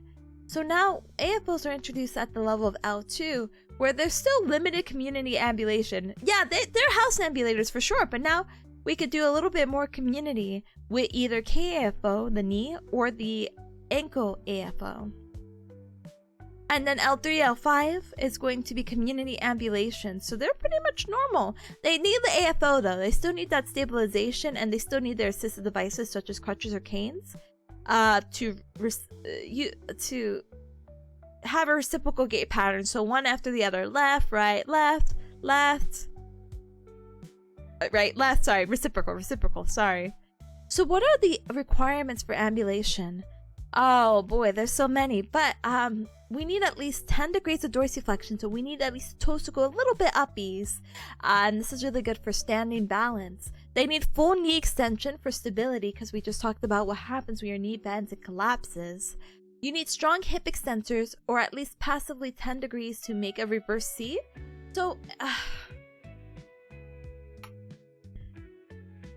like, let's say the step through pattern, they need this like weird reverse C because we were kind of doing this in the parallel bars, and they need this curvature to, or this like what they call reverse, just deal with me here, reverse C, so they can propel themselves basically even when they have the orthotics, because what happens is that if they do anything of the opposite, like let's say they even lean a little bit forward, they have the opportunity to basically be a false wrist. So that's not good. That weird C looks like my back, brother. I'm giving you one back stretch, only one. Normal blood pressure response to avoid orthostatic hypotension so they don't collapse on you. Exceptional upper extremity strength. This is crazy. I'm gonna skip here. If this person wants to walk, you need them to do 50 to 100 dips in the parallel bars. I think I would die on the spot if someone's like, yeah, do 50 to 100. I probably could do half of that without dying, but you need that endurance. You're going to be using, not that you should for normal gait, but because of everything that's happening and the reliance of your upper extremities, you need that upper extremity strength. So we need to prove it by you doing 50 to 100 dips in parallel bars. And if you're unfamiliar with dips, it's basically like a tricep extension, or like the tricep dips basically, where you're like leaning back and only your tricep, I don't, just believe me, okay? Anyway, yeah, so you need good upper extremity strength, you need good shoulder extension, you need to be able to balance on your Y ligaments, which are ligaments in your hips specifically, which is going to be fundamental for standing, and you need that 110 degrees of that hamstring length to do that straight leg raise, which is going to be necessary for floor recovery when falling safely. So we're almost done. Let's go ahead and stay strong. So now we're going to talk about bowel, bladder, sexual functioning, and psychological aspects of the spinal cord injuries. So, normal urination control. So basically sensory input from the brain and everything else. The bladder stretch is going to send signals to T2 to T4. So those spinal levels, and that's pretty low. That's your sacrum, which is like right above your tailbone. Your bladder is actually pretty low. I'll never forget in my first grad program, for God knows whatever reason, they're like, yeah, let me palpate your bladder. Huh? I had to pee so bad. I was like, why are you pushing down there? It's very uncomfortable and very like awkward. I had like a girl partner, so it's fine. But when they had us like rotate partners for God knows whatever reason, and I had a guy, I was like, I'm so sorry. Move whatever you have to move. Anyway, so that's that. Bladder stretch sends signals to T2 to T4. Motor control, 3 signals coordinate voiding. So basically, you have external sphincter, which is it gets innervated by S2 to S4, and this is voluntary. The external sphincter has to relax in order to urinate. So this is when you get to choose to pee or not, basically. The detrusor muscle, the S2 to S4, is parasympathetic. So this is bringing us back to our, as I cough one moment. Sorry. This is bringing us back to our autonomic nervous system with the parasympathetic and then sympathetic. Parasympathetic is that rest and digest. So this muscle needs to contract for the bladder to empty, and the internal sphincter from T10 to T12, the sympathetic, has to relax to avoid the voiding. Geriatric Shadow the Hedgehog getting the emeralds to use normal urination control? Huh? Where did you get that, gamer?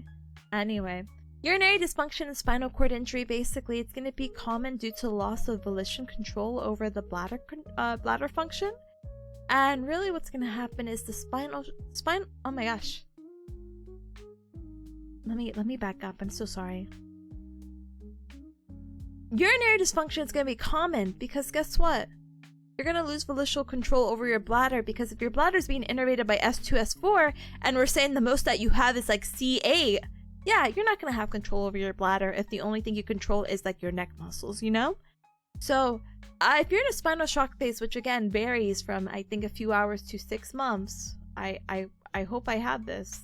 I'll just do this for later reference. Anyway, you're gonna have no bladder control. Your bladder's gonna be flaccid. But post-spinal shock, reflexive bladder activity is gonna remain if the sacral reflex arc is intact.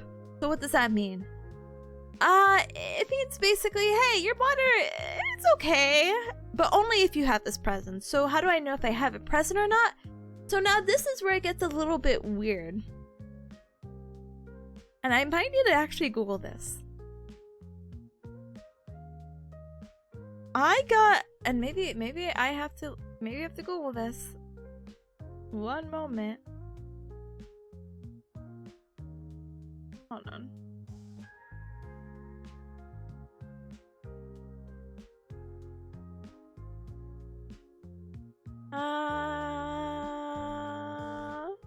Maybe I have to look at my neuromuscular notes. One moment. I'm pretty sure this is what I had put though, so I don't know. Reflexive. Reflexive. Reflexive. Oh, and I'm so sorry. It never even like specified, by the way. I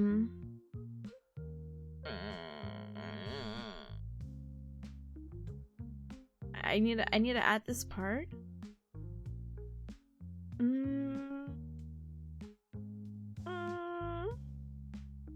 Okay. A-reflexive, by the way, right here, as you see. Oh, I do have it here. Oh my gosh, I'm sorry. I'm literally losing it. I think the more I sit here, I'm like, oh my goodness. Because I need to put this here.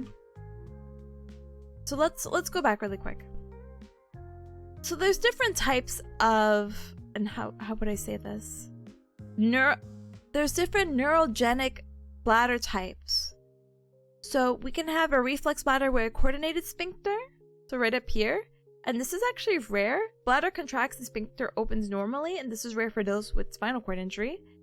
We can have a reflex bladder without coordinated sphincter, which is the most common. And it means that the bladder, the bladder contracts, but the sphincter remains closed, which leads to distruse sphincter, dyssynergia, which is going to be an increase in bladder pressure. And then we have the areflexive bladder, which means that the bladder does not contract, and that's going to lead to overfilling of urine over time and urine retention. So this is really strange, and I feel like I have to double check, but this is what I have in my notes. But the higher the injury, reflexive voiding should be possible, but the lower the injury, the areflexive bladder, where the bladder does not contract, is most likely going to be the case. So for an areflexive bladder, for a bladder that does not manually contract, pretty much the stool that's going to sit is going to sit in the rectum until manually removed. Reflexive, however, the sphincter is gonna remain tight, so you might need some digital stimulation. And when I mean digital, I mean a finger, to fatigue the sphincter from emptying. Let's see. Yes. Alright. So we'll talk about bladder management strategies and neurogenic bowel dysfunction. But I know this sounds a little bit... Well, let's see.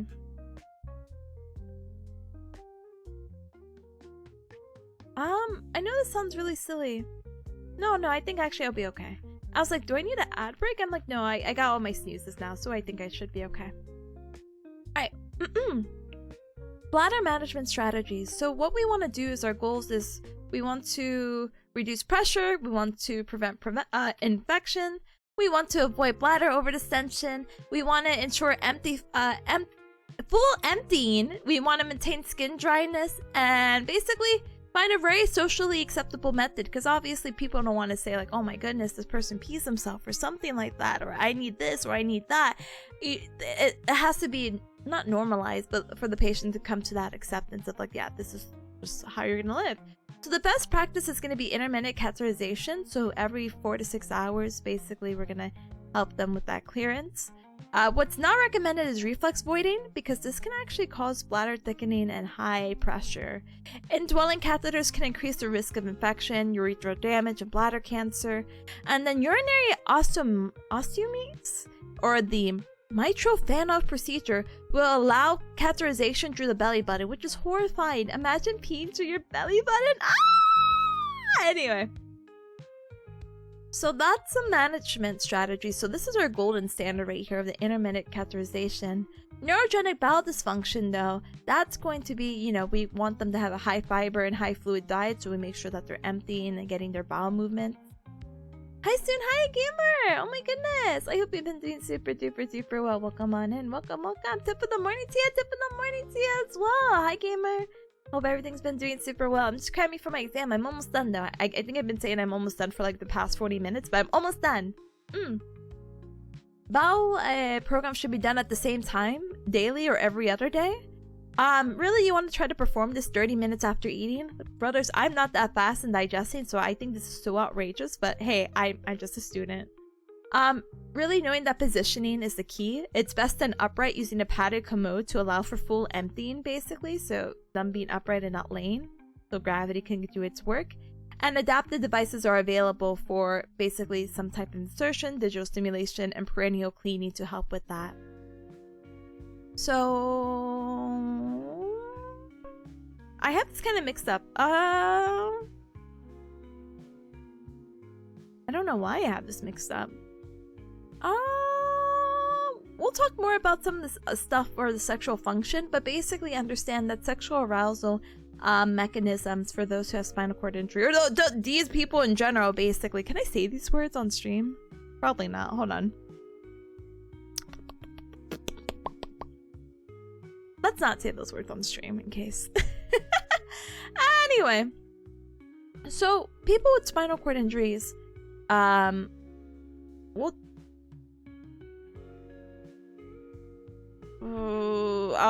mix it up. Basically, people with spinal cord injuries get worried about their sexual health, and it kind of varies because when you have this kind of injury, it actually influences females and males differently. So females basically, can I say these words? Anyway, it's crazy, but females with spinal cord injuries can actually still get pregnant.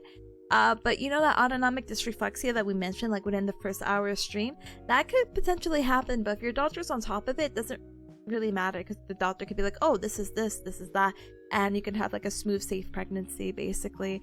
And understanding that oral contraceptions are going to increase your risk of deep vein thrombosis, and so maybe you'll need like an alternative birth control, because that sedentary lifestyle that you have as someone within that wheelchair, someone who with that spinal cord injury, you don't want to get a blood clot and, you know, die.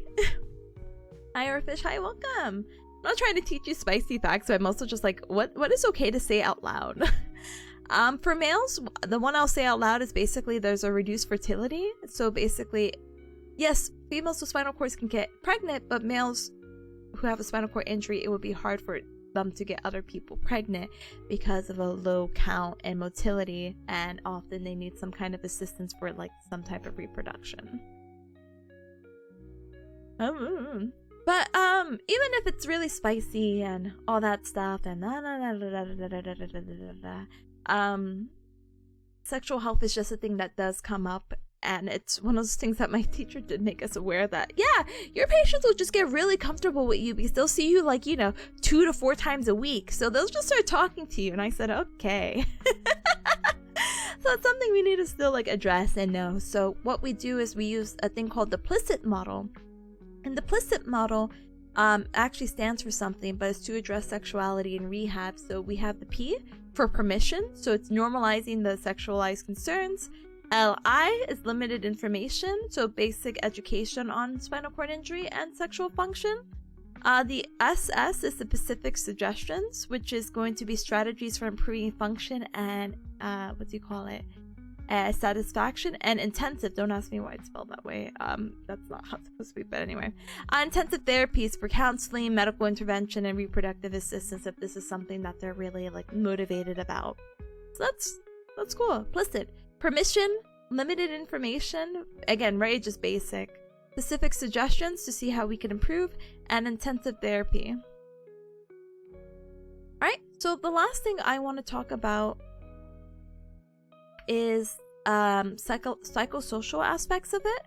So psychosocial aspects of spinal cord are going to include the stages of grief, but as you would imagine, someone who might have been very active in their life is no longer as active. So losing that independence, mobility, and self-esteem. Patient may have body image concerns, especially in younger patients, because they avoid shorts due to muscle atrophy. So if they're not moving and grooving the way that they are, basically it's that whole use it or lose it. So your muscles will atrophy and waste away, so they have like really thin legs, basically, and they might get self-conscious and be like, oh my gosh. Loss of pleasant and unpleasant sensations. So maybe, you know, not feeling pain can lead to unnoticed injuries. Very common in people with like diabetes, so why it's important to check the bottom of your feet, because some people have this like glove and stocking neuropathy, so they have like this like loss of sensation on the hands and feet, and they'll step on something like a nail and they won't know and they'll get infected, and they're like, I just don't look at the bottom of my feet, that's fine. It's like, oh my god, please make sure you're doing these checks. So same thing with spinal cord injury. Bowel, bladder, and sexual dysfunction significantly impact emotional well-being. Imagine you need a catheter and like people like helping you use the restroom, so kind of that loss of independence, embarrassment, the stigmas, and all that kind of sucks. Change in family roles. So let's say, you know, it's a mother or father, someone like in a very strong supportive role, and then it's like, I need the help now. That kind of dynamic and like family flip is it's very hard to come to terms with, you know? So like parents needing care from the children. Financial strain, because, you know, obviously this is a medical condition which needs medical attention, which requires medical costs, and job loss, because maybe you're a construction worker and now you can't be able to do your job. And social isolation, because, you know, sometimes we need to get this set up and they need to have prolonged hospital stays to be like, I need you to be able to do XYZ, so when you get home you're able to do these transfers from the wheelchair to your bed and stuff like that, you know? So then we deal with the stages of grief. Hi, welcome. This is depressing. I'm sorry. That's why I say don't get a spinal cord injury. But hi, gamer. I'm almost done, gamer. Bearcat gamer. Anyway, so the stages of grief should be nothing new, I guess, to many people. I'm sure everyone has heard of this in some way or some form. The stages of grief, or the Kubler-Ross model, is 5 steps. Usually when something happens to someone in stages of grief and their loss of mobility and independence, they're going to be in denial. Like, hey, this isn't happening to me. Anger directed at self or caregivers or others. They're just angry about the situation and how they can't really control it. Bargaining, they're going to try to control it and basically see like, if, hey, maybe I'll do the extra therapy, maybe I'll fully recover. Depression, so loss, the sadness, and emotional exhaustion. And then at the end, they'll eventually come to terms and accept it. So they'll get to adapt to new circumstances and basically find meaning. And these are your 5 steps. We talked about that. And we don't need to talk about that. We'll talk about this, and I think that would be a good point to probably wrap it up. But that will have a good rest of your work. When you look back at the body info, would be helpful to me. Oh goodness, if you need me to send you the doc, I can also humor you. I'll humor you and send you the doc. How about that? And so you can pick and choose whatever you'd like. Elvis says, don't get spinal cord injury, don't get depression. Got it, exactly. So easy. Just don't do it, forehead. So easy. Anyway, so one of the things that didn't really belong, but it's something I would still like to go over, is activity-based locomotion training principles and guidelines in central pattern generation. So the training principles are as followed. For someone who wants to start walking, we want to maximize the weight bearing to reduce the reliance on their upper extremities, even though they need to do those 50 to 100 dips. They need to do it. They need to provide consistent sensory output, so this is going to reinforce this normal walking pattern. This is the thing I didn't really want to talk about, but the brain is really cool, and like, hey, even if you don't have that connection, your body can kind of pick up a pattern with some practice. So if you start walking, quotation marks, and have that sensory input of foot down, you can actually coordinate movement even if you don't have the brain output. So that's something called central pattern generation. I just didn't really know how to like go more in depth to it, other than saying, yep, this is the concept, here you go. But I think it's just something worth noting to say, hey, this is why sensory output is going to matter, because you need this input to activate this, so we can have some rhythmic oscillations to generate a stepping pattern without the brain output, again, without this connection. We want to optimize posture in the kinematics, so we want to train the body to walk upright, and then really just promote adaptability, so improve walking in varied environments, etc. So Maybe we want to walk on carpeted floor or tiled floor, or maybe we want to even try grass if we're feeling a little risky. We want to basically try to maximize independence and recovery of all these movements by using these 4 principles: maximize weight bearing, provide consistent sensory output or input, optimize posture and kinematics, and promote adaptation. And from there, I'll stare at this. I won't read this. Alright. And so with that, we are done with our 68 pages of notes. We are done! Thank you, Erika, for joining for a 5-hour reading stream. Honestly, I always get really nervous, but they always work out in the end. I haven't failed. Well, I haven't failed the class yet doing this method. So, with that, I'm gonna go ahead and take a little baby break. I'm gonna try to see if I could like make a little snack. I brought some strawberries yesterday, so I'm very excited to have some of those. They look so good. But yeah, I'm gonna probably eat some of those and make dinner in just a moment, but just take a little baby break. Love life. And yeah, we go from there. So easy. Let's see.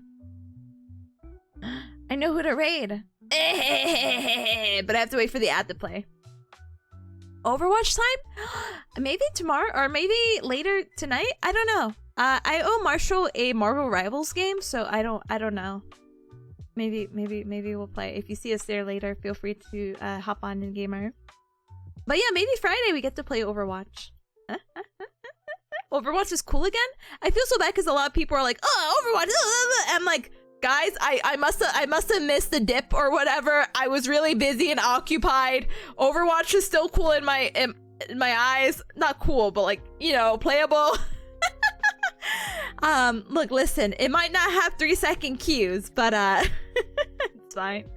Fortnite Fridays are dead then? No, I would like to play Fortnite too, but I don't have anything that I'm hardcore on the battle pass of.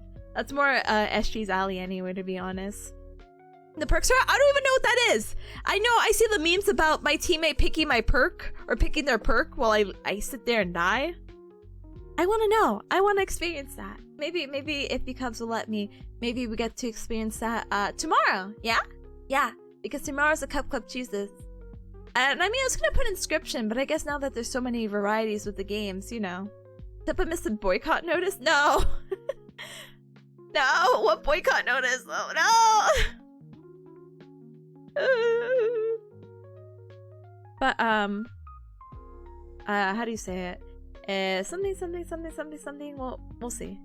Anyway, let's go ahead and politely.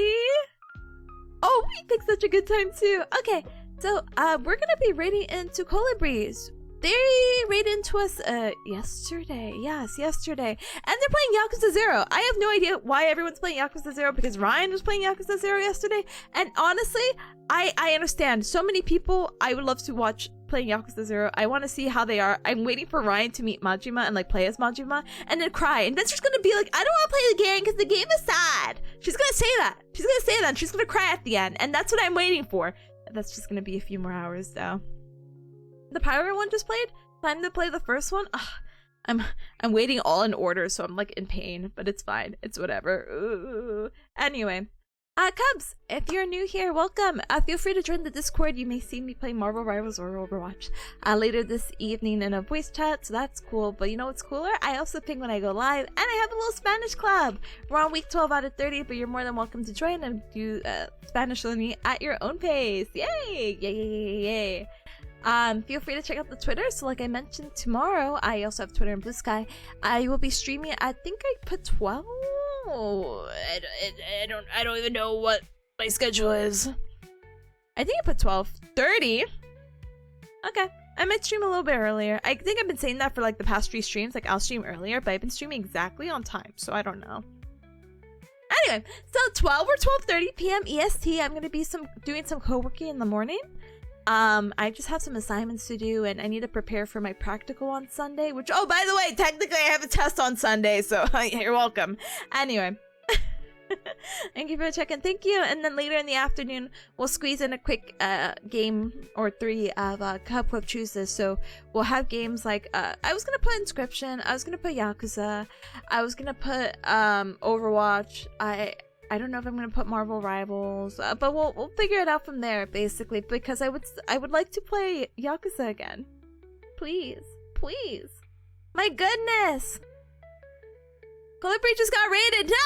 No! Okay, well we're gonna wait it out then. Man!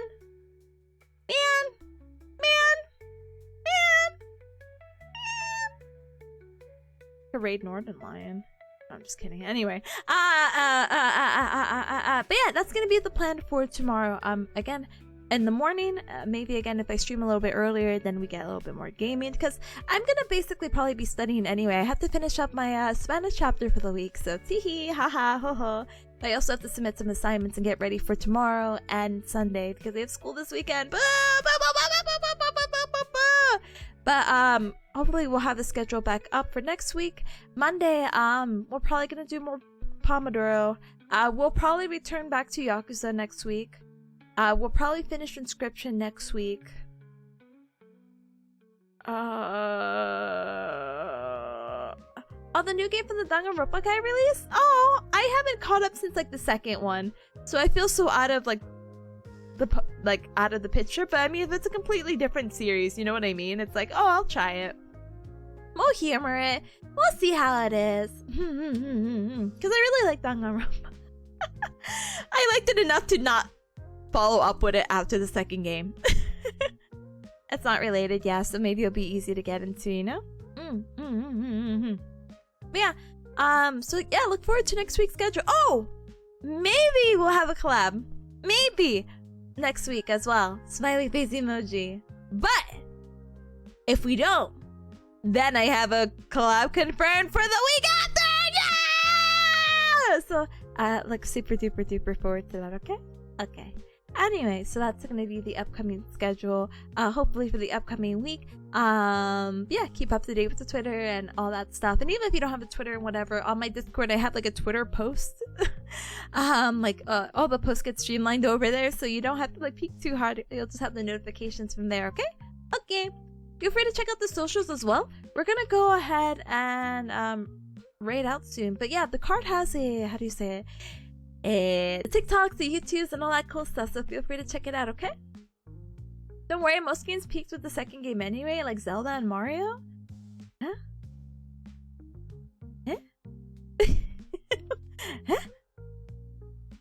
I feel like there's so many good games. So, you know, I actually haven't played the original Mario. That's like a goal of mine. One day I'll play. Like, I love seeing Simple Flips play, like Super Mario Maker. Ew. I've actually never played the original game, so I'm like, so maybe one day. Anyway, not the point. Point is, I will definitely go ahead and check out the games eventually. You know, we got a little bit of a quirky backlog. Aha, hee hee, ho ho. Anyway, let's go ahead and grab a raid message. Oh, that's not how you spell raid message. I'll show you what I was typing. Raid message. So if you're not subscribed, absolutely no hecking worries. Feel free to use the bear emojis with the Gao Gao raid. And if you are subscribed, thank you so much for your support. Feel free to use the simple guy with the Gao Gao raid, okay? Thanks for the stream, Tippa. Have a good one and enjoy the dinner. Thank you. I need to get some food in my system before I stress it all away. And this exam coming up in like 2 hours, so anyway. But yeah, Cubs, please give Colibri your support. She's super duper cute. And honestly, to return the favor immediately while playing one of my favorite games, big W's all around, as the streamer lingo says. So I will see you, Cubs, hopefully tomorrow. If I don't get to see you tomorrow, please have a good rest of your week. Love life. Have a great weekend. And hopefully I'll see you Monday, okay? Even though it might be co-working. Probably co-working. Yeah, it's gonna be co-working. Thank you, Tikini. Thank you. Best of luck on the exam too. You got this. I hope when I come back to you, cause I can report a good grade. But my teacher doesn't like releasing the grade immediately. So maybe sometime in the middle of Friday, she'll be like, "Oh, here's the grade analysis, and these people did bad here. So sure, why not?" Huh? I want to say your username is Skin so bad, but I'm like, what? SKN, thank you so very much for the follow. Welcome to the couple. Welcome. But thank you, Kyle. Thank you, Spuds. Good luck. Thank you. Sending you the best potatoes. Thank goodness. You could throw them at your teacher. They give you a bad grade. I don't know if that's socially acceptable, but you know, why not? Why not? Free potatoes. But thank you for the good luck. Thank you.